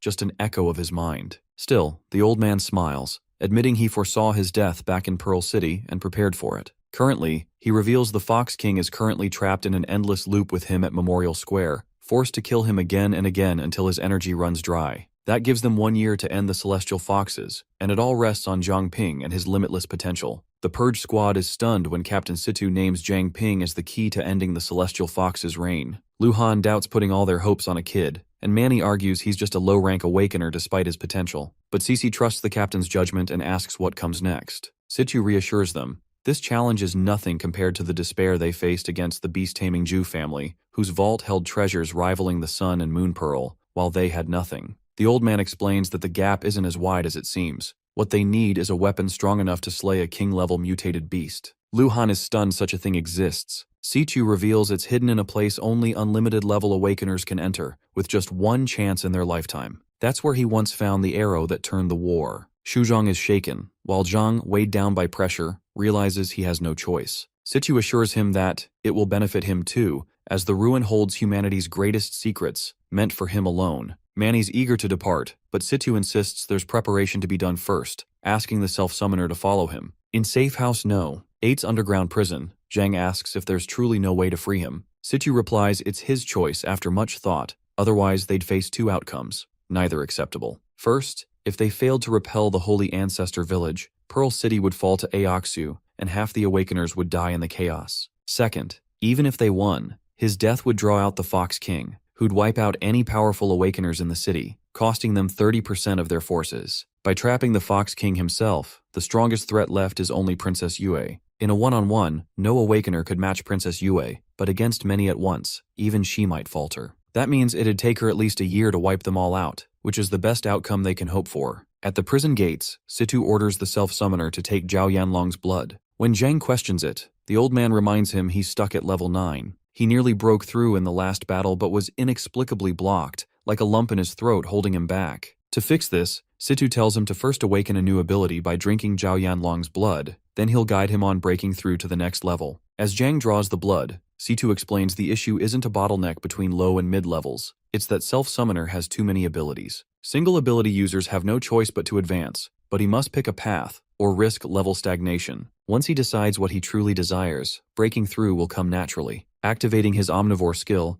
Zhang awakens a new power, Old King's Blood, which draws strength from suffering. The greater the pain, the stronger the effect. Situ then tells him to use it, feel the shifts in his other abilities, and hold them at the edge of activation. Finally, he urges this dummy to look within and choose the path he truly wants. Among his many powers, Contract Gem, Nethermist Nightwalker, Wind Whisperer, Omnivore, Nethermist Body, Fire Devourer, Pure Water Body, and Pure Blood Body, this gem junkie struggles to choose. He wants them all, but his biggest dilemma is between Contract Gem, the foundation of his abilities, and Omnivore, which birthed 4 top-tier skills like Nethermist Body, Pure Water Body, Pure Blood Body, and Old King's Blood. Though Omnivore is powerful, it still came from Contract Gem. After deep thought, Zhang finally makes his choice. Situ senses it instantly that the self-summoner has broken through, advancing to a mid-level awakener, level 10. Zhang Ping doubts if he truly leveled up, but with analysis, he confirms reaching level 7 with intermediate advancement. Along with this, he discovers the 3 forms of the Contract Gem. The first, Martial Pact, lets him temporarily infuse attack-type abilities into the gem, which, when destroyed, unleashes an even stronger version of that ability once. The second, Treasure Pact, allows the gem to fuse with special equipment, greatly enhancing its potential, though each item can only be fused once. Lastly, the Storage Pact enables the gem to shrink a contracted beast down to the size of a grain of rice, with a maximum storage capacity of 10 cubic meters. Even after gaining just 1 level, Zhang is stunned by the massive gap between a low-level and mid-level awakener. His stamina and mental energy have skyrocketed, giving him precise control over Fire Devourer's flames and a sharper command of all his abilities. Excited, he tells Captain Situ about his breakthrough, finally understanding how Cece became so combat-ready after reaching intermediate level. No doubt, the control is simply on another level. With Martial Pact, even useless transparent gems prove handy, as he crafts a sharp blade whose hardness rivals the Pearl Blade, all while being lightweight and durable. Situ isn't surprised that Zhang chose Contract Gem as his advancement core. He always expected this oddball to pick it over Omnivore, and though Zhang had considered Omnivore, something told him it wasn't the right path. After careful observation, Captain realizes that Omnivore gives out abilities fast, but comes with serious risks, with plenty of cases ending in backlash or even death. The self-summoner points out that while Contract Gem is slower, every ability it gives is like a lifeline. Then Wind Whisperer kicks in, and Zhang overhears Yue's plan to recruit Awakeners under the name of the City Guard, slowly weeding out anyone who could become a threat within a year. Later, Captain meets up with his squad and reveals Yue's scheme to bring in a large number of Awakeners under the guise of City Guard admissions to quietly get rid of Pearl City's strongest. When Lu Han asks if she is targeting those from the last battle, Situ thinks it is very likely. At this point, Zhang decides it is time to head back to Pearl City, first to warn Grandmaster Laxian and the others, then to figure out how to get them out. Lu Han quickly reminds him it is too dangerous, but the self-summoner says if they wait any longer, the Awakeners will end up like the old city guard, swallowed up and replaced. Cece insists it is too risky to go alone and says she is coming with him. Manny, Shuzhong, and Lu Han also step up, planning to split up and reach out to the Awakeners they know so things move faster. Captain Situ points out this will expose them, and they still cannot tell which Awakeners have already been taken by Celestial Foxes. Even so, Zhang, now a mid-level Awakener, claims he can sneak in alone and make it out. But Lu Han refuses, saying Pearl City is a death trap for someone like him. Argai refuses to sit back and watch their comrades get devoured by the Celestial Foxes, and deep down he still burns with the need to avenge Su Jingyao. The self-summoner eases Cece's worries by saying he has a backup plan in case he runs into Princess Yue. Then, the overprotective bro steps up, saying Zhang has to beat him first if he wants a pass to roam the city. Zhang does not even hesitate, pulling Lu Han in with Nethermist body and winning on the spot. Thus, Four-Eyed Bro admits this kid really has gotten stronger after his advancement. Captain explains that an unlimited level Awakener does not grow like an ordinary one, pointing out how he himself only started handling mutated beasts after reaching intermediate level. But the old man admits Zhang was already strong enough to take down mid-level Awakeners while still low-level, proving he is far more talented than him, and that his potential is even greater. Captain has no intention of stopping the boy from going, but still hands him a treasure. Right then, the self-summoner chimes in, asking a favor from Shuzhong. With analysis, he notices Shuzhong's ability, Adipose Tech, which lets him turn his own body fat into material energy and synthesize it into manufactured goods he understands, then recall it back into his body anytime. Suddenly, the dude pulls him aside for some privacy and straight up snatches part of his adipose tissue, while Shuzhong protests, begging him to leave some behind. The rest of the squad just stare, totally weirded out. Manny blurts out how Shuzhong is even supposed to help now, and she nearly loses it when the big guy actually slims down into a lean boy after Zhang is done with him. In the Purge Squad's secret room, Captain Situ brings out the Dread Reaper, a scythe that grows stronger by drinking blood. He admits he once used it to wipe out tens of thousands of mutated beasts, letting it soak in a sea of blood over the years. He calls it a divine artifact, unmatched in sharpness and durability, and says it's the perfect weapon for Jiang Ping to take it to Pearl City to boost his survival chances. Jiang gratefully accepts while Situ notices Cece looking a bit too worried. With his strength running low, the old man retreats into the bracelet to rest, leaving the two alone. When Zhang tries asking about her scar, Cece brushes it off, saying they can talk as friends, not just teammates. Well, Cece opens up saying she's faced her inner demons and had the Purge Squad heal the scar on her face. That last ordeal made her realize her own weakness, so she's no longer chasing revenge alone and wants to lean on everyone's strength to take down Li Aoxiu together. Under the moonlight, she asks Zhang if he's really set on going back to Pearl City by himself, and if avenging his friend is driving him. He pauses, then admits it has crossed his mind, now that he's a mid-level Awakener and feels his power growing. He reassures her that he's no longer the powerless kid who pretended to sleep when Princess Yue appeared and promises that saving people comes first, which is why he's returning to Pearl City this time. Regarding Su Jingyao's revenge, Zhang promises he won't act recklessly if the opportunity doesn't arise. Cece still worries about him going solo, but he reassures her that he has Shuzhong's secret weapon and will be fine. Inside Pearl City, the self-summoner, disguised, notices that Celestial Fox patrols are more vigilant and that Pearl Square is temporarily closed to unauthorized personnel. Situ whispers to the kid not to worry about the old fox, as it won't be a threat for a year or two, and asks if he's worked out a strategy. Zhang admits he has one. At the Beast King Martial Arts School in the study room, the self-summoner cautiously approaches Grandmaster Laxian using Pure Water Body. After recognizing him, the fierce guy asks where he's been the past few days, saying he wanted to thank him in person, but couldn't find him anywhere. After updating Grandmaster Laxian, Zhang asks if he's willing to help. The fierce guy realizes the City Lord has long betrayed Pearl City, and the Celestial Foxes are truly in charge, which he finds hard to believe. Lin Keddy arrives, and Grandmaster asks him to wait in the reception hall, confident that Master will see the truth about the city guard replacements at a glance. In the hall, Lin congratulates Grandmaster and announces that the City Lord has appointed Feng Laxian as the new Vice City Lord of Pearl City, a move that will soon be citywide news. Master remains calm, thanking the City Lord for the honor. Lin Keddy departs, leaving the fierce guy stunned at how the Celestial Foxes managed this. Using Pure Blood Body's shared vision,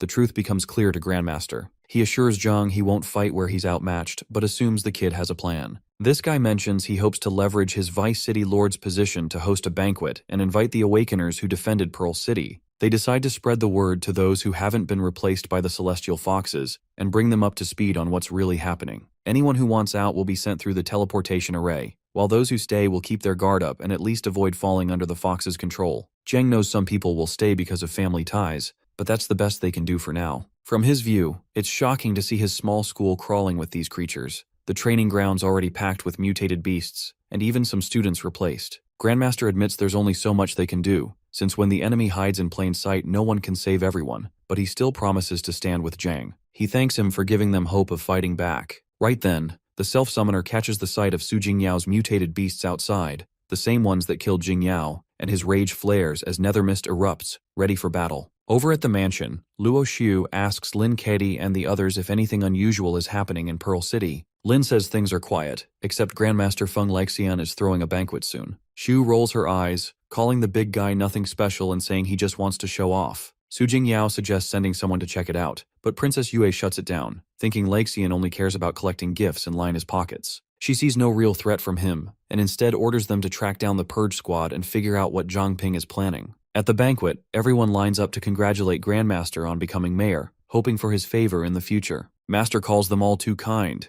until his chump whispers something in his ear. He quickly excuses himself, apologizing for not being a better host. Lin Keidi and Su Jingyao are present, with Lin convinced Princess Yue was right about this guy. Jingyao, however, is distracted by a woman's stunning looks, but Lin warns her to stay calm since too many eyes are watching, and to wait until the banquet ends before making a move. She agrees without fuss. Meanwhile, Grandmaster secretly summons his squad. When asked why, he reveals he has gained crucial intel and wants Zhang to explain. Then the self-summoner suddenly pops out of Grandmaster's body and greets Master Bai, leaving everyone completely stunned. Moments later, the room goes silent as everyone learns about the rise of the Celestial Foxes, meaning Pearl City has already fallen. Master Bai takes a moment to process it, recalling the strange behavior of Lin Keidi and other city guards, while the exquisite woman points out that the city lord hasn't been seen in ages. Grandmaster backs up the kid, saying he has confirmed the foxes himself, warning they are masters of disguise and some are likely already at the banquet in human skin. He asks his men to trust him as they always have and stand with him. Master Bai and the exquisite woman agree, admitting they believe him. Zhang then speaks up, saying they need to play it smart, lie low for now, and save their strength before making a move. The dude passes around a list of folks who haven't been swapped out by the foxes yet and suggests they split up to give them a heads up about what's happening. He also shares that the Purge Squad will soon open a portal with the teleportation array. If anyone wants to leave, they can slip out through the main gate, loop back quietly, and jump through the portal. When someone brings up their families, Grandmaster explains that only Zhang can spot the fox disguises, and they haven't had time to check if families are safe or already replaced. He warns that if the foxes catch on, they might move faster to wipe out the Awakeners. So if anyone stays, they'll need to be super cautious, or just take their loved ones and get outside Pearl City's guard territory. Bai sighs that keeping all this under wraps with so many people in the loop won't be easy. On the other hand, the self-summoner says he'll keep watch from the shadows, and if anything suspicious goes down at the banquet, he'll fire off a signal to warn the others. With that, Master gets ready to head out, saying he'll grab a drink with Bai Day sometime soon, while Brother Li insists he'll throw a banquet in his honor next. As things wrap up, Zhang sticks to the shadows, relieved that everyone has been warned during the banquet, and the Celestial Foxes haven't caught on. Out of nowhere, Jingyao's soul warns him to stay sharp, though he's not sure what she means. Then he spots the fake Jingyao on the street targeting Chen Weihua. He knows he has to pull the monster's attention away before the whole plan blows up. The imposter casually approaches Miss Weihua, asking if she's heading back and suggesting they walk together. He can't believe the scumbag would show himself so openly, which gives him the perfect chance to strike. Slipping on his stealth suit from the golden bracelet, he dives in with a smirk, greeting Su Jingyao like it's been ages.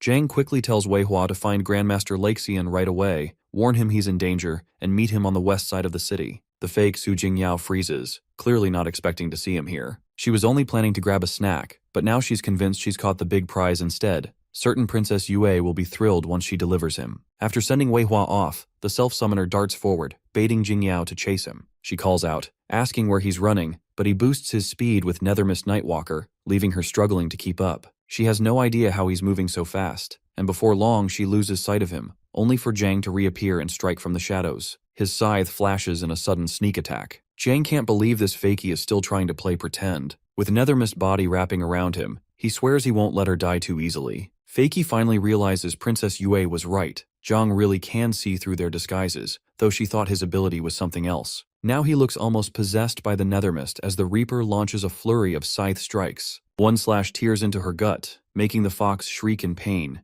and before she can recover, Zhang locks her down with Nethermist shackles. He tells the imposter that even if he didn't know the real Jingyao for long, she was the reason he accepted himself, the one who gave him peace and kept him from living in fear. The fake doesn't understand a word of it, but Zhang isn't here to talk. He pins her down, determined to avenge his friend, while she can't figure out when this kid got so strong. The Grim tells her that Jingyao was his childhood friend, the most important person in his life, and all she wanted was to make her dreams come true. With that, Zhang drives his scythe into the imposter's chest, making the fox scream as blood gushes out. When it mocks him, saying he'll never know the look of despair on the real Jingyao's face when she died, Zhang's rage only deepens. He unleashes a storm of blows, each one brutal enough to make her suffer, but calculated to keep her alive just long enough to taste even more pain. The fox finally breaks and begs Zhang to finish him off, still trying to milk sympathy by wearing Jingyao's face, but the grim tears that mask away without mercy. With Nethermist at full charge, he declares the only one he wants dead is this filthy fox and delivers the killing blow, finally avenging Su Jingyao. Just then, a familiar voice cuts in. Impressed he managed to take down Ershiliu alone. It's Lu Xiu, better known as Princess Yue, who notes Zhang has gotten stronger but didn't expect him to show up ready to throw his life away. Even staying cool, Zhang asks why she's so sure he has no tricks left, though his analysis keeps failing again and again. Yu just smirks, asking if he's still struggling on death's door, because she's more than fine letting him die once he realizes what he's really up against. When analysis finally works, the truth hits. It's Princess Yue, with 8-star growth potential and level 39, an apex beast wielding cognitive distortion and the terrifying illusionary foxtail majestic. Yui launches the first strike, but Zhang manages to block it with Nethermist body. She keeps pressing, breaking through his Nethermist shield until he's forced to parry with the Dread Reaper scythe. He's shaken to see her slice through his Nethermist like it's paper, and a quick analysis shows her real weapon is that tail of hers. Still, the lad stays confident, counting on his pure water body to nullify physical hits. But Yue quickly catches on that he's got more than one trick, and she's not buying that it'll save him now. Another strike lands,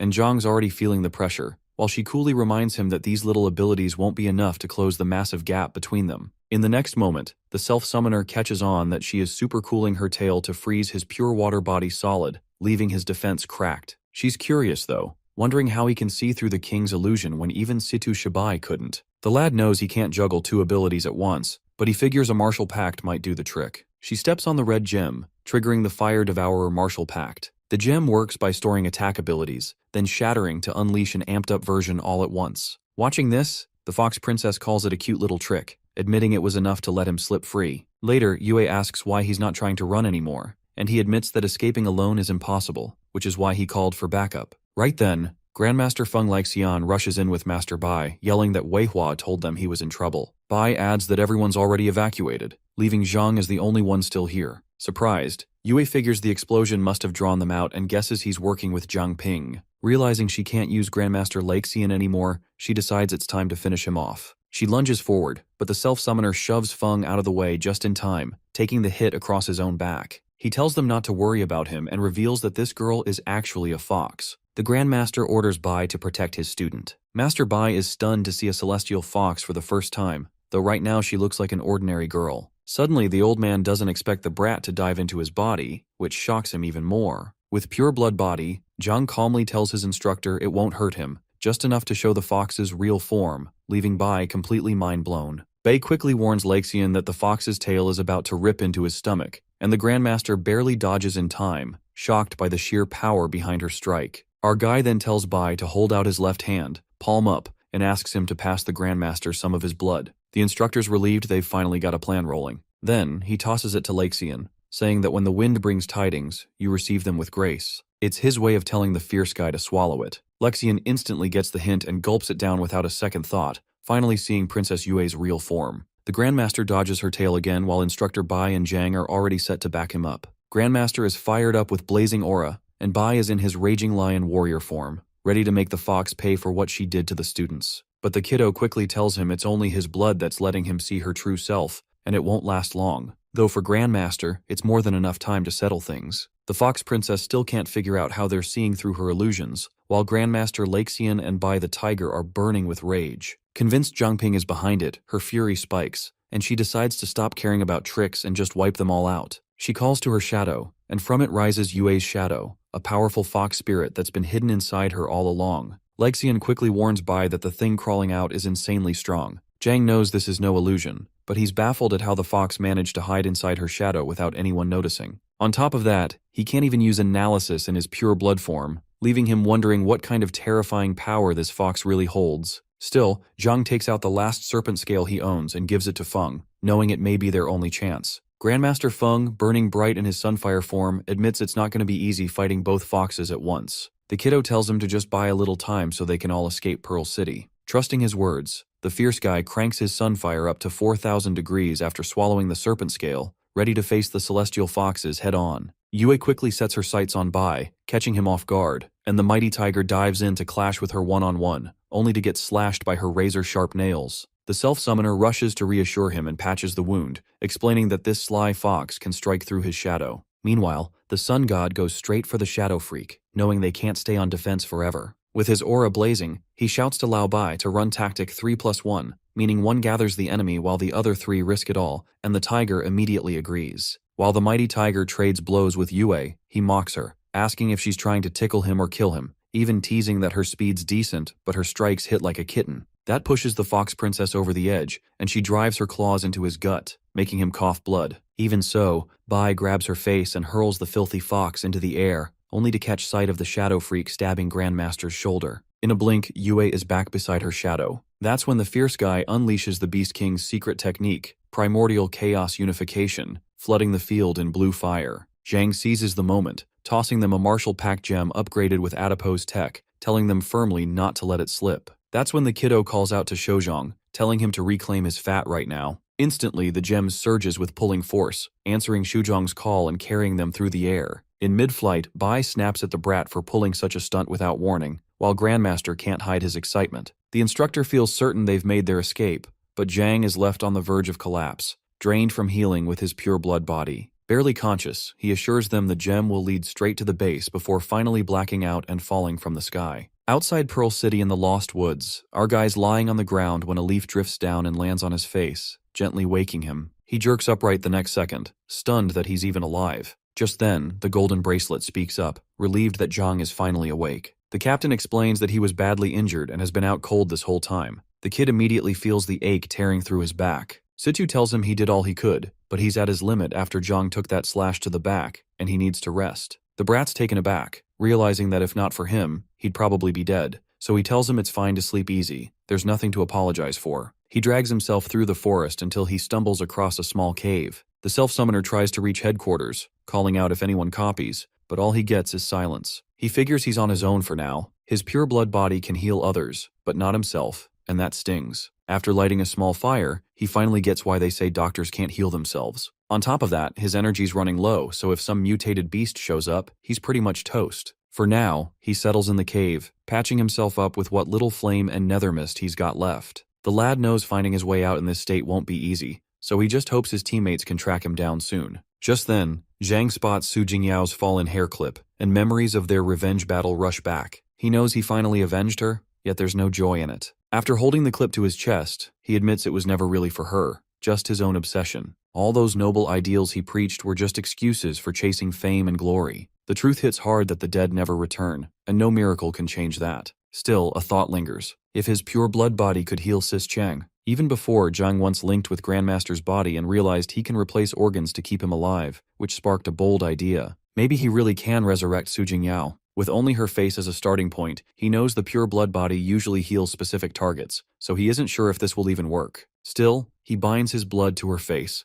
pouring every ounce of strength into it. Exhaustion weighs him down, but he sees it taking effect as her body begins to form. Something feels off though. Maybe it's because of his own injuries, maybe not, but he refuses to stop. Even if it drains him dry, he won't let Jing Yao slip away again. Grandmaster Lexian and Instructor Bai soar through the air until Lexian senses something off, urging Bai to brace for impact. They dive down just in time, and Bai mutters that Zhang's about as reliable as a screen door on a submarine. Soon, they meet Ming, Cici, and Shouzhong, who say they've been expecting them to retrieve the fat. Shouzhong, thrilled to have it back, admits he hadn't thought about the landing after getting Zhang's message and apologizes for the scare. Lexian just laughs, saying a hiccup like that won't shake them, though he advises Shouzhong to polish his control for others' sake. Then Cece asks about Zhang, and Bai fills them in on how the kid fell into the woods mid-flight. He calls it the Lost Woods for a reason. Its twisted terrain traps anyone who wanders in, no matter how prepared. They know their navigation skills are terrible, and if they rush in blindly, they'll only get themselves lost. Ming points out that the Purge Squad badges have a tracking function, so they can at least find their way back. Cece immediately volunteers to enter, and Grandmaster Lexian insists on joining,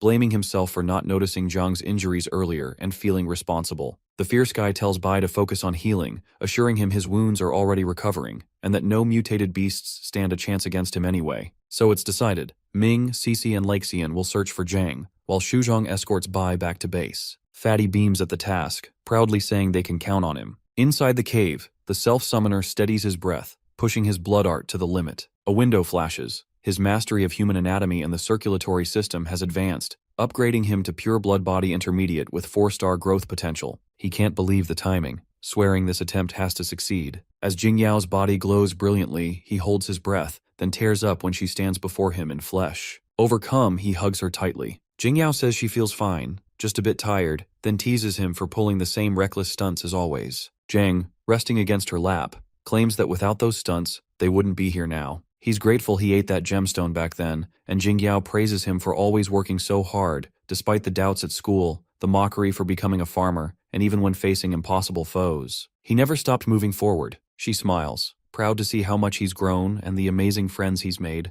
urging him to treasure them. Telling him he's already done more than enough, she gently asks him to rest. Tears fall from her eyes onto his face as she wishes she could keep walking beside him, but her soul energy is fading. Even so, she believes Zhang will find her again someday, and when that happens, she hopes she'll still remember him. With that, she fades into the air, leaving only her final goodbye. Zhang jolts awake, calling out Su Jingyao's name. Relief washes over him when he sees her beside him, but the moment he touches her skin, his heart sinks. She's cold, unmoving, and not breathing. Panic surges as he unleashes pure blood body, shouting that she was just speaking to him moments ago, certain he'd heard her voice. But then her words about soul energy echo in his mind, and the truth hits him that the resurrection failed for some reason. Her body returned, but her soul is still missing. Zhang sinks into despair, admitting that if reviving the dead were so simple, it would break all logic. Even with forced resurrection, he wonders if she will still be the same Jingyao. Still, her words give him hope that if he can find her soul, there's a chance. Suddenly, a mutated beast bug appears at the cave's edge, as light seeps in from the entrance. Instead of attacking, it simply watches. This self-summoner kindly asks if the little guy is hungry and offers food, grateful that it spared him while he was unconscious. After eating, the bug seems to ask about the girl. He answers softly that Jingyao is still resting peacefully within his bracelet.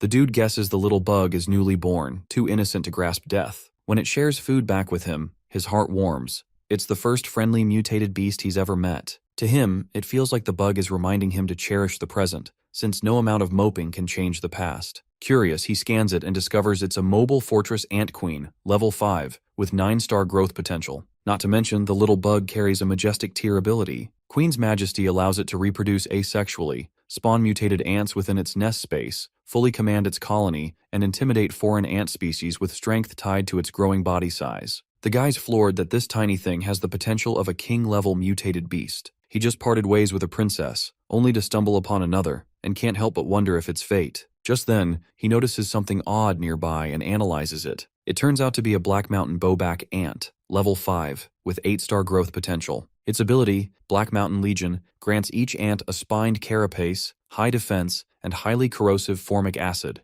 while the colony moves as one through shared information. Zhang cheerfully tells the little bug that its friends are here for it, but suddenly, the little bug queen trembles in fear. It takes him a moment to realize something's wrong. He activates pure blood water, noticing the surrounding ants glaring with hostility at the queen, and asks if the wounds on her came from them. Before he can think further, Zhang feels their killing intent lock onto him. With no time to waste, he grabs the little bug queen and bolts, sprinting for his life as the swarm of ants charges after them. Zhang realizes the little queen is still too weak, her authority unsteady, so instead of submitting, the Black Mountain ants take her as a challenge. With the swarm closing in, Zhang bolts, searching for a way to stall them, and comes across a giant bear and tags it in their path as a distraction. But what he sees next chills him to the core. The ants strip the beast to bare bones in seconds. Now the flesh-eating swarm is chasing after him. Our guy pushes onto higher ground, relieved the ants can't fly, but those freaks are relentless, strong enough to knock down trees in their path. Suddenly, Jang hears a rumble, mistaking it for an earthquake, until the real horror appears. A massive tree man emerges, demanding to know where the bugs came from as he stomps them flat for disturbing his slumber.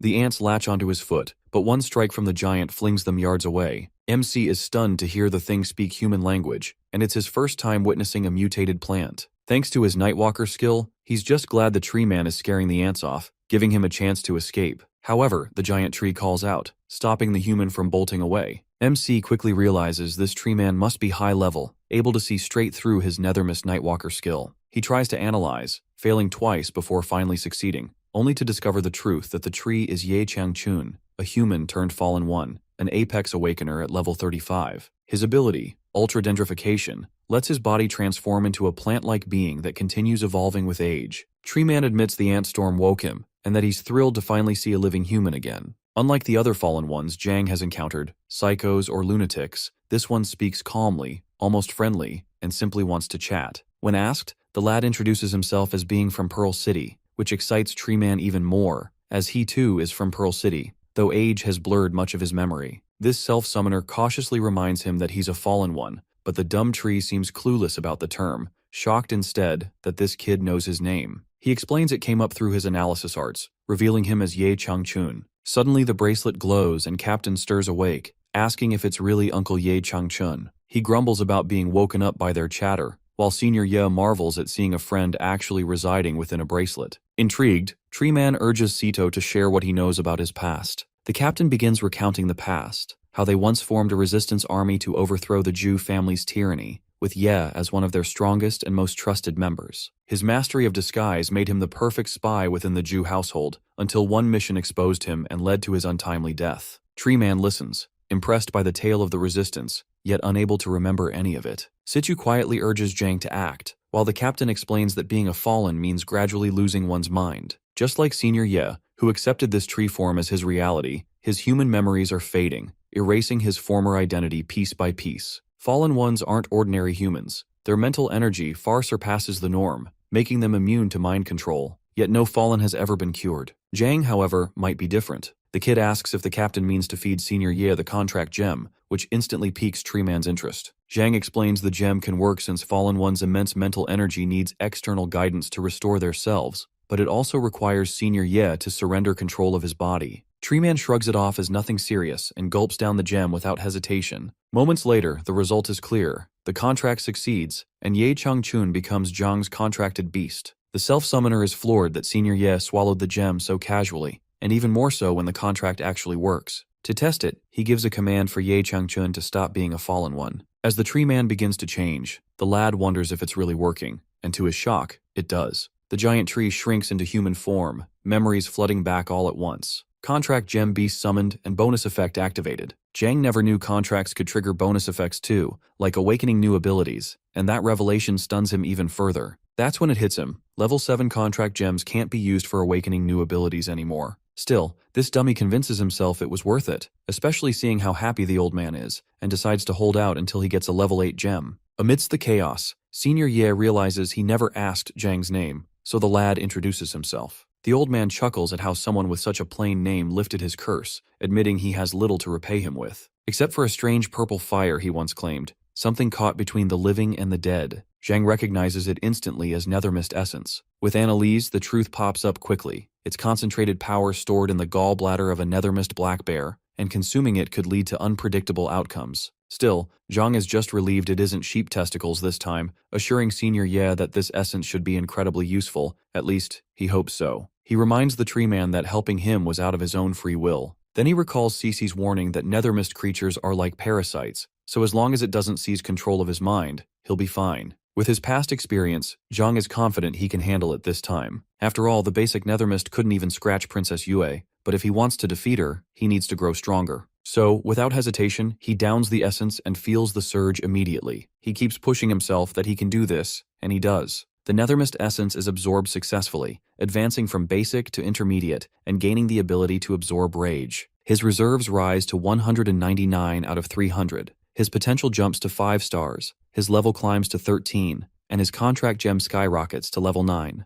The Gem Junkie never expected the Nethermist essence to boost him 3 levels at once, let alone advance his contract gem further, Senior Ye laughs, saying Pearl City must truly be a hotbed for talent if a kid like this can eat that purple essence and survive. This self-summoner, however, suspects he's the only one alive who could pull it off. Then Tree Man suddenly calls out Old Su, saying he's been watching long enough. To Jang's horror, it's the very rock he's been standing on, and it scares the life out of him. He warns Ye not to be so trusting, but the old man only asks Su if he intends to remain a fallen forever. Old Su argues their current life is easy and free, but Tree Man reminds him he's forgotten important things, like his family. That's when Rockman rises, towering like a giant. With Annalise, the young lad identifies him as Su Qingbo, a fallen Apex Awakener at level 35, wielding Ultra Mimicry. Su Qingbo's power lets him merge with any inorganic matter in the natural world, gaining its properties, but he can't fuse with anything smaller than his own size. Tree Man scolds that Su no longer even looks human, while Zhang feels the name strangely familiar. Captain Situ confirms it that Su Qingbo was one of the founders of the investigation team, a Pearl City legend who vanished years ago. The dude wonders if it's mere coincidence that two seniors ended up as fallen in this wasteland. Senior Ye recalls being injured by the Zhu family and cast outside the city, where he tried to heal by becoming a tree, thus becoming Tree Man. He remembers Su as a young lad back then, so he doubts any direct connection. Yet he was delighted to hear the boy made a family of his own and couldn't stop talking about his adorable granddaughter on their first meeting. That moment jogs the young lad's memory, prompting him to show Su Jingyao's body to Su Qingbo and ask if he recognizes her,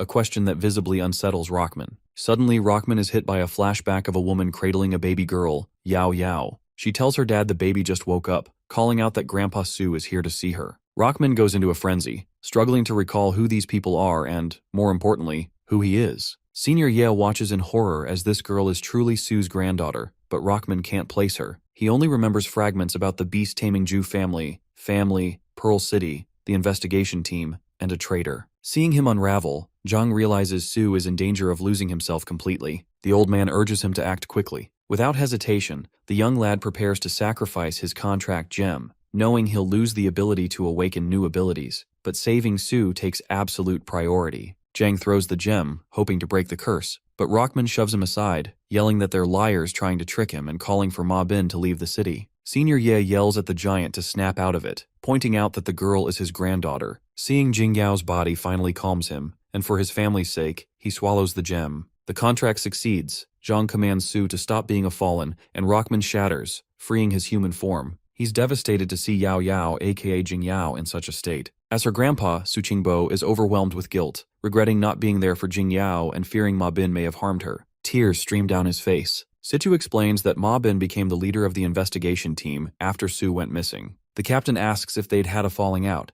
and he drops the bomb that Ma Bin is actually part of the Zhu family who escaped justice. Learning this enrages old Su that he failed to protect Pearl City and the people he cherished. Zhang finally pieces together why the investigation team remained silent during the city's chaos. The Zhu family orchestrated it all, though they failed to capture Chen Junting last time, leaving him to wonder what schemes remain. Meanwhile, Tree Man is lost on the details. The self-summoner delivers the grim news to the seniors that Pearl City is now on the brink of disaster. He confesses he was badly injured during a rescue mission and had to hide in the forest to recover. If it weren't for Senior Ye, Zhang and the little bug would have been devoured by the swarm of flesh-eating ants. Su Qingbo grows curious about the kid, constantly hearing Jingyao's voice and even seeing her illusions. He confronts the kiddo, suspecting she somehow guided him, but Zhang insists he's actually seen her. Rockman is stunned that perhaps they weren't illusions after all. That's when he learns that Yao Yao, aka Jingyao, awakened her powers early and is extraordinarily gifted, with abilities akin to astral projection. Most astonishingly, she could enter people's dreams, leading old Su to suspect that Jingyao managed to separate her soul from her body at the time of her death. So the thing Zhang saw was actually Jingyao's power, meaning she could still be alive. With her body destroyed, old Su believes her soul has been wandering without a medium for so long that she has become a fallen.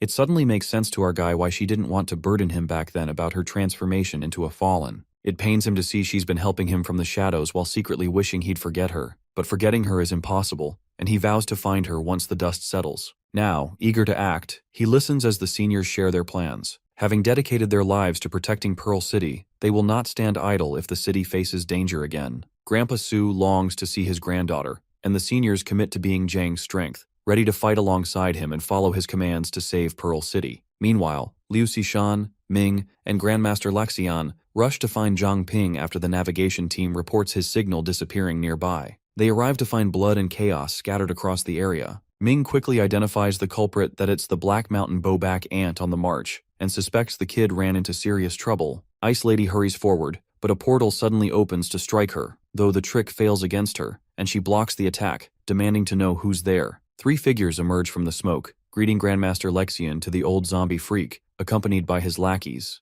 The familiar stench confirms Lexian's suspicion. The old freak intends to leave no one alive, unleashing his minions to carry out his plan. Ming wonders if the Holy Ancestor village left a spy behind, but Cece shrugs it off. Her order is simple, that to kill them all. Lexian tells them to retreat as he is the main target. Feng's body erupts in flames as he activates the blazing aura form, with his temperature soaring to 1,000 degrees. With strength, stamina, and agility boosted up, he reminds it of his old promise that this time, the old freak will die. After Grandmother throws it away, the zombie slips into a purple void and vanishes. Lexian thinks it's escaped through teleportation, but suddenly it reappears, striking from behind. Cece spots Grandmaster in danger as multiple portals erupt, each delivering iron-hard punches at the fierce guy simultaneously. It doesn't feel like the same person's ability, and she suspects the women beside the zombie freak are orchestrating the attack. The fierce guy leaps at the 2 women, calling them rookies, but the older one opens a purple portal to shield them, cursing the zombie leader for letting him strike. The freak explains he had a zombie monitoring Grandmaster Feng Lexian after their last battle, knowing his body temperature drops without sunlight. With Lexian's heat falling to 600 degrees, the freak is sure he can't enter white form again. The zombie leader timed the attack for nightfall, waiting for Lexian to leave the city so he could force his surrender. Suddenly, Zhang spots the blazing tornado, initially thinking it's Lexian's doing. Cece is nearly done with her part of the fight, and Chen Ming as well, when danger suddenly spikes. She quickly warns Mr. Cool Green about the zombie toxin in the air and tells Chen to hold his breath. At the same time, the freaking old zombie unleashes a barrage of fists through multiple portals, demanding Feng surrender and become one of his puppets. Feng refuses, striking back with determination not to be tricked again. The zombie freak admits that while Lexian may resist, his friends might not be so fortunate. Grandmaster shouts a warning to Cece, but before she can react, the enemy appears behind her. A flash later, the strike lands, and the zombie vanishes instantly. Chen rushes over, but Cece steadies him, assuring him she's fine and warning him to stay alert. Chen readies his blade, launching a sword technique in an X stance, only for the zombie to snap it apart, mocking Mr. Cool Green as all bark and no bite. The fierce guy wants to help, but the old zombie mocks Grandmaster for still worrying about others. Feng resists the zombie's attempt to overwhelm him, determined not to let anyone be harmed, even as the zombie freak prepares to end it all, until his plans are suddenly interrupted by Tree Man. Senior Ye stomps toward the old zombie, but the freak dodges just in time while Grandmaster checks on Cece and Mr. Cool. Suddenly a familiar voice calls out, relieved to see them safe. It's Jiang Ping, perched on Tree Man's shoulder. Cece breathes easier at the sight of him. The freak acknowledges the backup, but Sue lunges to strike, only for his hand to pass right through. Warnings ring in Sue's mind that the freak is immortal, but he quickly gasifies himself to dodge the zombie's attack. Lexian reminds everyone they can't afford to drop their guard against a fallen one. Just then, Sunrise fires up the Grandmaster, ready to show what he has up his sleeves next. His temperature spikes to 800 as the formidable Dream Team prepares to take down the scumbags. The lady knows these reinforcements aren't to be underestimated. They failed to capture Feng Lexian and call for an immediate retreat. The old zombie protests, but she drags him into a portal, telling the hero squad they got lucky. The fierce guy shouts for them not to run, but Zhang warns Grandmaster not to act rashly, as they still lack intel on the enemy. Rushing in could lead straight into a trap,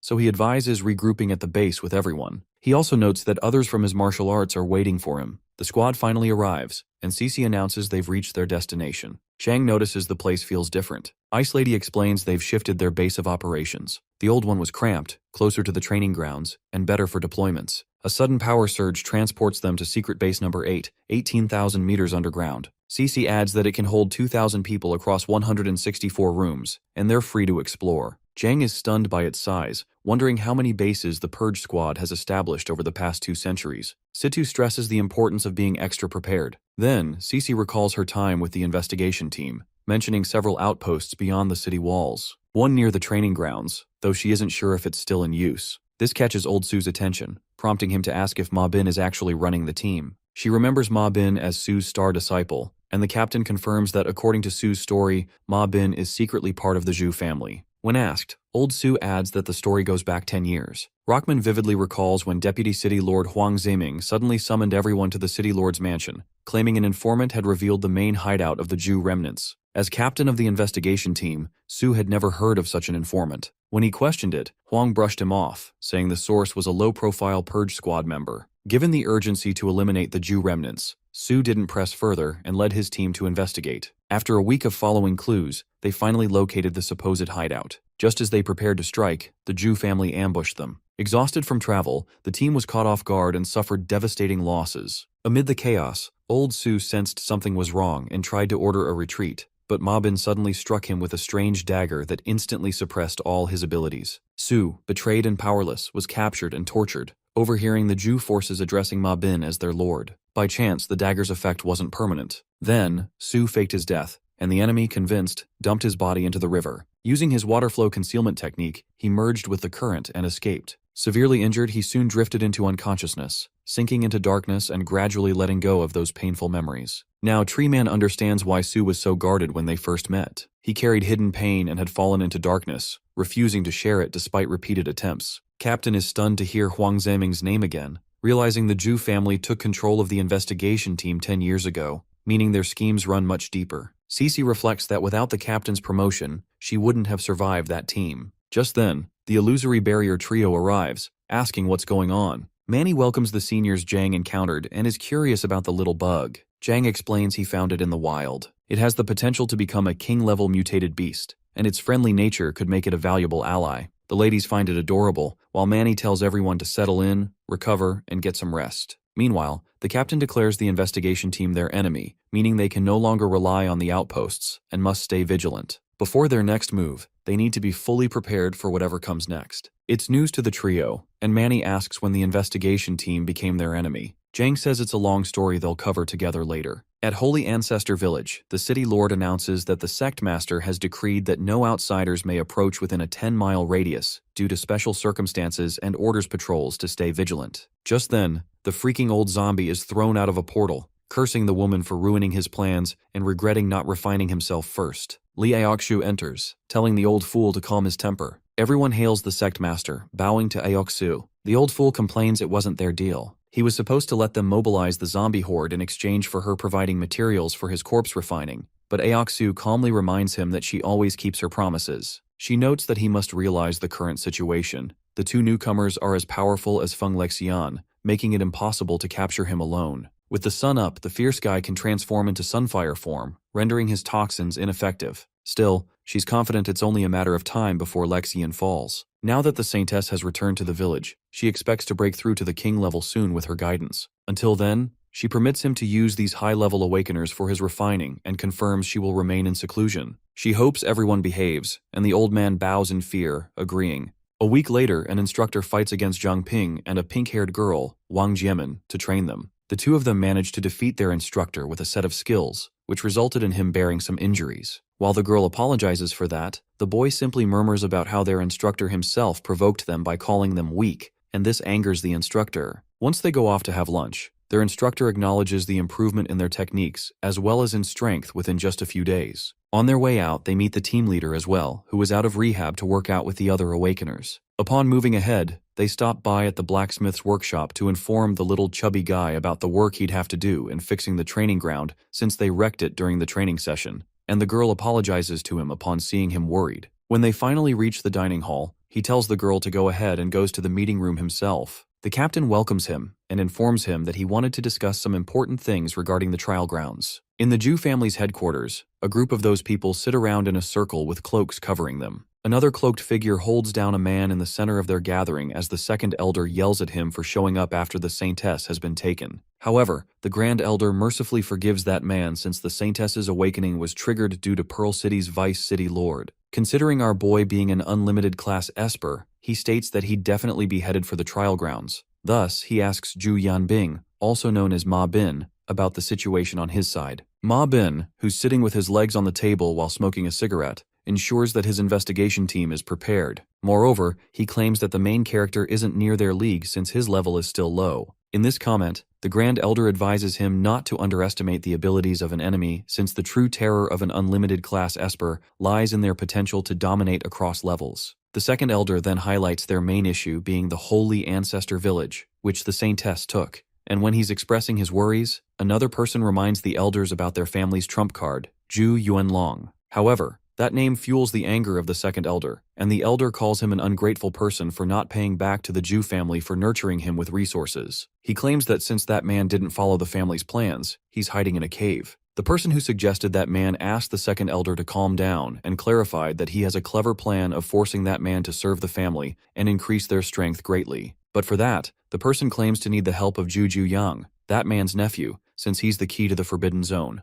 After giving some thought to the plan, the elder finally accepts it half-heartedly since it's the only option, and gives the red quill to that person after summoning it. As soon as the person catches the quill, her cloak disappears, and it turns out that person is Zhu Hongfang, and she assures the elder of not letting him down.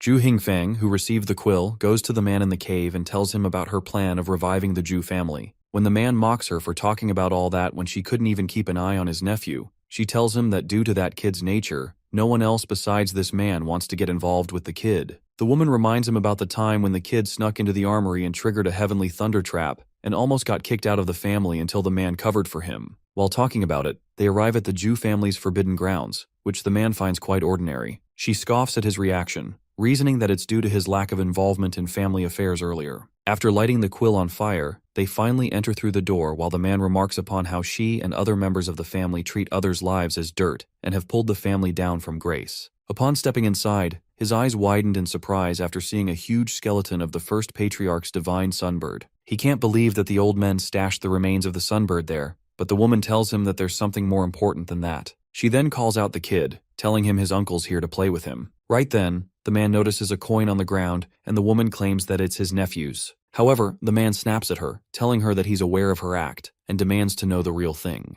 Acknowledging his intelligence, she reveals that she wants him to become the sunbird, but he gets anxious about her demand. He reminds her that it's only a skeleton, asking if she has turned to necromancy from their beast-taming traditions. She explains about having found a way to transfer the sunbird's power into another living being, but claims that no one can withstand its divine power except him. When she compliments his suitable traits, he calls it tempting, asking if he has to sacrifice himself in return. Right then, a number of assassins surround him, and he unleashes his powers, challenging them to come at him. He keeps throwing those assassins around with his strength until two of them tie his body with bone-eroding chains. When another two assassins point a severing blade and demon-sealing daggers at him, he scoffs and breaks himself free from all those threats, throwing the assassins away. Once he turns around to the woman, asking if that's all she has got, he suddenly gets a wrenching pain in his chest where he placed the found coin earlier. He immediately realizes that it's the kid's puppetry and falls down on the ground out of excruciating pain. Immediately, the woman directs the assassins to attack the man and begin the ritual. As soon as the ritual begins, he screams out in pain, questioning why the kid stabbed him in the back. As soon as the blast occurs, even the meeting room where Zhang Ping is shaking, he wonders if it's another beast tide.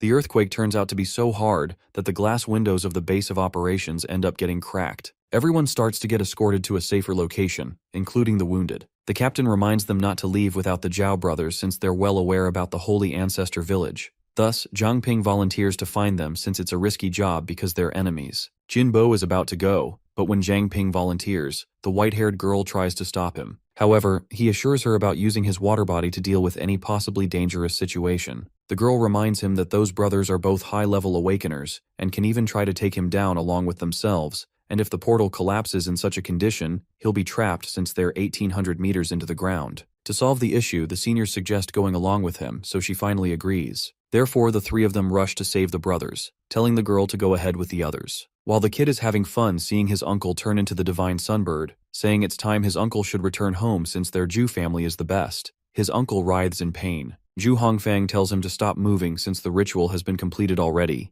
and now he can be a part of the divine sunbird itself. An assassin standing beside the woman questions her about why she teamed up with the Celestial Foxes and kidnapped the Saintess when she was this way. After calling him a fool, she explains that the reason for teaming up with the Celestial Foxes was that only King Zhui could hold back the captain. According to the elders, in the centuries the Zhu family has fought against the captain, he has displayed over 10,000 different abilities. Even though he hasn't broken through to king level, his strength rivals that of a true king, and because of their long-standing conflict, they've discovered his very few weaknesses. In the early days, the Zhu family didn't have strong mind controllers, so he couldn't realize that his resistance to mental abilities was actually quite weak. Thus, once they found the Celestial Foxes, they formed a pact with the king and seriously injured the captain. Now, the reason for choosing to revive the Sunbird is due to the urgency of the matter since it took her 40 years to refine the drop of blood she has. During all that time, she was unable to use her beast control arts and endured constant humiliation and mockery. Yet this blood's control capabilities are still inferior to the Saintess's blood. Now with the Saintess's return to that village, Zhang Ping might also enter the trial grounds to gain king-level power, and if either of them succeeds, the Zhu family is done for. Although she knows her blood pact might not fully control the Sunbird, she has no choice but to risk it all. With that said, the divine Sunbird breaks through the roof of the cave and rises up to the sky. The Purge Squad can't understand why it's so bright outside until Grandmaster Feng spots the Sunbird and wonders if it was the reason for the earthquake. When the others look at it, they can't believe it's the Zhu family's divine Sunbird, whereas Zhu Hongfang screams victoriously over her success and announces the Zhu family to be the ruler of everything. However, her eyes widen in surprise when the bird rises from the ground and flies away without her command. The Zhao brothers lie on the floor of the dungeon they're locked in, discussing what they should do to escape. Suddenly, a giant rock falls from the roof, but before it could hit them, Zhang Ping arrives there and quickly catches the rock mid-air using his nethermist body. Once the seniors have carried the brothers out of the cell, our boy also throws the rock and runs outside to the seniors and the brothers, telling them that now they need to get to the portal room. Before they could move from there, another rock, bigger than before, fell upon them. The falling rocks feel similar to him, and he loses himself in his thoughts while staring at the falling rock, wondering if he's going to die once again by getting buried in rubble. Since he stayed that way, the seniors had to step up and turn into their tree forms to protect the others from getting crushed under the rocks. They wake him up after yelling out his name and tell him to find a plan since they can't balance those rocks on themselves for much longer. Upon analyzing the situation, he deduces the chances of reaching the portal to be none. When the brothers continue demanding him to rescue them, he yells at them to be quiet. The seniors tell him about their limitations of being unable to rescue all of them quickly. When he also claims to be able to escape using his water body, he mentions how the brothers would end up getting buried here. Right then, the captain informs him about having taken blood samples of the boys and finding out that their saints' blood compositions are completely different, and when combined, they generate a unique energy wave. Since he awakened Old King's blood by using the older brother's blood, he may create a way out of this mess if he absorbs the younger brother's blood. Once he gets to know the ulterior motive of the captain, he asks the brothers if they have a deal since they continue to act arrogantly. Without saying such, the younger brother sheds blood through his knife and offers him to take as much as he wants. After using it, he doesn't feel any change until he suddenly coughs out some blood. This results in him awakening the ability King's Gem, which enables him to greatly boost his contracted beast's powers and base stats for a short period. On the other hand, the divine Sunbird keeps firing up the trees around them. Thus, to protect themselves, the white-haired girl builds a wall of snow between them and the Sunbird. When Manny urges her about them leaving, she denies it, stating that Zhang Ping hasn't arrived yet. Manny forces her as the portal has been shut and the three of them will come out using their own abilities. Moreover, the divine Sunbird even kills the Hu family members, which signifies how out of control it has gotten. At last, the white-headed girl agrees to leave. Grandmaster Feng and others arrive by then, and they tell the girls to retreat, claiming that they'll handle the situation themselves. Huffing and panting, Zhang Ping finally comes out of the base while dragging the Zhao brothers in a nethermist cage attached to thick metal chains. Upon being asked about how he made it possible, he exclaims about drinking the younger brother's blood, which evolved Old King's blood to King's Gem. He elucidates about how he temporarily boosted the seniors by 5 levels using that technique and made them become able to break through to the king level in the nick of time. While the seniors also join Grandmaster in combating the divine Sunbird, our boy can't help but wonder what kind of vision he saw after drinking the blood. The vision consisted of quite a number of men caged inside giant red balls, and he wonders what it could be. Accepting it as one of the many secrets of the Holy Ancestor Village, he decides to ignore it. His gaze then falls upon the Awakeners getting crushed by the divine Sunbird. Even the Grandmaster's flame couldn't stand a chance against the solar energy-infused flames of the Sunbird. When he further mentions the senior tree being weak against the Sunbird, it clicks something in the mind Manny. She calls out to everyone, instructing the barrier team to buy her 30 minutes by distracting the Sunbird, and asks the others to get the beacon transmitter from Zhang Shouzhang. When she further asks the white-haired girl to help her, the captain smiles inside the golden bracelet space, thinking how much she has grown. The captain then commands Zhang Ping to help them distract the bird, so he takes out his nethermist scythe. While the barrier team fights and distracts the divine Sunbird, Manny points at a map and explains her plan about the white-haired girl suppressing the solar power of the Sunbird for a short time so that the barrier team can help set a trap to restrain the Sunbird. Furthermore, the beacon transmitters are supposed to be buried at the designated spots to boost the team's effective range. One of the people from the barrier team temporarily seals off the air around the Sunbird and tells the senior tree to hit it. As asked, the senior drags it down and slams it to the ground. Once the vacuum effect is gone, 3 of them lunge forward for an attack. Subsequently, the blue-haired says some spell and unleashes his Dragon Abyss sword. Since the Zhao brothers' bloodline has merged with that of our boy, he's able to break through to level 19 in a single shot. Thus, using both the King's Gem and the Nethermist, his attacks are near that of an Apex level, and he helps Cheng Ming to unleash the sword. Once the Dragon Abyss sword has been unleashed, they both throw it towards the Divine Sunbird by combining their strengths and powers. The bird screams in pain as soon as the sword hits its body, making the Grandmaster question if it's over. Whereas, Zhang thinks about how he didn't get to analyze the Divine Sunbird due to the intensity of the fight and hopes that it's actually dead. Suddenly a fire rises from the smoke and lights up a nearby tree on fire.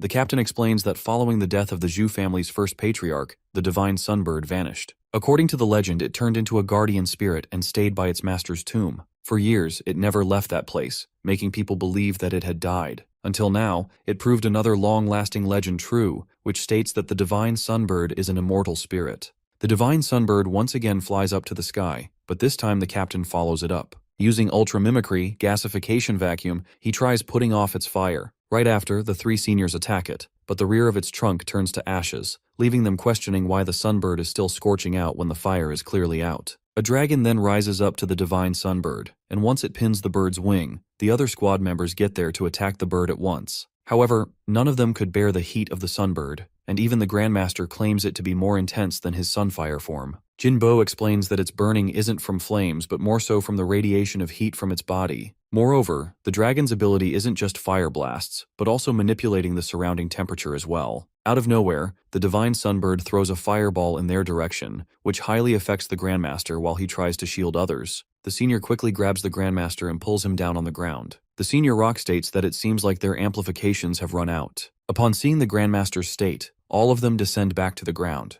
Grandmaster's state makes them all worried about what to do anymore. Zhang checks his bonus effect and realizes how he hasn't felt any boost despite absorbing it. While he's wrecking his mind over what to do, Cece informs him that the trap has been set, so she tells him to lure the Divine Sunbird over. The main character in his dragon's form lures the Sunbird towards the trap while asking the help of the seniors as well. As soon as the Divine Sunbird gets over the trap, the girls attack it with the Glacier Storm technique and freeze its body with ice. When its whole body is covered in ice, the girls run towards our boy and tell him to escape immediately since the trap won't hold the Sunbird for too long. When he expresses his worry about the senior tree being unwell after the Sunbird's attack, but the senior assures him that his vitals are intact, the rock senior pulls him out. Our boy tells them to escape immediately and suggests the seniors rest in the gym, so they agree. Cheng Xueji comes to him upon hearing the call for escape, asking him where to head when their base has been destroyed, and since everything has been ruined, there isn't anywhere safe nearby. Further, the Sunbird will catch them once again when it breaks free from the trap.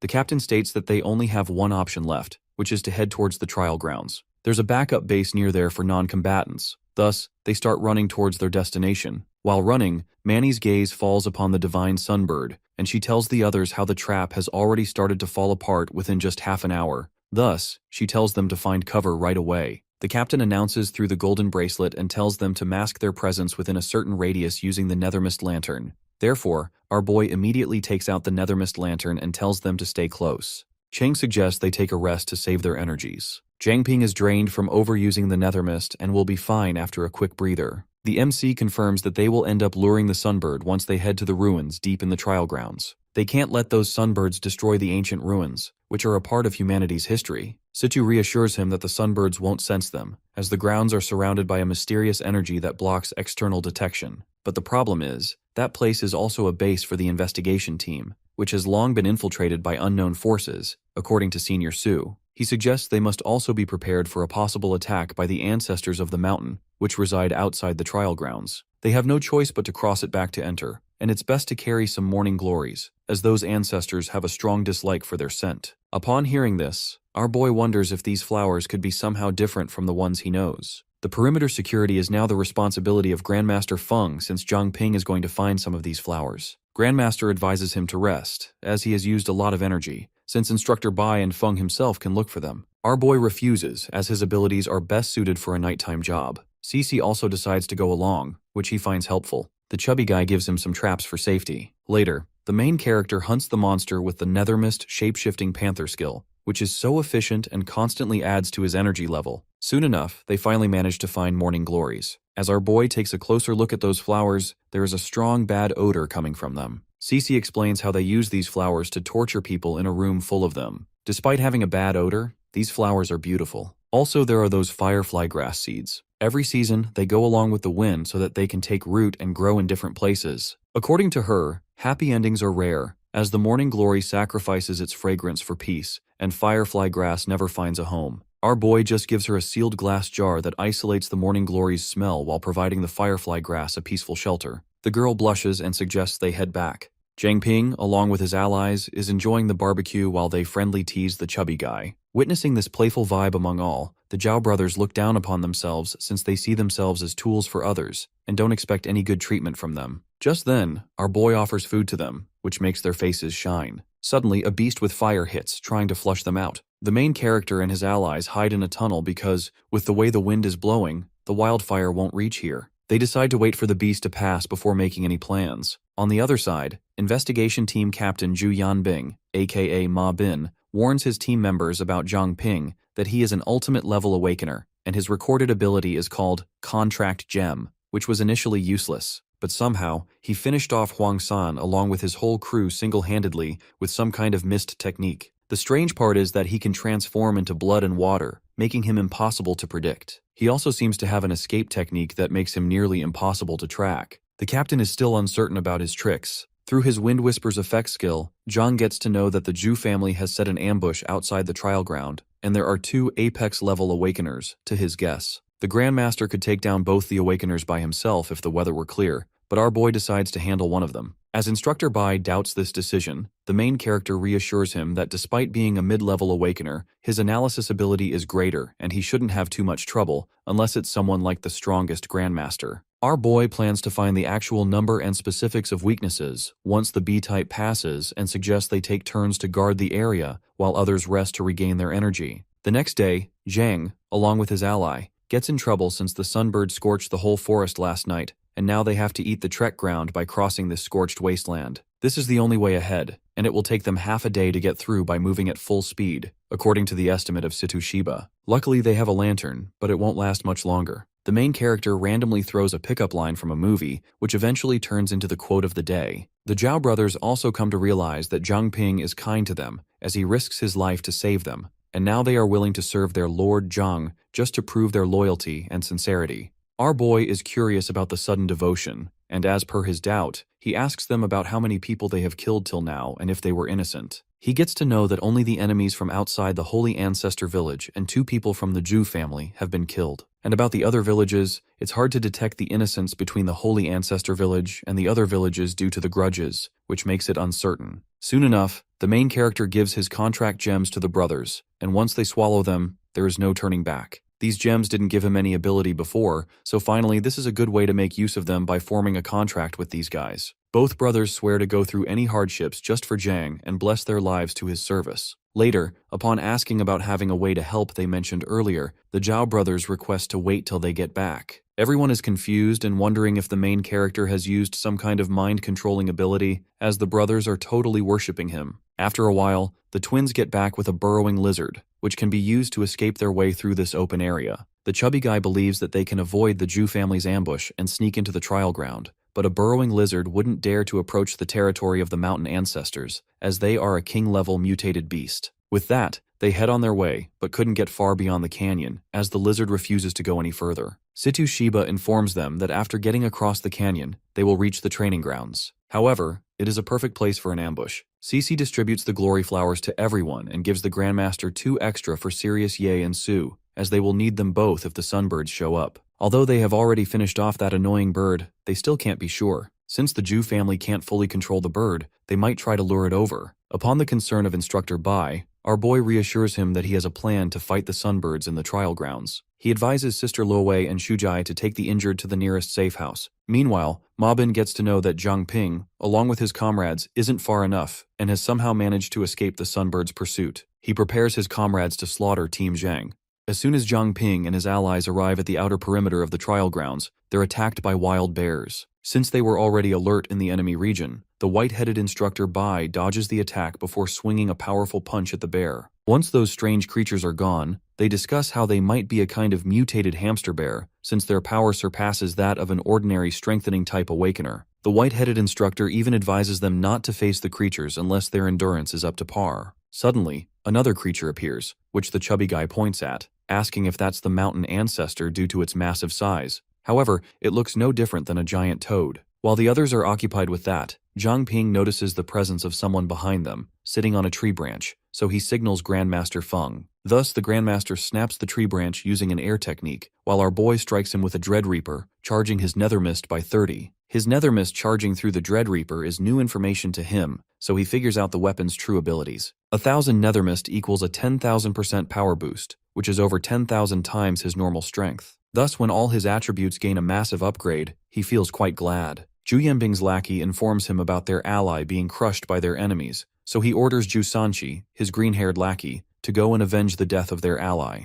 Without delay, the green-haired enemy leaps off the cliff to attack our boy and his allies and throws his dagger at them. However, Zhang Ping easily blocks the strike with his Nether Mist Reaver. While the green-haired man seethes at our boy, his boss and other allies arrive as well, intending to finish off the unlimited level Awakener. On one side, our boy barely manages to stop Senior Su from lashing out at Ma Bin, while on the other side, he instructs his allies to handle the 6 high-level Awakeners as he and Grandmaster Feng take on the 3 Apex-level Awakeners. Zhang Ping's team prepares to strike, while the enemy team also plans to crush him with the Divine Sunbird, since they can't risk another unlimited level Awakener after Situ Shibai. Both sides clash, and the spirit of the Raging Flames is summoned by the enemy team in the form of the Divine Sunbird. Once the summon call ends, the Zhu team's head commands his side to retreat, and the Divine Sunbird rises into the sky simultaneously. Expressing his surprise over how the Zhu family managed to tame the bird, which had been going berserk earlier, our boy warns his team to stay cautious. The Divine Sunbird attacks Zhang Ping and his allies, and they barely manage to defend themselves. However, he can't understand one thing: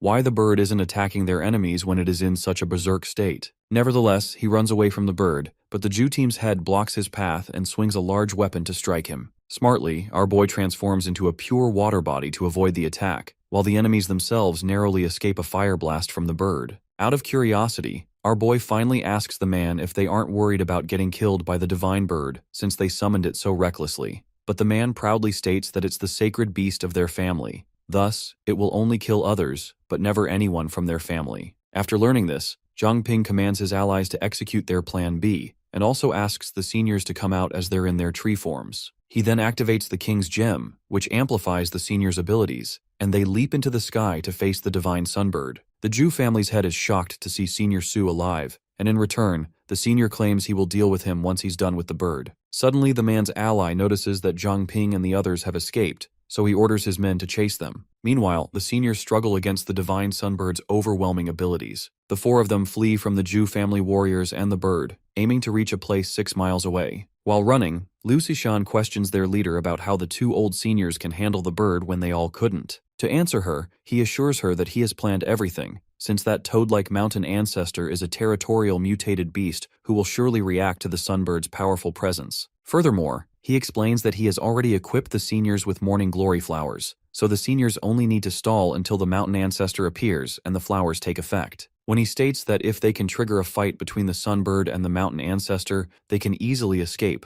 she questions aloud about the possibility of the investigation team interfering. He replies that he had purposely led the Divine Sunbird towards them minutes ago, but it didn't stop attacking, and the investigation team was too busy dodging. This proves they don't have control over the Sunbird, and they must have used some method to block its perception. That's why the Sunbird ignored them, and they're staying out of it because they know direct intervention would only make things worse. Regardless, they'll be coming after them, so they need to hurry. The Zhu family's lackey informs their leader that they can't sense Zhang Ping and the others, so he deduces they must be concealing themselves from Apex-level Awakeners with their family's Nightingale Lantern, which our boy was indeed carrying. However, he wonders how the main character is managing to conceal the entire group with just a single lantern. Nevertheless, he takes out an object, but his subordinates try to stop him from going that far since it would put a huge strain on his body as well. He replies that he doesn't care about himself, because they can't afford the consequences if their enemy escapes into the trial grounds. With that said, Zhu Yanbing swallows the cursed eye taken from the box in his hand, and his entire body screams in pain.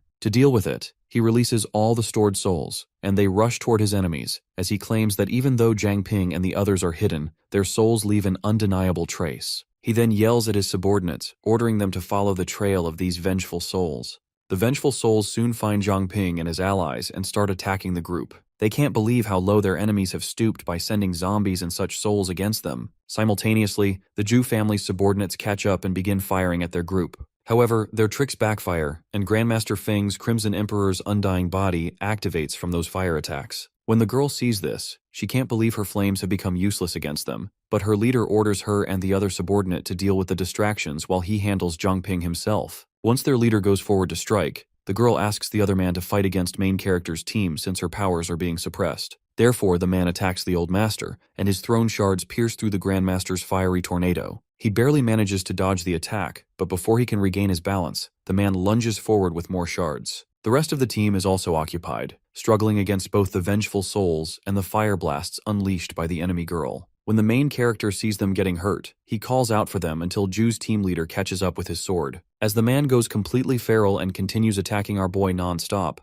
Zhang Ping wonders why the enemy leader has suddenly gone berserk. To dodge one of the incoming strikes, he transforms into his water body form again and examines the enemy's armor closely, suspecting there might be hidden power within it. Suddenly, he notices the cursed eye embedded in the armor of his foe, and he can't believe it possesses its own consciousness. Since escaping seems impossible, he channels the Nethermist and forms a circle around Zhu Yanbing, which launches red gems at him. As soon as the gems strike his enemy's body, he activates Cece's water element by releasing the Martial Pact. This causes the man to be crushed to the ground, and with that, main character's Dread Reaper also returns with an increase in Nethermist points. He can't believe it was all so simple until he realizes the man never even tried to resist. On closer notice, he figures out the man's body is undergoing some kind of strange transformation, like a curse rebounding upon him. Suddenly, a massive explosion erupts around the man, and a voice urges our boy to run away, which seems to be the voice of Su Jingyao. Zhang Ping conjures up a shield from Nevermist to protect himself from the harms of the explosion. He wonders if that voice of Su Jingyao came from there because she might be trapped there. Once the man has transformed into an inhumane form with the same purple eyeball on his chest,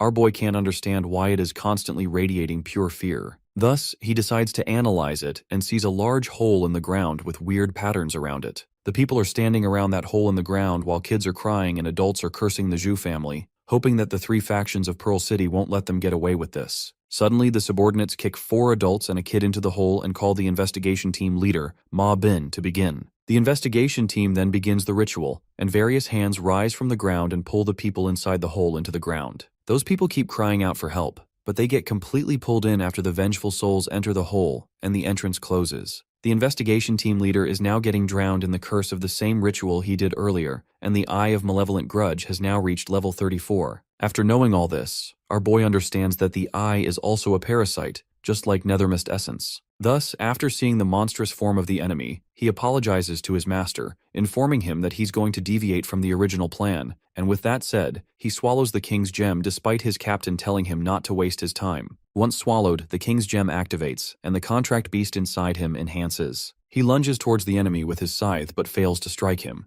After a series of dodges and attempts to strike, he quickly transforms into his water body form to save himself from a hard blow. He wonders if his enemy has gotten some kind of all-around power boost from transforming into that form. He finally uses Nethermist to increase his attack power by 5,000%, which seems more than enough to him. Quickly, he attacks the creature and cuts off the sharp end of its tail. With that, he feels thankful to the King's Gem enhancement for enabling him to handle 2 abilities at the same time, along with combining other abilities through which he cuts off the creature's legs too. He names the result of the fusion of the Nethermist body and Fire Devourer Nether Flame. With that said, he directly aims for the eyeball in the creature's chest and pulls it apart from his body, making him scream in pain. Considering that it could be the creature's weak point, he crushes the eyeball, which boosts our boy straight into the high-level Awakener tier. The upgraded ability is automatically assigned to the gem, and his choices turn out to be crucial. This makes him understand why he couldn't get new abilities from the gem lately, because this might be the path to even greater evolution. Although getting new abilities through Omnivore still works, it's not a big deal for him. Once Zhu Yanbing returns to his human state, he states how he never imagined that thing to become so powerful. He then smirks at Zhang Ping, stating that he won't be able to escape since the Eye of Malevolent Grudge is completely out of control. This makes our boy wonder where Su Jinyao's soul can be when the vengeful souls again gather around the eyeball. As the man warns our boy about the upcoming trouble, our boy finally sees the soul of her in the air. The second wave of the vengeful souls hit Zhang Ping and his allies, making them confused about what's happening. Li Sishan mentions how this wave of souls seems slightly different from the first wave. Simultaneously, a soul gets closer to our boy and goes through him, but he realizes that nothing has happened. However, upon looking around himself, he finds himself in a void. Before he can make out the situation he is in, he hears a guy running towards him while asking for help as he's getting chased by wolves. Both the guy and the wolves seem like souls as they pass through his body easily without noticing him. Suddenly, the wolves catch up to the man and start attacking him, but something strange happens. Wherever the man gets hurt, it's our boy who feels the pain, and the blood comes out from the wounds he never directly got. Since he got pulled into this place by the soul's power, he wonders if this pain, which he's reliving, is the memories of the last moments of the soul before death. On the other side, his friends also go through the same torment, and he understands that this is the true power of the Eye of Malevolent Grudge. After the soul is killed by the wolves, our boy lies on the ground from the excruciating pain he felt and the wounds he got. It is when he sees another soul going towards a certain direction. Upon looking towards it, he finds out that it's a celestial fox's soul, which is about to kill the soul of Su Jingyao. He yells and curses at the fox to stop until it kills the little girl, leaving him in even more pain and wounds. The helplessness fuels the anger inside him, and he crawls to the celestial fox, but his hand goes through the soul of it, unable to grasp its body. He begins to think if reliving the pain of the girl is a punishment or karma of his. When he looks up, he finds another appearance of the little girl standing in front of him. This makes him believe the words of Senior Su about how the little girl could have separated her soul from her body before dying, and helplessly watched her own body getting killed and eaten in a powerless moment. He manages to get on his feet and walk to her before apologizing to her for not keeping his promise of saving her. As he then lifts his hand to touch her face affectionately, he's surprised to notice that he can touch and hold her unlike the other souls. He realizes that instead of her soul getting faded, she has become a fallen one from overusing her power. So if this is a world of souls, then, like him, she's also a living soul. He then looks up at the Eye of Malevolent Grudge and thinks about how the formation is the same as the last one. Thus, he wonders if the investigation team leader is trying to use the power of these wandering souls and the living to fuel the Eye of Malevolent Grudge again to make it stronger. Taking out the King's Gem, he understands that once you get sucked in, there's no chance of fighting back. Therefore, he decides to give it all he's got and make sure he doesn't fail no matter what happens. For that, he plans to form a contract with the little girl and free her from her fallen state.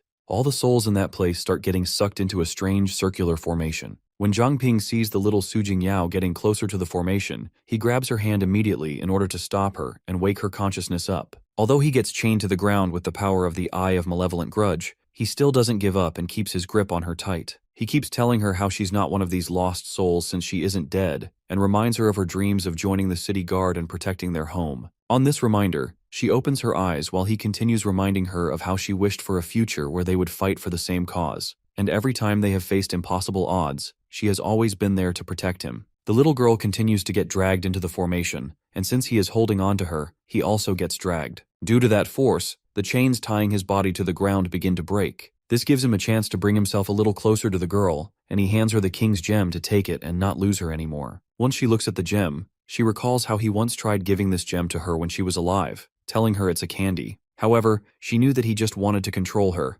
thus she refused. As he keeps her hand extended, she takes the King's Gem and swallows it. At the same time, he breaks free from all of the chains, so once the beast contract is established, he commands her to break free from the hypnosis. After a while, when she opens her eyes, she finds herself hugged by him. She finally gains consciousness, and notices him getting sucked into a strange formation, so she confusedly questions him about it. Instead of answering, he just expressed his happiness over her finally waking up. After that, he explains to her that this formation seems to be capable of refining souls, and once devoured by it, one can never escape it. With a sigh, he declares his happiness over getting to say goodbye to her this time without any regrets. Upon hearing his words, she scolds him for giving up so easily, and her optimism in such a situation surprises her. It is when he notices that she isn't getting sucked by the formation anymore, so he asks her about it. Without answering, she just pulled him strongly, making him fly out to the other side where they were before. After whining about how she pulled him harshly like that, he notices that his injuries have all healed. The little girl smiles at him and tells him that no matter how strong an awakener is, the growth of their soul and spirit will always be limited without soul-related abilities. However, she claims that she's different because she's been training since she was a child,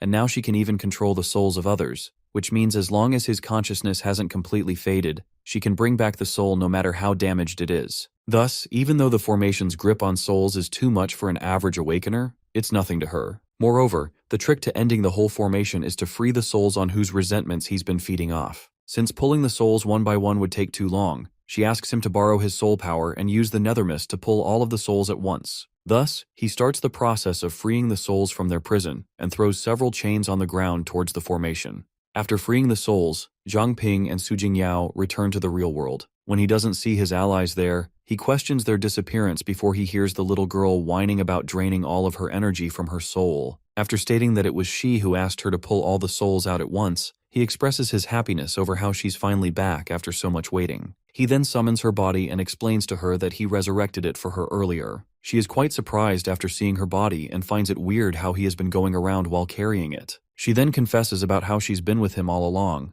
just that he couldn't sense her in her soul form. Even when he resurrected it, she tells him about how she tried to merge into it. But despite her ability to separate her soul from the body and target someone else's soul and spirit directly, she is unable to take over another body. Thus, if she tries to force it, she'll get consumed by their power, and her soul will end up trapped forever with no way out. When she continues to talk about it based on her own thoughts, he commands her to acknowledge the body as her own and return to it. Due to the king's gem swallowed earlier, her soul easily gets back to her body, which surprises her at how easy it was, yet she was overthinking about it all along. Further, just to be sure about how he can use her, she asks him if he'll be commanding her to do weird stuff in the future, and he laughs it off while denying it. Soon enough, his other allies return to the world as well and express the frustration of getting stuck in there earlier. Our boy thanks the girl for helping him save others with her soul energy and gets worried about the people of the investigation team returning to attack them. Asking him to calm down, the girl explains that such a formation requires a bunch of awakeners to activate, so Ma Bin sacrificed himself to open the formation and trap them all inside. Unluckily, he didn't expect our boy to wake the girl up and break the formation, which resulted in his own death. Zhang Ping then tells her how this guy has a blood feud with her grandpa and was surely fated to be killed at her hands. Grandmaster Feng walks over the dead bodies of their enemies, claiming that since all are dead, there won't be anyone standing in their way. Meanwhile, the white-haired girl notices the little girl and asks the boy about her awakening from the slumber. He is about to explain it when they suddenly feel the tremors of an earthquake and wonder if something's under the ground. Before they can guess what it is, the divine sunbird rises once again, and they remember about the fight between the mountain ancestor and the bird. The divine sunbird continues to shoot fire at the mountain ancestor, so it guards itself and breathes strong air at the bird whenever it gets a chance. The seniors stand at a distance from the two creatures, acknowledging the power of morning glory flowers before running off to Zhang Ping and others. Soon, our boy and his team arrive at the entrance of the trial grounds, led by Situ Shibai. When Zhang Shuzhong expresses his confusion about standing by a pit in the ground, he answers that it's an illusion and only main character can open the entrance, but they need some time to prepare. Therefore, our boy announces that he will take a rest there until the seniors arrive and the mountain ancestor deals with the bird. The little girl gets surprised over hearing her grandfather's name, so he explains that her grandfather was the one who told him about her ability and helped him quickly assess the situation of breaking her free. As they talk about it, some of the remaining investigation team members look at them from a distance and decide to stay alert since they can't let the death of their captain go to waste. Later, Zhang Ping is preparing food while everyone else continues training, even if they're not actively training. Just then, a zombie shows up, startling our boy, and asks for food as he's starving to death. The Zhao brothers start making fun of the pathetically weak zombie, seeing him in such a pitiful condition. Our boy simply offers him the food, as his pure blood can't replace all the fat, and after all, the zombie is burning. Back at the camp, a braided girl, Manny, asks if Yao Yao knows Cici, having heard that the main character was classmates with this little girl. Yao Yao confirms it, saying our boy always talked about that beautiful girl. She's happy to finally meet her. The girl explains that she lost touch with Zhang Ping after she left the orphanage, before he even started school, to which Manny teases her, joking that she met our boy even earlier. Just then, our little girl asks her big sisters to take care of her. The braided girl excitedly hugs her, as everyone has always treated her like a little girl, but now she finally gets to be a big sister. Minutes later, both the seniors return and explain that the divine bird lost its marbles and started attacking everything in sight. It's probably still fighting with the mountain ancestors, so it won't bother them for a while. When our little girl hears her grandfather's voice, she runs to him. Upon the old man's curiosity, the main character explains that the formation Zhu Yanbing refined was drawing in wandering souls from the area, and Su Jingyao's soul just happened to be caught in it. Since the old man once told him that Yao Yao wasn't dead but in a fallen state of soul form, he took the opportunity to release her and reconstruct her body.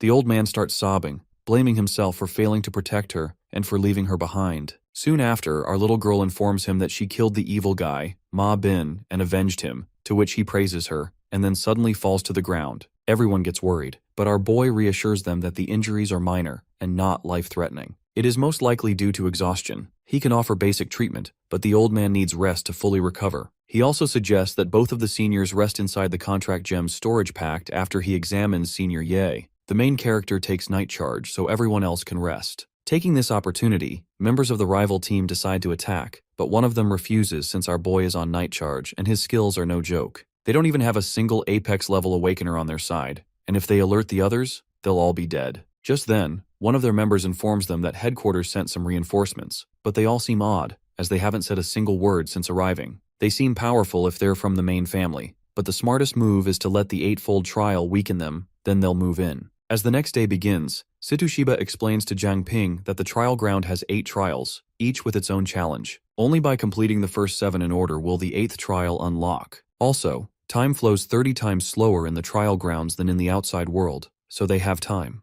Multiple people may see different landscapes. To enter a specific scene, grab the person who sees it, let them enter first, and everyone else can join afterward. As the main character summons the area, the white-headed girl sees the rainforest, so he lets her enter first and everyone joins afterward. When the rival team member sees them teleport into the area, he commands his team to follow.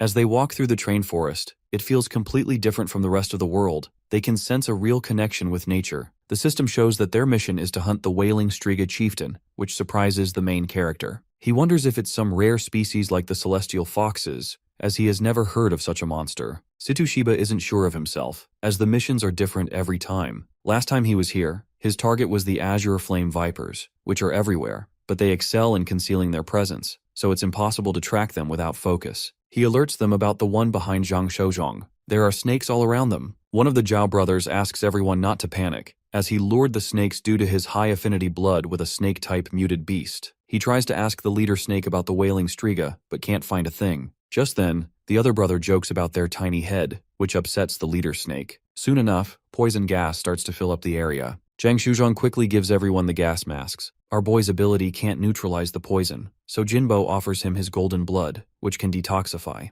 Afterwards, the main character suggests letting the snakes lead the way so they can find somewhere safe. On their way, our boy finds a bird feather, and there is a huge hollow tree, which must have been carved out by insects, according to Cici, as it is completely decomposed. Zhang Ping then asks Zhao Yinlong about the kind of bird the feather belongs to, and they inform him that it is a kuyi.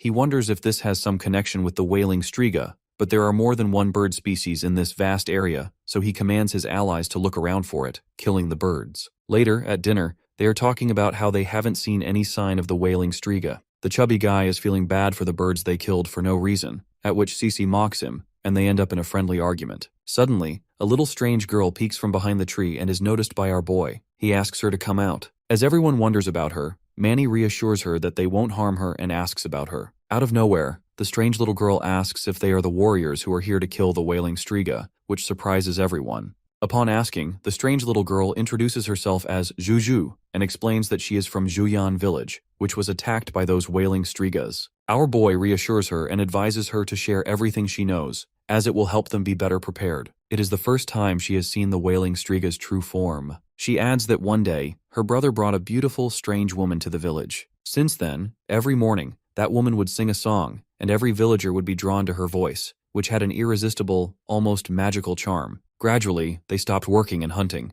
choosing instead to spend their days waiting for her song. At first, she didn't sense anything strange, but yesterday, she was knocked out, and when she woke up, that strange woman looked exactly like the Wailing Strigas from the village's old stories. These stories say that they appear as beautiful women and use their songs to control people, feeding on their minds, draining their mental energy completely. She tried to wake the others up, but nobody responded, as they were completely hypnotized. Soon enough, after being noticed by the strange woman, she ran, and the surprising part is that the evil woman didn't come after her. Juju explains how she recognized those warriors after seeing the Wailing Striga's feather that the main character is holding. This makes our boy realize that Wailing Strigas have mental-based powers. Yao Yao offers to help everyone see through the Wailing Striga's disguise, but she's uncertain if that evil woman's song has any other hidden tricks. Our boy suggests the strange little girl lead the way toward her village so they can take care of those Wailing Strigas. They might learn some valuable insights through his analysis ability if they get one as a sample. As soon as they reach the village, no one is found. Juju runs toward her house, calling for her mom and dad, but there are a lot of wailing Strigas roaming around. Some of the warriors get captured by them, but the others fight back to save the warriors. Our boy gets frustrated and decides to finish them off. Cece stops him, as they were trapped by those beasts, and gets injured. Just then, her brother shows up with a leader snake and reassures them that they have already sent some scouts to track those beasts. Jiang Ping analyses that it definitely has mental-based powers, and as expected, the contract gem protects him.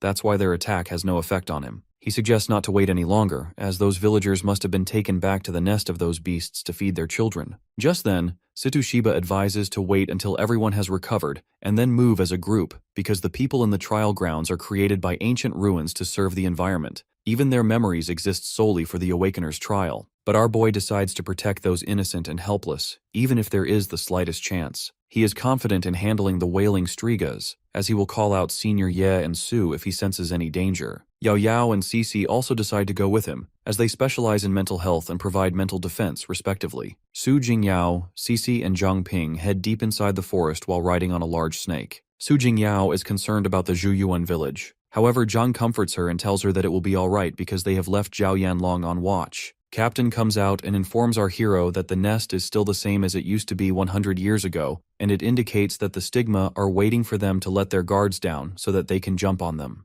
They arrive by a blood tree and find 2 stigmas sitting on the tree. After a short conversation, Jiang and Cece prepare a plan to take them out. The snake distracts the stigmas, and Frost Queen and our hero take this opportunity to get rid of the stigmas in quick succession. After getting rid of the stigmas, 3 of them head inside the blood tree, leaving the snake behind because he is too big to fit inside the tree. When they get inside the tree, Jiang suggests they split up in order to clear it fast. He tells them that they both should stick together. They part ways. Our hero arrives inside a hatchery, where he finds a lot of eggs from which baby stigmas are born. He looks at the hatchlings and finds them surprisingly similar to human babies. However, despite their looks, Jiang cannot let them live. He takes out his scythe and quickly gets rid of all the hatchlings because they pose a threat to humans, and leaving them alive was not an option. Meanwhile, Cece and Su Jingyao encounter a flock of stigmas when they go to rescue the villagers. They are outnumbered, and they can only do so much by themselves. Stigmas screech and create a barrier all around Cece and Su Jingyao. They protect themselves by raising a shield between stigmas and themselves. Suddenly, all the sound from stigma stopped. Ice Queen puts a barrier between themselves and the stigma chieftain. The reason all that sound went radio silent is because all the stigmas in the area were eliminated by Jiang, who just came there in time.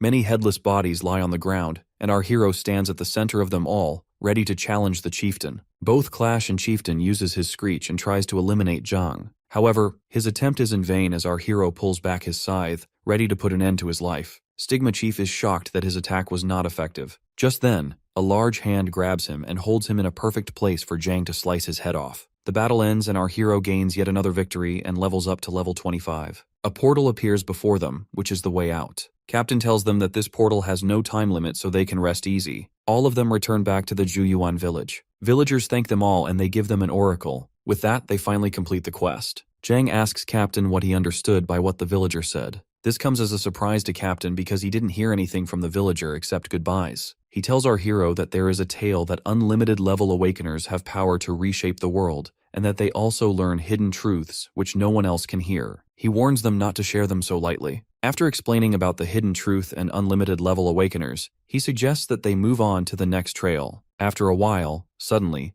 a portal appears in the sky and our hero and his team drop down from there. All of them land inside water in some strange place. Shinobi tells them that there are blood leeches inside the water, and Jiang quickly takes out a giant green snake and commands his team to ride the snake to assure safety. They all get on the snake and move ahead. Cece asks Jiang how he managed to summon the snake. He tells her all in detail how he was able to summon it despite it being a monster in their previous trials. After moving for some distance, Su Jingyao notices a soul nearby. It turns out to be an old lady who is riding a boat. She welcomes the heroes and Chubby quickly gets on her boat and asks if there are any princesses in distress or something. Jiang finds this strange and signals Cece and Su Jingyao to beware as it might be a trap. However, seeing they have no other choice but to follow her, they start to move behind her. After a while, they arrive in a village called Venom Swamp, Reed Village. They get off the snake and head inside the village. They figure out that the entire village is built on water, and there doesn't seem to be any dry land anywhere nearby. The village elder arrives and welcomes the team. He introduces himself as Wei Zongbo. Captain comes out of the bracelet and asks Zongbo's relationship with Wei Xiang. Zongo tells him that he was his grandfather. He tells the team that according to ancient teaching of their village,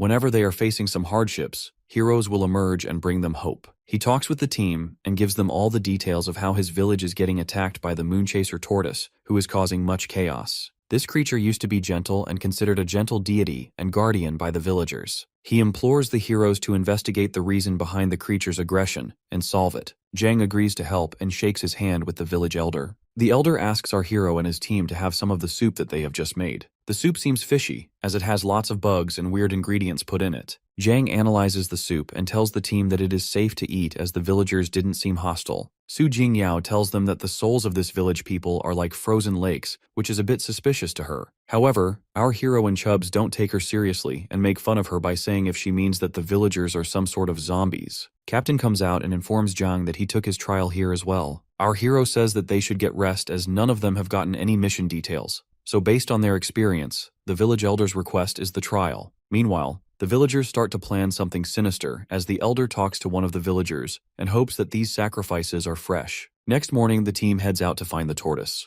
They ride the snake and float on the water. Suddenly, Ice Queen notices something under the water and warns others about it. A larger monster comes out of the water and throws everyone off the snake. Our protagonist flies in the sky with his wings to avoid damage. Meanwhile, Cece uses her ice powers to raise ice cubes to support the remaining team members. Tortoise drags their ride into the water in an attempt to drown it. Jang calls his snake back just like a Pokemon and puts it back in its crystal. Finally, the monster fully reveals his presence. A large tortoise with a snake-like tail appears out of the water. The heroes launch a combined attack on it in an attempt to subdue the monster. Jang analyzes the monster and warns leader Jinbo to flee right at that moment. However, his warning seems to be a bit too late as the monster dives in the water, taking leader Jin and 2 other teammates inside the water. Senior Su suggests letting him handle things as water is his speciality. He uses reverse river flow and brings the monster, along with leader Jin and other teammates, out of the water. The monster speaks. It calls them greedy invaders who not only tormented the villagers, but now they have come to take its life as well. Jang tells the monster that it is a misunderstanding as they are not there to hurt him. One of the members suggested talking this through to clear any misunderstandings. Tortoise dives into the water and tells them that he will only talk once they get rid of the enemy in the skies. Our hero looks at the sky and to his surprise, a monster frigid frigate bird flies above him. It turns out to be way stronger than the tortoise they have just been fighting. No wonder he ran with his tail between his legs. The bird uses his breath and freezes the entire river with one shot.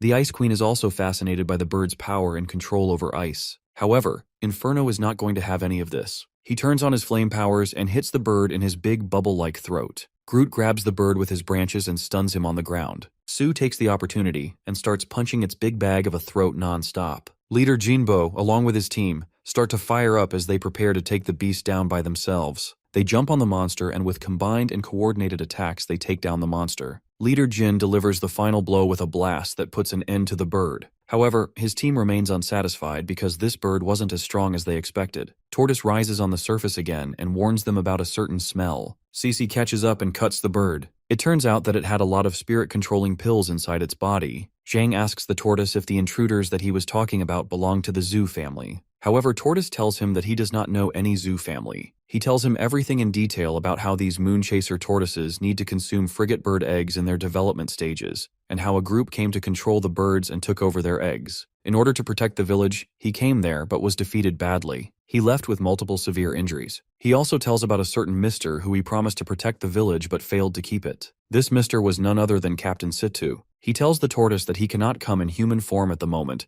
but he will surely aid him. The tortoise gets ready to aid the team and asks them to get on his shell as he will take them back to the village. The tortoise takes them back to the village. As the party arrives at the village, it turns out to be more eerie silent than before. No trace of any humans left behind. This comes as a surprise to everyone because just yesterday, they met all the villagers. The tortoise asks them if they really saw the villagers because he is sure that the invaders killed all of them when they came there. Just then, Su Jingyao notices a small hint of soul and starts to follow it. They find out that they were not actually real villagers, but dolls used by binding puppet art to make them look like humans. The team scatters in order to find any clues or hints that they can find which can lead them to where everyone went or what their next objective might be. After looking around for a while, Leader Jin finds a portal that indicates that the objectives of the first stage have been cleared. Captain Situ tells them that the mission objectives were completed in the right order, otherwise they would be forced to leave the mission right there. Since they all are still there, it shows that objectives were completed correctly, and the invaders are most likely waiting for them in the next area. Zhang tells the team to head out and asks the tortoise about his plans for the future. The tortoise looks down at the babies and says that he no longer has any village to protect, and maybe these babies will grow up to become the future guardians. Our hero asks the tortoise to aid him in the future battles. The tortoise agrees and becomes his summoned beast. After that,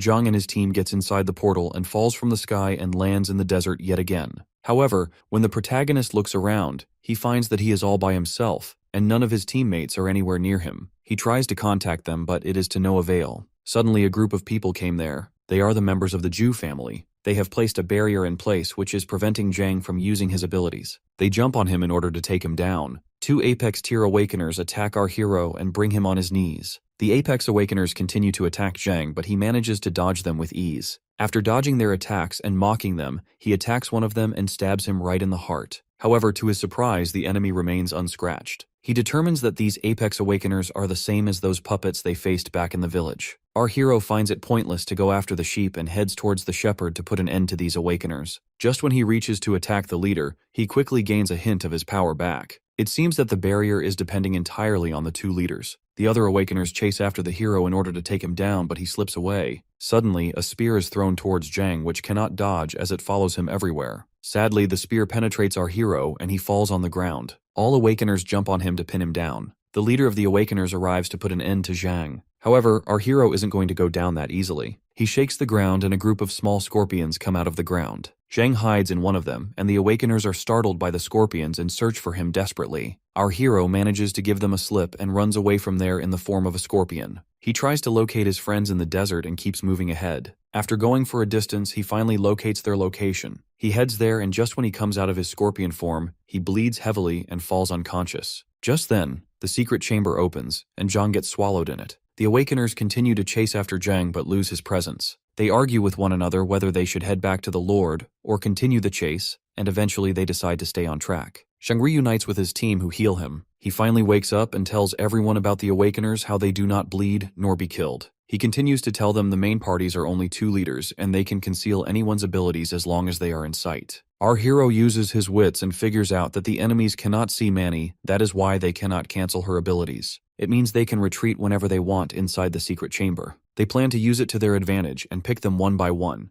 Next day, leader Jin Bo, along with Feng, come out of the portal to pick a fight with the Awakeners who attacked Zhang. Zhang Ping arrives there as well to distract them. Just then his powers start to disappear just as expected. Feng and Jin Bo take this opportunity to attack other Awakeners. Suddenly, Lion appears behind the 2 leaders and grabs them. They quickly use the secret chamber and teleport the 2 leaders out of there. After arriving in the secret chamber, the 2 leaders of Awakeners get beat down in their lives by our heroes. Meanwhile, Zhang gets his powers back. He takes out a dead scythe and imbues it with both fire and nether mist. With one swift move, he cuts down all enemies around him into pieces. The only 2 Apex Awakeners remain. Others arrive there as well. Leader Jin Bo uses his Super Saiyan-like transformation and hits one of the remaining 2 enemies. But this seems ineffective. Just then, Groot grabs them with his vines and asks Jin and Feng to hold them down while he sucks the energy out of them and kills them eventually. Back inside the secret chamber, the 2 leaders spill the beans and tell them that they used a technique which was designed specifically for Zhang Ping. Su Jingbo warns them that he will break their fingers if they lie and asks them to tell him everything honestly. Qingbai and Fu Bo tell him that 15 years ago, there was a mysterious man who ordered them to find the heart-devouring phantom foxes for him. They tell him that he was a nether mist user as well. Zhang and others return to the secret chamber. Su Jingbo fills them up on all the information he was able to get out of them. They ask the 2 leaders if they have any idea where that mystery man went after taking the foxes. They have no idea where that man went as he disappeared in the middle once they completed his shipments.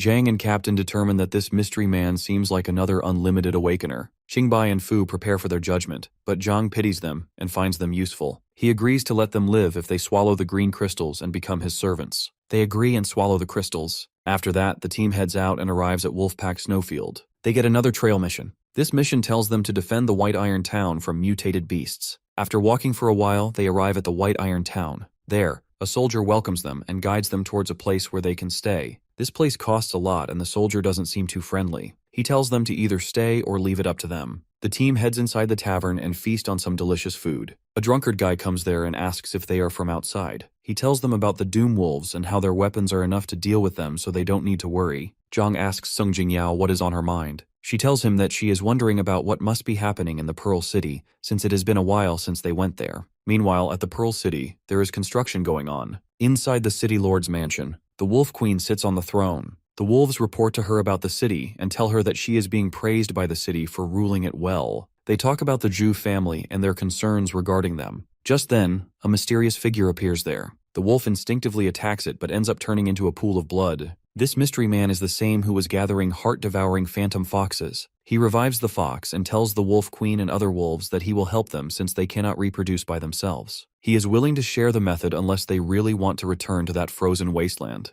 Meanwhile, at the White Iron Town, the team is prepared to defend against the wolves that are about to arrive in 5 minutes. The town soldiers ask them to rest easy as their weapons are enough to deal with them. Just then, a large horde of wolves arrive there and they are met with a barrage of arrows thrown at them by the soldiers. After the dust settles, the dead wolves lie on the ground. Jang finds it odd as the wolves' stench of fox mixed in their blood. He goes and looks down and finds that the wolves are actually celestial foxes. During the celestial fox hunting, the crossbow of a bald man, along with his allies, gets jammed. Suddenly, a large flock of foxes gathers to attack, but Jang arrives along with his comrades to handle them. The bald man commands his allies to bring the chief engineers, while the MC's team slices the foxes to death. The chubby guy is excited, as it's the first time his opponent is weaker than him. The protagonist notices that no mission successful notification pops up, and his attention shifts to the chief engineers as he sees through their disguises. He flies toward them to deliver a strike but is eventually blocked by the guards. He tries to warn them about the celestial foxes, but the bald man shuts him down, stating that the 2 chief engineers are the head designers of the crossbows and have contributed a lot to the town. Furthermore, he accuses Zhang's team of tampering with the crossbows to steal the credit. He commands his allies to take the chief engineers for medical attention and throw the outsiders into prison. Later, in the present,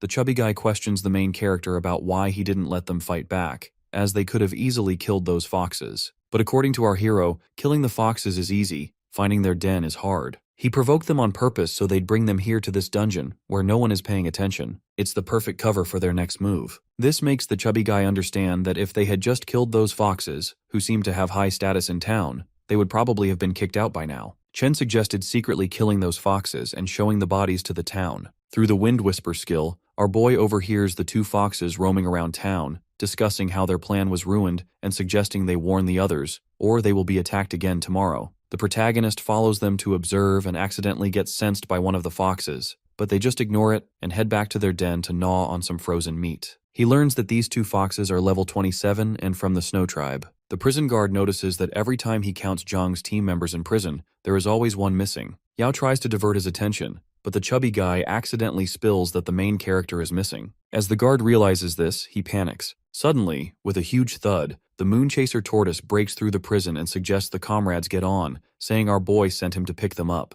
He's got new intel on the mission, so after clearing this, they won't have to stay here anymore. As the 2 foxes reach their den, only a few of them are present. This is all that's left of their 300 brothers and sisters. Out of anger, one of the foxes suggests they both should die as well, but the other explains that it wasn't their fault, and some outsiders interfered. One of them is so confident that as long as they've got the device, they can rebuild the clan anyway. Just then, the protagonist, along with his comrades, breaks through their den, leaving them surprised. Our boy disguises himself as their leader and mocks them, by which they understand that they have been played. Everyone moves in to take those foxes down. Cheng Xueji uses her move called Shattered Jade Chain, while Chen is snapping them with his fingers. Jang forces the 2 foxes to reveal whether Princess Yue's orders are keeping them here, but they refuse to tell. Then comes the big sister, threatening them if they still want to resist, to which one of the foxes, Lunte, claims that the clan will never be slaves to humans, as they are dead either way. With that, they try to attack, but our hero steps in, taking them down in one strike. The trial completed notification pops up, and everyone is relieved. Just then, a large crack opens through the wall, revealing a lab full of isolated chambers with those foxes inside. The main character has only seen stuff like this in movies. According to him, they definitely wouldn't have tech like this. They seem familiar to him. The instruments are even more precise than anything. Yao wonders if this stuff is also spawned by the trial grounds, as she can't send any soul, but Manny interrupts, informing about the written experiment logs here, which seem more like man-made. It makes them understand that these celestial foxes are artificially bred, as there were no records of them before. According to the old man, Situ, it makes sense that they could slowly cultivate a celestial fox king, as the time in the trial grounds flows slower than the outside world. Through the details, they get to know that the only way to get to the bottom of this is to keep pushing through these trials. Our boy decides to trash this place before heading to the next trial, just to make sure that no more celestial foxes get created. At the Holy Ancestors Village, Li Aoxu stands in front of the saint's body, trying to reach king level by completely absorbing its powers. There comes Zuo Xiangming, explaining that he's here to check on her progress. Li has put everything into researching this formation of absorbing power, and she's 70% sure that this will work now. As she starts absorbing the power, it is insanely powerful, and she barely manages to handle it. Just then, a mysterious guy in a cloak enters the scene, informing that Chen Junting's, Saintess's power can constantly evolve, and she's a unique case. If guided properly, she could very well become the strongest in the world. He mocks Li for how she was allowed to absorb her power before it had fully matured. The First Lord is curious about how he got into the village, but it is obvious that those wards couldn't stop him, and all the trials he prepared for the Saintess won't be needed now. Upon the word trial, the First Lord mentions how he just wanted the same test to kill her own father, just to further unlock her potential. But the mysterious guy is actually here to help her break through to the king level, and in return all he needs is 100 Awakeners' hearts as a catalyst, to which she agrees. As all the major factions, like the Celestial Fox King King Yue, the Zhu family's Divine Sunbird, and the Holy Ancestor Village's Li Aoxue, are about to have king-level powers in their hands, all the targets are set and he doesn't want the protagonist to disturb it. Back there, Zhang, along with his comrades, has lost their way and is roaming around in a thick fog. They can't even see a yard in front of their faces. Even the compass is totally useless. The chubby guy is curious about the trial mission, mentioning the task to eliminate an outsider. Our boy explains that they can enter the trial ground solo, which means the trial grounds shouldn't assign a task that can't be handled by a single person. Just then, a random wandering spirit calls over and informs that she is a resident of Blackrobe Town, and since they look lost, she comes over to help. She offers to show them the way. Yao has scanned her, through which it is clear that this strange spirit has no negative intentions. After a while, they reach Blackrobe Town, and the fog is much thinner, which makes the main character wonder if there is some kind of barrier. According to the old man's memories, this used to be just a rundown little village that sold burial shrouds, and it has grown so much now. Zhang's team enters the town with a warm welcome. Everyone is eating a delicious meal with a lot of wandering spirits around them, which seems creepy to the chubby guy, but our little girl reassures him that not every spirit is dangerous, and she trusts these folks. Zhang asks one of the wandering spirits about how they ended up like this, to which he learns that after becoming spirits, their sense of time has become lazy, and they have no clue how many years ago the village was destroyed. One day, the town was attacked by massive monstrous titans. They rampaged through the forest, crushing everything. The people were totally helpless, and Blackrobe Town was completely wiped out as no one remained alive that day. Then they all woke up as wandering spirits. The titans seemed to lose interest after that, and then an outsider came to their town who helped them rebuild their village and turned it into what it is now. That's how he became their town's grand sage. Our boy wonders if that outsider could be connected to the shadow figure who created the Celestial Foxes, as he can even mess with the trial ground environment. He asks the spirit about their Grand Sage's residence. As the main character, along with his allies, reaches the sage, the Grand Sage mistakes our boy for someone else, believing that his old mind must be playing tricks on him. Manny, standing nearby, recognizes that sage as Chen Haowen, the father of Chen Junting, who vanished over a decade ago according to our hero. As the father hears the name of his daughter, he is flabbergasted and asks the spirit to leave as he wants to talk with them personally. After Manny explains Chen Junting's current situation, the sage understands that his daughter couldn't escape it. The old man had set a deal on his life in exchange for Junting's, as the man dared to go against his promises. Upon asking, the sage explains that years ago, after leaving Pearl City to travel, he met a wonderful woman who was kind and gentle, and they got married. After that, he found out that she was a runaway saintess of the Holy Ancestor Village. Li had total control over the village, but somehow the saintess's own power helped her break free from Li's brainwashing. Junting was born into that constant pressure, but because Li was a major fugitive in Pearl City, and with his wife's identity as a saintess of the Holy Village, he couldn't ask Pearl City for help. Out of desperation, he had to contact his father to figure out a way to bring Junting into the city to raise her, but his wife was killed by assassins on their way. In that critical moment, the Second Lord appeared and wiped out all of their pursuers in a flash, promising to keep Junting safe, and in return, asked the sage to come to this town and live with these wandering spirits for the rest of his life. At first, he didn't get it, but gradually he realized that the whole trial grounds are just the Second Lord's personal playground, and he is controlling them all. He is using the old man as an incubator to power up those titans and waiting for his daughter to show up and kill him for entertainment. To keep the old man alive, the Second Lord kept sending him concoctions, but this time, he didn't send any. The sage informs that the man once mentioned that once he dies, the fog will vanish again, and the titans will be back at full strength. The hero makes sure that the old man doesn't die and decides to take the titans out before this happens. But reuniting with his daughter was the only thing that kept him going, and now that both his wife and daughter are dead, no revenge can bring them back. He is so tired and requests the protagonist to kill him. Zheng is furious and tries to bring the old man up, explaining that not everything in the world can go according to their wants, but that doesn't mean they should stop fighting. Instead, he suggests becoming an avenging demon out for blood. The Titans are back in town, and everyone is running for their lives. Manny advises everyone to stay, as their comrades are fighting to handle it. Just then, someone mistakes the Moonchaser tortoise for a monster. Zheng informs everyone that the old man's condition has stabilized for now, and he leaves the rest to his comrades. Zheng's team has been split into 4, according to our boy. The Titans haven't fully recovered their strength yet, and splitting into 4 teams to hit all 4 at once is the most efficient plan. Lost in thought, the fog clears up, which makes Jinbo wonder if that mysterious person could really pull off such an act, but at least they can see their targets clearly now. A massive Titan approaches, toward which the blue-haired guy flies to strike, but realizes that these monsters have no blood,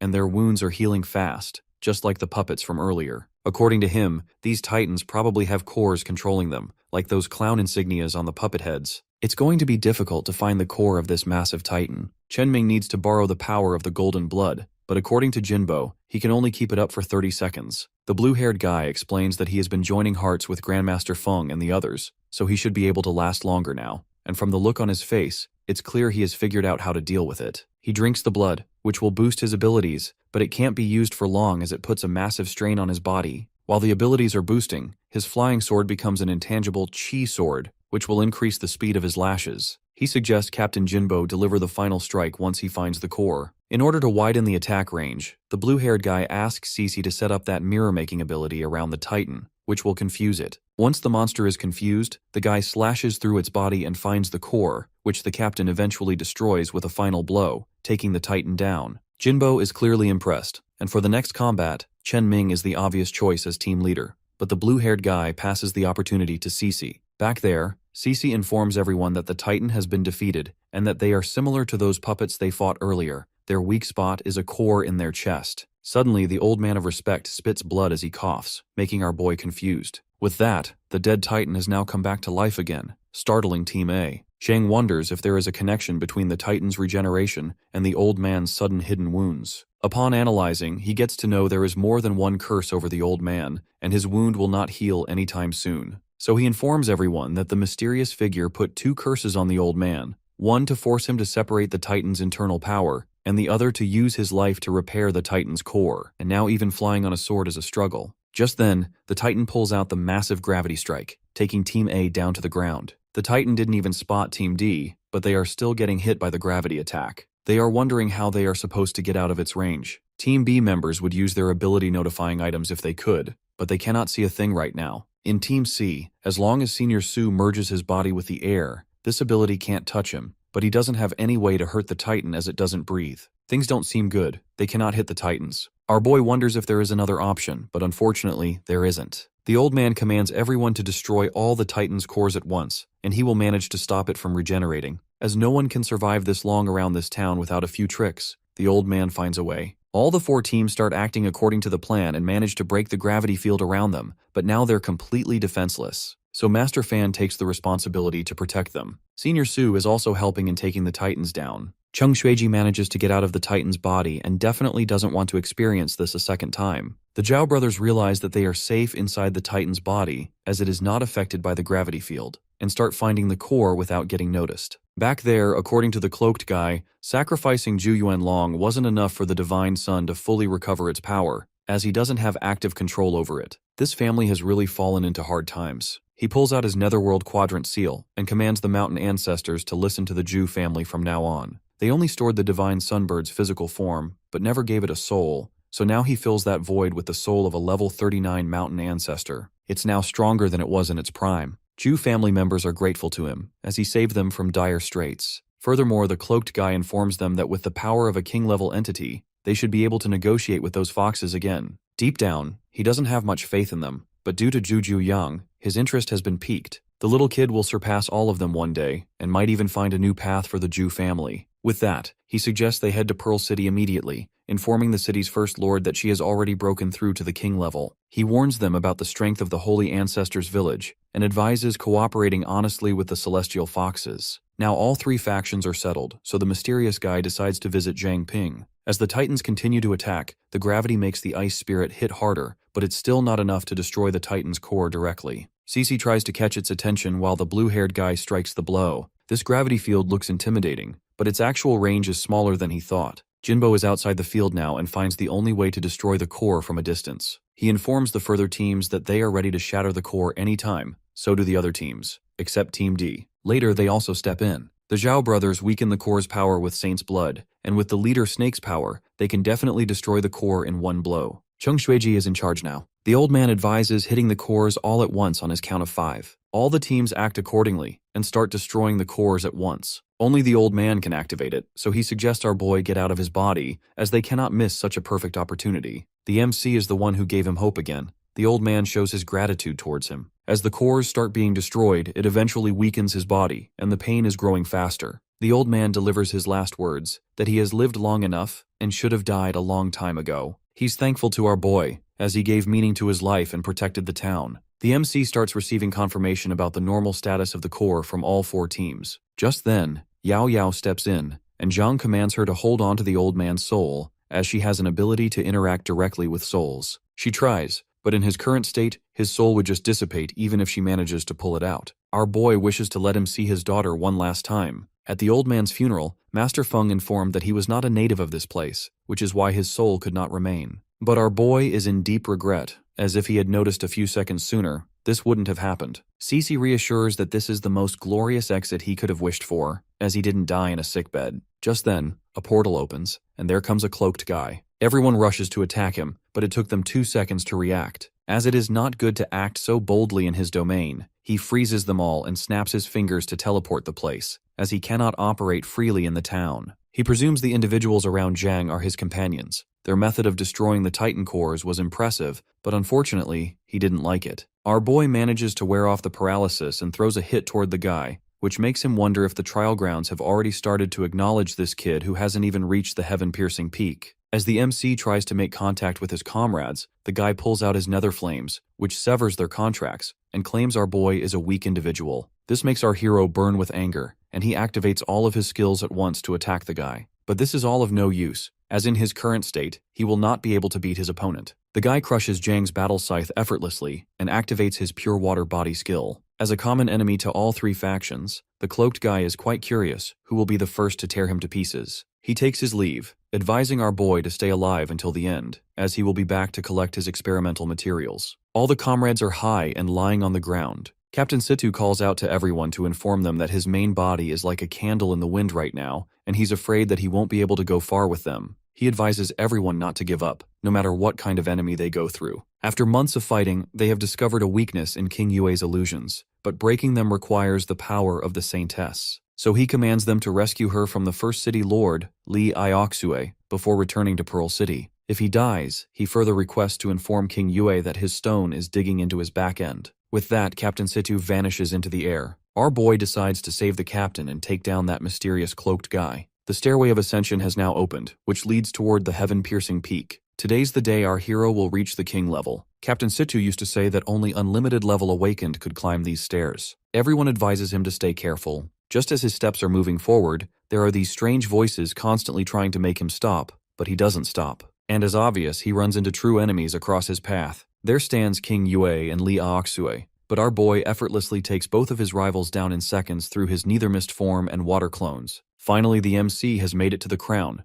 reaches the king level, and this time he is crushing the crown of the master of these trial grounds. Back in the city, the mysterious guy informs that Situ Shiba won't be able to hold out much longer, and his people have also suffered heavy losses in the trial grounds, which seems to be the perfect time for the first city lord to clear the board. Zuo Shangming doubts his info, as the guy has been in the Holy Ancestor village the whole time. After entering the trial grounds, Shangming realizes that he has been fooled with a water clone of our hero, but if he manages to snag an Apex level Awakener as his puppet, then it won't be a wasted trip. Suddenly, a portal opens in front of him, and there comes Master Feng, punching a powerful blow toward him, but his attack couldn't break through that evil guy's defenses, and instead gets hit by him. The evil guy injects poison through Feng's body to make him a puppet, but our boy enters, healing his master's wound, which even his Sunfire form couldn't overcome. Master Feng warns the MC about that evil guy's strength, but to a king-level Awakener, the guy is nothing but a toy. Yao Yao couldn't recognize Zhang, as she can't sense any upper limit of the energy inside him at all. The MC fuses all his abilities into one and throws a powerful blow, leaving everyone shocked,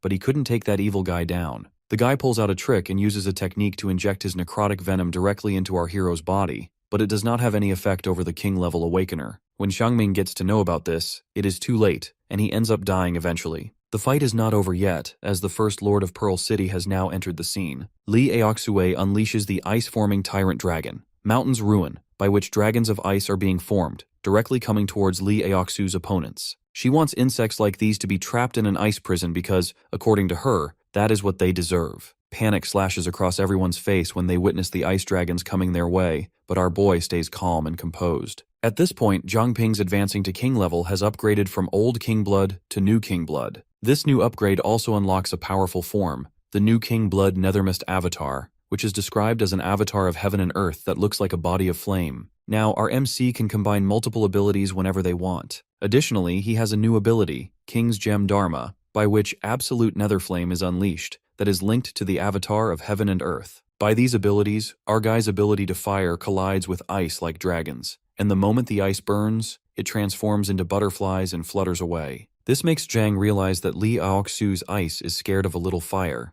While both these energies collide, Leader Jinbo, Su Chenbao, and Lu Xishan are struggling to stand their ground, while Li Aoxue comfortably sits on the ice throne in the air. In an instant, the Ice Queen stumbles on the ground, and her eyes widen with shock when she recalls that her father tried to tell her the truth about Li Aoxi before he died. But now she remembers everything. 20 years ago, this nightmare tried harming Lu's family, and even when the Ice Queen's father stopped her, demanding to know the reason behind this behavior, they did nothing. She responded by agreeing that they actually did nothing, but they have something she wants. Slowly, this girl approached the man, but to protect himself and his family, he unleashed the Tyrant Dragon, Mountain's Ruins, to block her from coming near to them. Looking at the ice dragon, this nightmare was impressive, but she was aware that Cece's father is not good enough, so she shatters the ice dragon by a flick of her hand and grabs his throat, raising him higher in the air, claiming to take the extreme frozen soul. The poor child Cece and her mom had no choice but to run away, but Cece saw how her father was killed by Li Aoxi's dagger. Now finally, Cece understands why her father sealed away her memories so that she could survive. Right now, our boy stands firm facing the ice shards because they do no harm to him.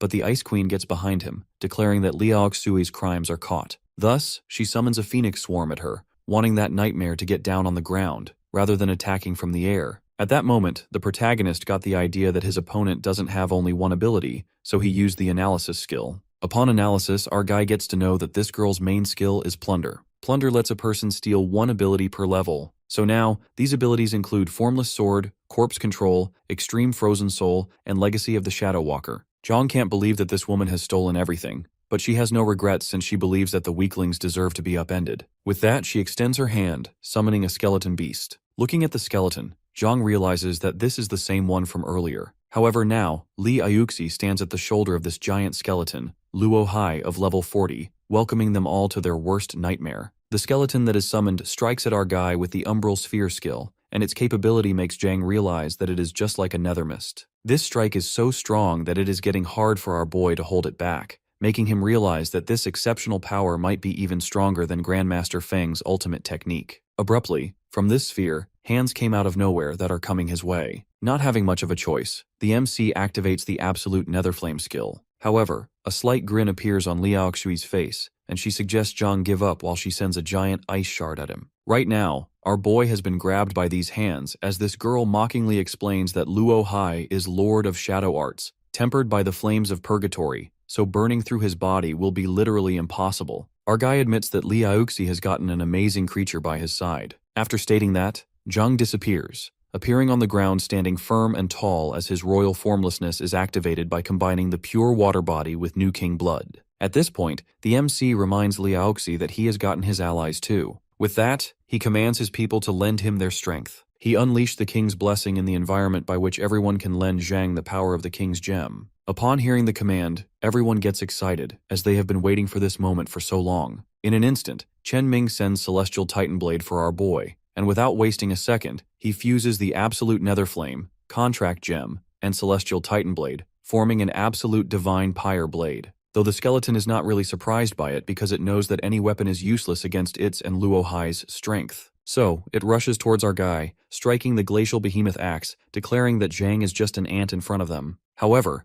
when the axe clashes with the Divine Pyre Blade, it doesn't stand for seconds and shatters in a single blow, making the skeleton realize that it was a trick to trap it as the shards are burning and surrounding it. On the other hand, Li Aoxi rushes from behind, using the Glacial Lotus, trying to trap everyone on the ground, but Su Jingyao sends a magical array in the air, forming a sacred healing barrier. Alternatively, leader Jin Bo can't bear the fact that their opponents actually think the move is enough to trap them all. Thus, in anger, he uses the Star Shatter Fist skill, and the moment he sends the power of his fist to the Iced Lotus, it shatters into pieces, and all the shards scatter everywhere in the surrounding area. When two of the guys try to attack Li Aoxi, she just stands there smiling, wanting to see how long these people will shine in their last moments. Before they could reach that evil, Luo Hai, the Shadow Walker, came and stood between them like a barrier. Using its giant weapon, it unleashes a finishing blow, but it is blocked by Inferno Shatter Strike, and the hit is not delivered. This confuses Li Aoxi, as she was thrilled to witness the last strike. Unexpectedly, Su Qinbo, Su Jingyao's grandfather, appears. Giving them a warm smile, he makes them all understand that no matter how powerful this skeleton-like creature is, in the end it is just a bunch of bones. Thus he decides to turn into air and slip through the cracks, then become bone.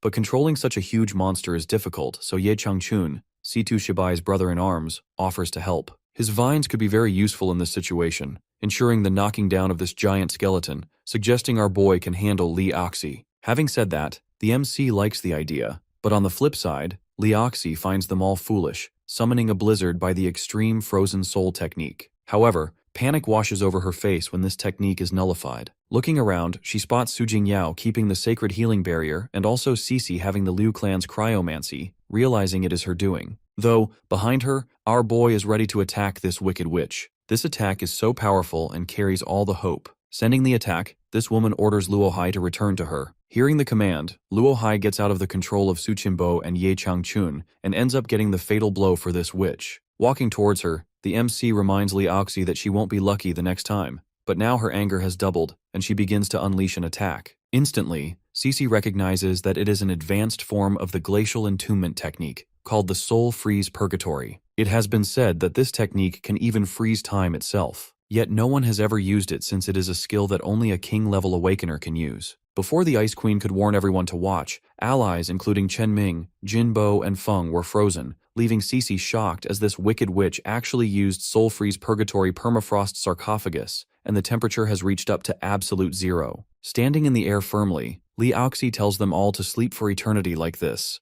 as no one can escape a king's domain, while a silhouette is approaching her from behind. The silhouette is of none other than Zhang, as his flames are so powerful that he is unaffected by this soul freeze purgatory. Even this wicked witch is impressed by him, but she reminds our guy that his comrades are now in her control, and in less than 5 minutes, their powers will be sucked, and they will die. Smirking, Li Aoxi tells Zhang to enjoy all this, but then her face drops when she hears a voice declaring that this wicked witch won't get away with all of this. It is the Ice Queen, Cece. Standing with Zhang, she is all ready to end this woman, but our guy suggests she stays back. Though Li Aoxi knows who Cece is, to play with her mind, she uses tricks to remind her of the past. Now poor Cece has gotten back to the past when her father was using the Tyrant Dragon, Mountain Ruins, but right now she assumes that it is being used against her. Our boy interrupts and blocks it by Neverth Flame, making the Ice Queen understand that the past can't be changed, but she can still fight for the future. Just like that, those memories instantly get out of her, and the Wicked Witch's trick to trap her in the phantoms of the past doesn't work. Immediately then, the protagonist advises Cece to go somewhere safe,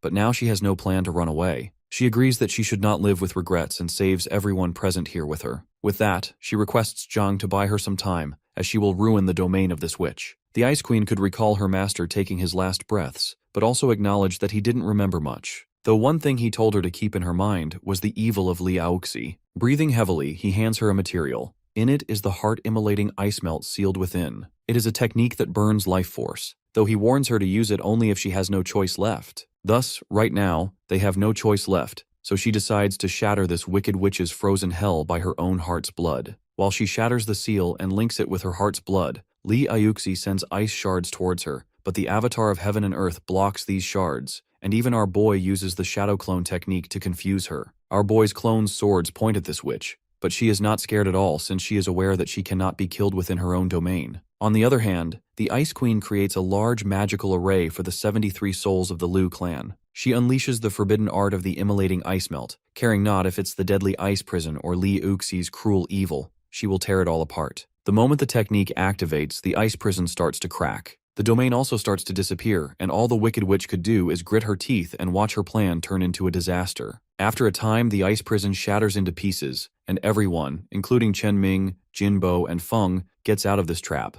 not understanding what just happened after they got trapped. On the other hand, the Ice Queen thanks God and collapses on the ground since she really pushed her limits, though Zhang is holding her. Yet, before anyone could catch up with what had just happened, a voice full of rage reached their ear. It was Li Aoxi. This woman calls them all insects, claiming that this pathetic move is not enough to defeat her. With that, she summons a whole army of Shadow Walkers, telling them all that Luo Hai was not only the Shadow Walker she had. Directly following that, this woman orders the whole army to attack the enemies in front of them. Quickly, they all charge forward, but our boy doesn't give them all a chance to make a move. While holding the Ice Queen, he strikes the heaven-devouring inferno, engulfing them all in fire and knocking them out within seconds. Though something shocking happens when Su Jingyao screams at him to look in front of them. Using the king's royal sight, he could see Chen Juding trapped. This makes Su Jingyao realize that the Wicked Witch is not strong enough to keep Chen Juding's soul sealed. Though if the link between them gets more powerful, the king-level power this woman has will backfire and destroy her. Upon receiving this information, the protagonist lunges forward, but the moment Li Aoxi witnesses it, she sends her small fries towards him. Not caring about it, he keeps knocking them out and sends the soul of Chen Haowen to the trapped soul of Juding. Overwhelmed by emotions, Chen Haowen tries to remind Juding that it is her father. At this point, he regrets not being there for her when she grew up. Though memories of her dad flood back in Juding's mind, and she opens her eyes with so much happiness. Without waiting a second, Chen Haowen hugs her daughter, promising her that no one will ever use her again, and this time she will stay his daughter, and not the saintess of unlimited class awakened. The moment all of this happens, our guy notices the link weakening and Juding's chains getting shattered. Taking this as an opportunity, Zhang strikes at the seal. Li Aoxi tries her best to dodge the attack, but the moment his flame strikes it, the chain breaks. The Wicked Witch could only scream in pain and agony. Even while being destroyed, she was delusional about being the real king. This chain that has been broken might be the same item that the leader mentioned for dealing with the Moon King. After grabbing it, the MC's focus shifts to Chen Haowen and Juding. Their souls express their gratitude towards Zhang for letting them have peace. Just then, Juding transfers Lu Hai's powers to our boy, mentioning that the Shadow Walkers are also very thankful for liberating their souls. Before vanishing, they both hope that this power helps the hero in the future. At this point, everyone is relieved that everything is finally over. Though, the protagonist reminds them that nothing is over yet because now is the time to take back Mingzhu City. In another environment, Princess Yue could sense the disappearance of a powerful aura. This makes them all realize that Li Aoxi has been defeated. However, if that is the case, then Zhu Qiang is more than sure that the Saint Ancestral Village will be destroyed. Because of that, he plans to quickly gather everyone to attack Zhang and his allies, though Princess Yue tries to make him understand that it is not their place to give orders. Moreover, the Baldy monk believes that they should peacefully coexist before they wipe out other factions, because fighting to the death right now seems useless to him. Thinking about it, suddenly the divine energy of Xiao Wu spreads in the surrounding, but Yue, being angry, warns him to control the bird. Politely, Zhu Juyang calls Xiao Wu to him. Right then, the Moon King appears, recalling that the Zhu family broke their promise first, so they all should not even think about cooperating. Everyone welcomes the Moon King respectfully, who reminds them that he told them all that killing Situ Shibai won't take long. The anxious guy explains to the Moon King about Zhu Jeming planning the previous plan. He elaborates on how he was only ordered to capture the Saintess, and this is why no one expected any chaos by his side. The fact that he has gotten his punishment, so now the anxious dude requests the Moon King to see the truth. Even after hearing all this, the Moon King finds it all a lie, and when he spots the divine bird flying, he can't help but comment on how this sun god bird recognizes a little boy as its master, finding it foolish. The Baldy reminds the sun god bird to show some respect instead of flying. With that, Zhu Qiang informs the king about the situation that happened earlier. He explains that Li Aoxi had so much power, even obtained king rank power, and had a huge army of corpses too, yet she was still defeated by our boy, Zhang. Judging by this situation, Zhu Qiang suggests that they should join forces, since only this way can they defeat Zhang and his group. Pausing for some time, the Tempest King reveals that, in the past, the Saint Ancestral Village attacked Mingzhu City, and Li Aoxi's strength was about the same as Situ Shibar's. Thus, if Situ Shibai is the king, the Moon King will definitely lose. Though he acknowledges the fact that the protagonist might be a trouble for them if he can defeat the king rank Li Aoxi. However, even after all of that, the Deadly King warns them all to not even think of using one of his soldiers, and informs them about personally leading all the Tianqiang foxes. That being said, everyone assures the Moon King to not do anything out of line. At this point, after getting the breeding methods, Their clan numbers have doubled, and right now, there are more than 100,000 Tianchang foxes in the whole city that will be used as a fighting force. Now, the Moon King is so sure that no matter what tricks or plan our MC comes up with, Mingzhu City will be his grave.